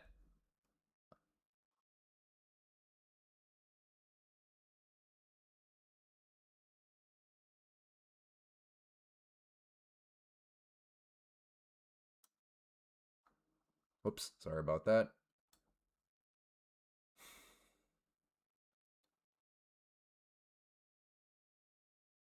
Do I try buying the 50? Now, buying the 50 is also scary, though, because to be fair, we did just break a trend line. So do I really want to be getting long a fresh trend line break? That's also spooky. So that's how right now I've arrived at a no trade, because both sides are scary to me. Shorting a trend line break above a 50, scary. Buying a trend line break as it breaks, even if it's at the 50, also scary. Does that make sense? Give me a 3 if that explanation made sense on how I've arrived right now at just sitting on my hands, no trade. Did that make sense? About how the 2 time frames in conjunction have caused me at least to just like, wait. Does that make sense?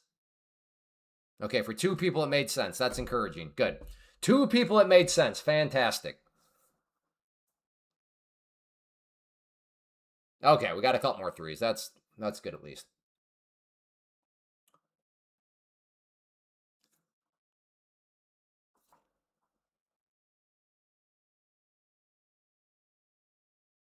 So here right now is a thing which I think a lot of people aren't quite understanding with SpaceX. A lot of people are like, well, SpaceX, haha, all these people thought it was going to dump, blah, blah, blah. It's like, well, no, at least this was never the problem that I saw. Because right now, I would still concede that we're in an overall uptrend, right? It is pulled back from its highs, but even if it were to come down here a little bit more and do something like this,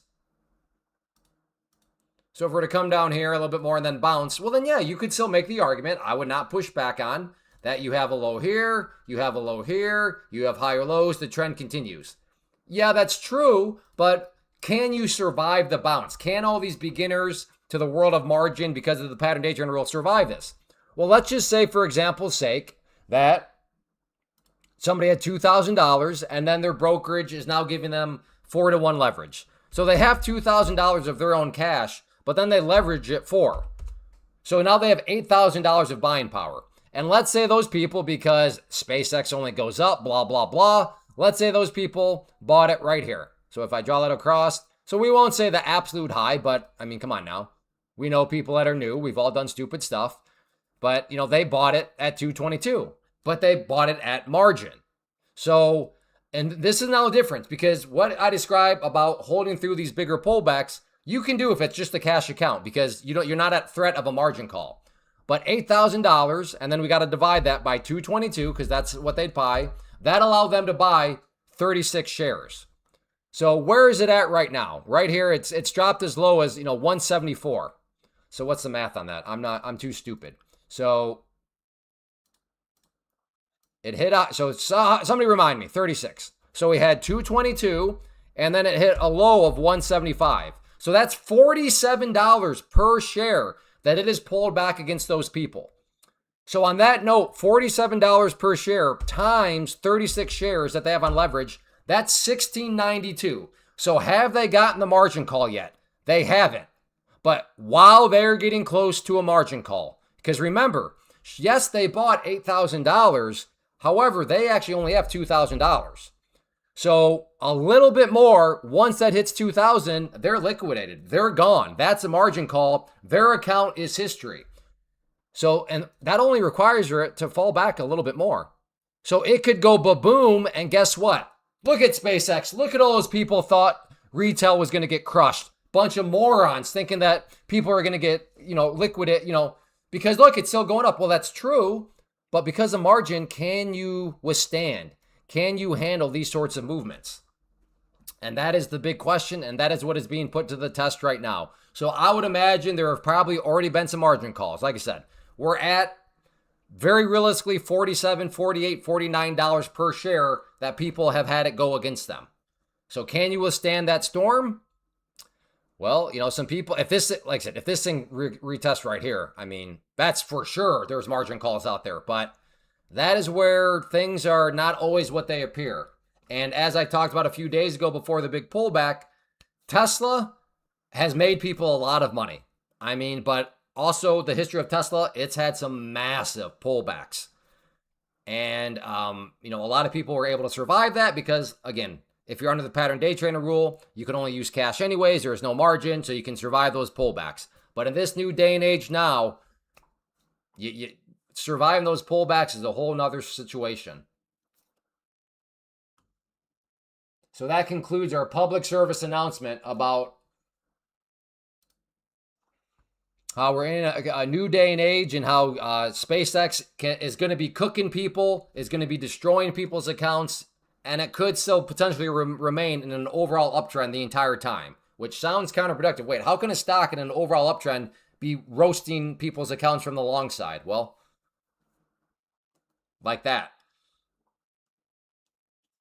Whoa, gold is going. Whoa, what's going on with gold here, brothers and sisters and furries? That's quite the move.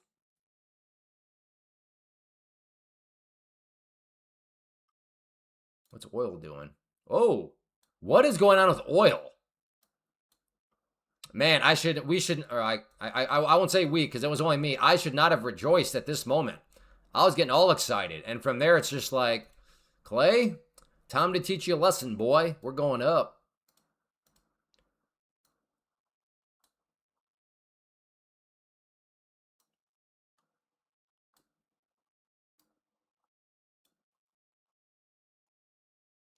Yeah.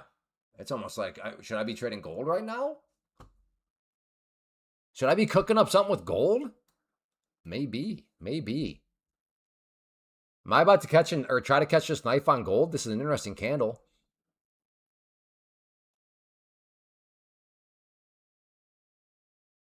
USD currently sitting, is it? I love to hear it. This is, again, I'm a simple baboon, but this is my ultimate economic indicator right here. Love it.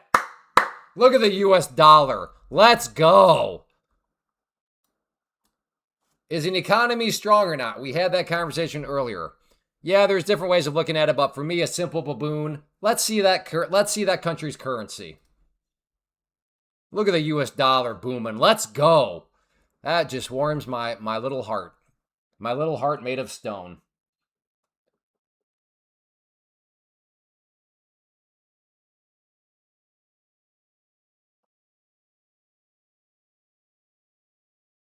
But Clay, if the dollar's too high, then then exports will drop because for other no. Show me one country in history that economically collapsed because their currency was strong. Now, I know Zimbabwe had some issues. I know Germany had some issues. But, like, I'm pretty sure that was with a currency that was cratering.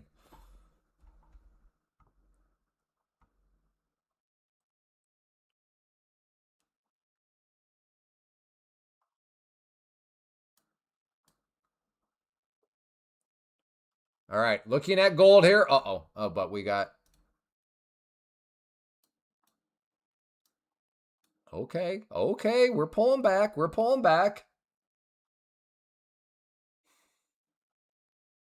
Is anybody here anymore or no? The chat has gone quiet. Should I just... Are you guys all just checking your watch now? Like, all right, Clay. All right, Preacher. You're a little over... Preacher?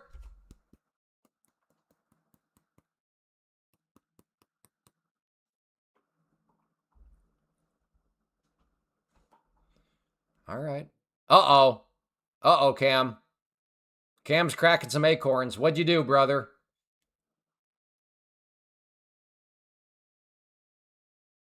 This is helping me wire lights. You're probably wiring them so I electrocute myself. Dude, I gotta show Robert a lot of respect. Like, in all actuality. Like, this could have real life consequences. Like, if I irritate him, he could be like, oh, let me cross these wires. So when you turn this on, you're dead. You're dead. I gotta show Rob. This is crazy. This could have real life impacts on me if I don't show literally one person in this room respect. Oh, no, Matt, you were checking your watch earlier.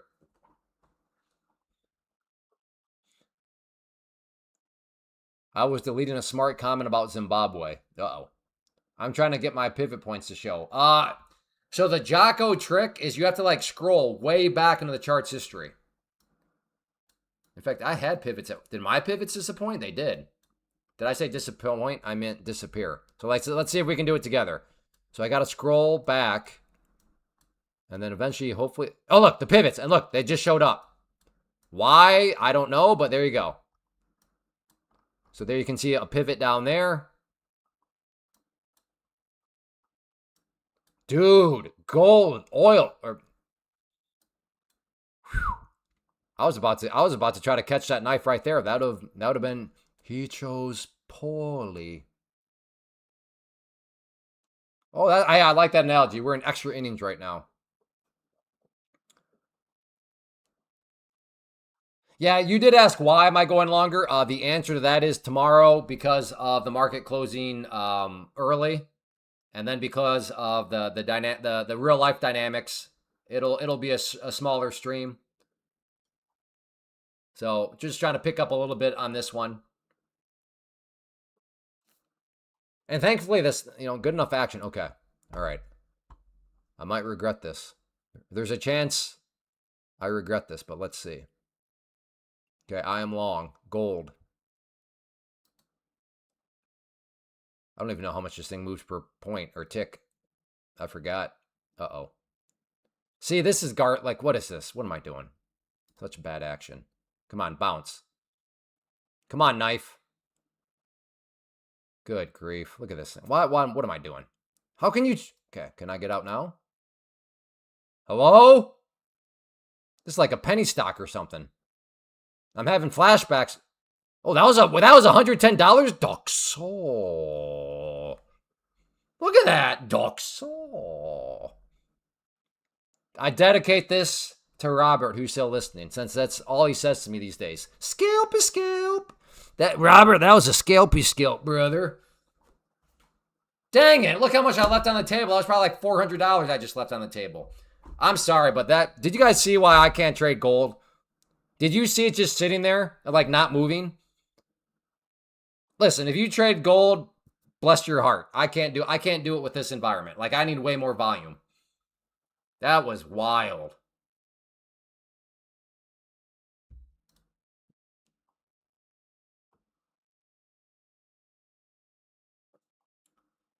Yeah, John Carl is like a well-rounded man. One day he's out like chopping wood. Next day he's out mowing the lawn. Next day he's out doing laundry.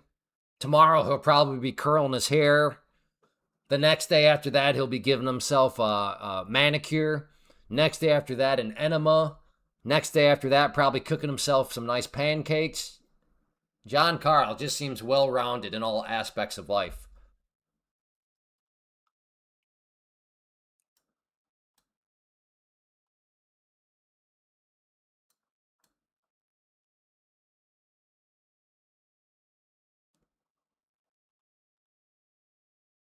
Thank you, Jocko. At least somebody. Man, tough crowd.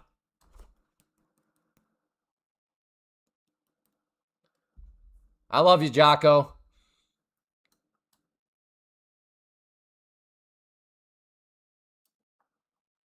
I personally thought that was hilarious, but apparently I miscalculated. See, that's where comedy is a lot like trading. Risk reward. Well, what's the risk of comedy? Saying something that nobody else finds funny and you look stupid. That's always the risk. But if you can get people to laugh, hey, that can be a good reward. But trading and comedy have a lot in common. Okay, 5 minute on gold. I don't know. Nice little hammer here finally. Volume is picked up. I mean, relatively speaking, bigger volume here. Got another hammer. I don't know. Is this finally some sort of bottom forming? Now, right here, it could have looked like a bottom too, right? Little hammer right there, and that no, was not the bottom, but yeah, I don't know.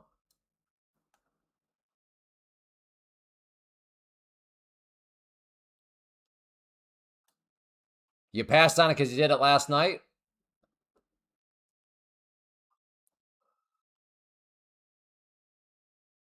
MGC? Are you trading MGC? Oh no. Oh no. Am I really going to try double bottom on something I just said is hideous to trade? It's so boring. Am I really going to do this? I better not.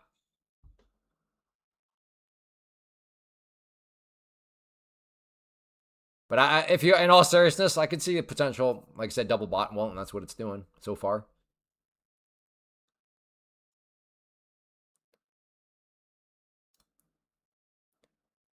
Okay, I need. Okay, give me your opinions. Why? Why did this song just enter my head? I, I just died in your arms tonight.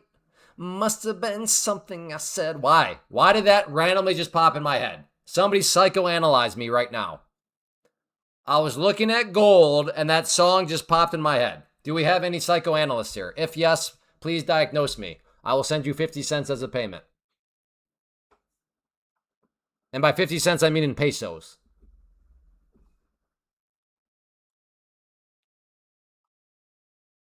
I'm thinking of you, maybe. No, I mean, I'm like, what is it? Like, how? Why? I don't understand that.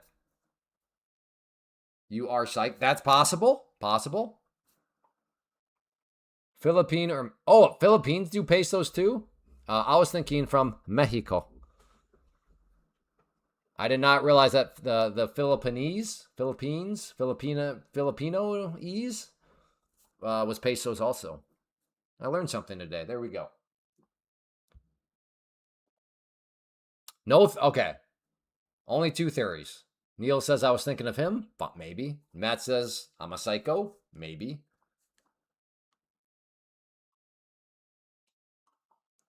I am interested in a long down around this area. If this move can come down here, we have the 200 SMA. We have the overnight high.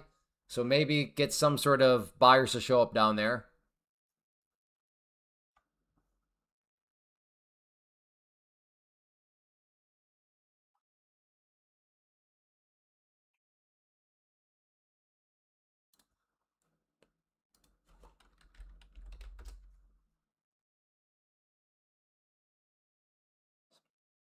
Oh, no, not SPCX. There we go. So, SpaceX. Yeah, got the bull pennant right now. Bull flag, whatever you want to call it. But does it hold? That'll be the question headed into tomorrow. It is technically happening in an overall downtrend per the 5 minute, that is. Right? 5 minute 200 is sloped downwards. So yeah, it's a bull pennant, but If this sort of fell to the downside, wouldn't be shocked. And then what is Bitcoin still dropping? Yeah.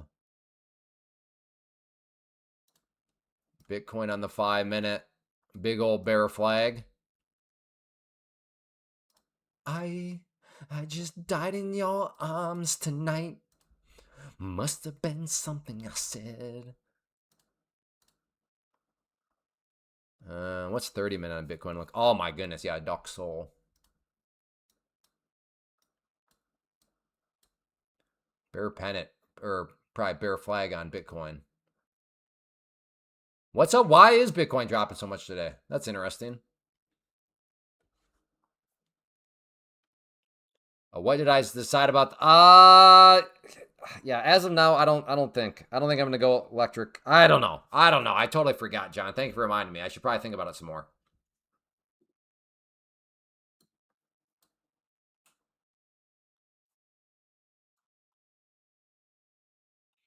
All right, maybe a short. Just try to play the back test right here.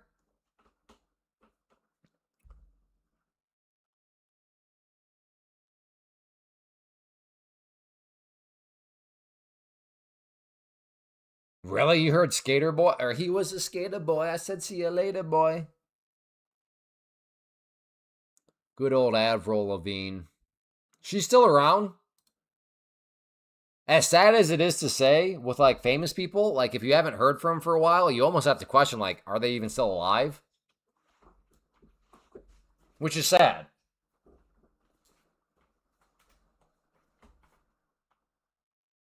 Hadn't heard it in years. She is still around? Gotcha.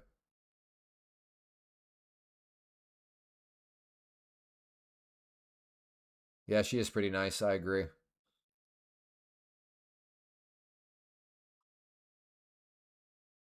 I mean, she is Canadian, so it's like you don't have to apologize so much. Sorry.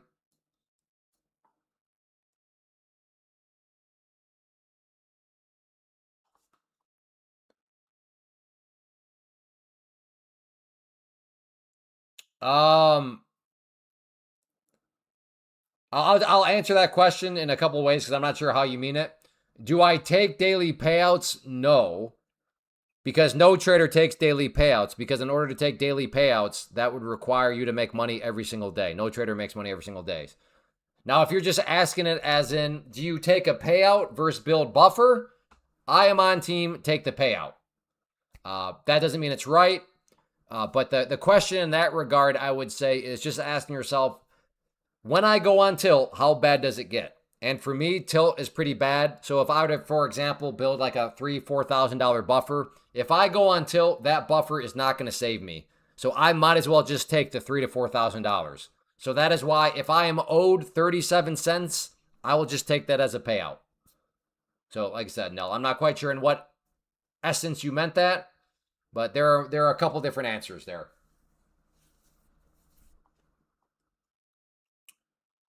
Or also maybe mean, does the prop firm I use offer daily payouts? Yes, it does. That's one of the cool features of Take Profit Trader. They do offer daily payouts.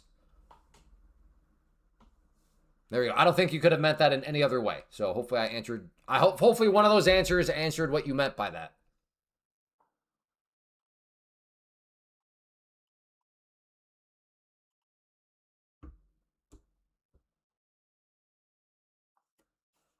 TBT allows daily payouts, and it seems that you are making at least. Right? Yeah. No. I mean, yeah. I've had payout streaks, but like, do I take payouts literally every day? No. No. No. That nobody does. No trader takes payouts every single day.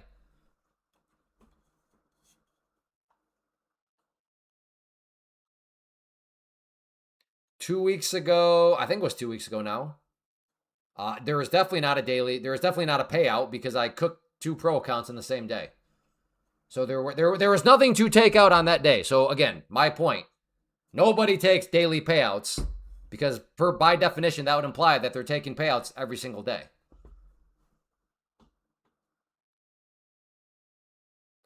Apex only has 6 payouts per account. Yeah, that's which I just implemented not that long ago.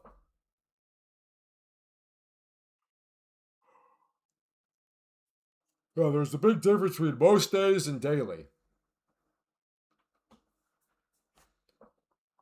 Well, crap.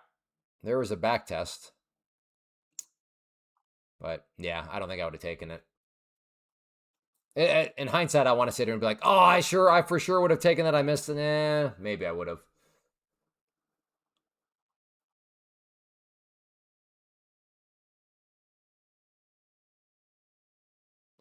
So you take payouts less than 250. Okay. Okay. Keeping the West Wild, I think you're taking. Okay. Is that a serious question, or are you just being funny? Surely you understood the premise of what I was trying to convey, right? That was a joke. Okay, that was a joke. That was for sure a joke. Anyways, they charge you $50 unless unless you have a certain amount. But the thing with Take Profit Trader that's cool is that if you plan on building an empire with them, so if you want to get up to your 5 accounts and then be copy trading 5 pro accounts, all that sort of stuff, then that $50 thing doesn't necessarily matter because you'll just want to leave the money in the wallet anyways because there's a wallet that you can then use to buy more accounts with. If that makes sense. So and I think most people are like, no, I'd like to build up several accounts. So yeah, in that case, then just leave the money in your TPT wallet, and then that way you don't even have to use your credit card anymore.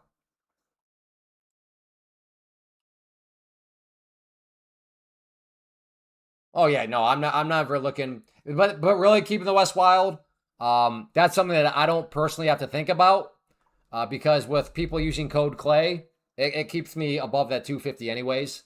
But if I did not have code Clay, then yeah, I would be aiming for the 250. Yeah, because I'm quite actually frugal, so it would pain me too much to pay that $50. But no, that's not a worry for me. Just from my wallet, or has 250 in it on a pretty routine basis. Again, thank you everybody that uses code Clay.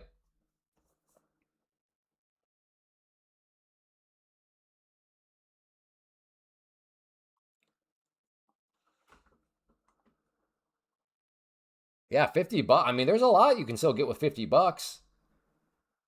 Buy half a hot dog,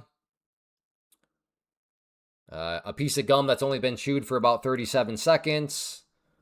I think you can get like a quarter of a banana at the store. So I mean, yeah, $50 is $50, brother.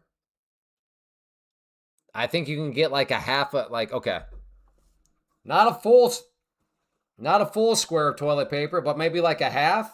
That you can get that too. 4th tank of gas. I don't know what you're talking about. I assume that'd be like a 16th tank.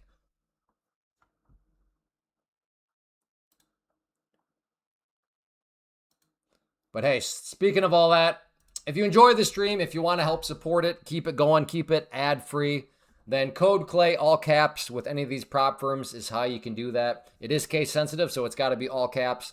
But also, it's just going to save yourself some money. So it is really the epitome of a win-win for everybody. You are not only helping to keep something you enjoy ad-free, you're also helping to keep it going. Because like I said, this is totally viewer supported. There are no sponsorships. Maybe someday. But yeah, not only, like I said, are you getting to save yourself money, but you're keeping this ad-free and just keeping it going in the first place. So yeah, code Clay with any of these. I recommend, I love Take Profit Trader. But like I said, I do understand people are at different stages of their prop firm journey. Some of you are empire building and you want to be trading 40 accounts across multiple prop firms. But like I said, any of these, code Clay will save yourself some money and help support the stream. So I'm going to go ahead and call it good. Tomorrow, again, as a reminder, I will be here at 9 a.m. Eastern. Markets close early at 1 p.m. Eastern tomorrow, though. So keep that in mind. They are open. And when I say markets, I mean the futures market. So the futures market is open until 1 p.m. Eastern. So I will be here at 9 a.m. Eastern, maybe even a little bit sooner. We'll see. But at the very latest, 9 a.m. Eastern. So for those of you that are, and I have no idea what tomorrow will bring. I don't know. Maybe it'll be like a normal day. Maybe it will be like kind of slower holiday choppy trading. We'll cross that bridge tomorrow. But that is all I have for you. So on your way out, if you don't mind hitting that like button, that would be great. Make sure to subscribe and turn on notifications if you have not yet. But like I said, I'll be back tomorrow at a special time of 9 a.m. Eastern. So thank you everybody for being here. Appreciate it. Take care. I'll see you back tomorrow.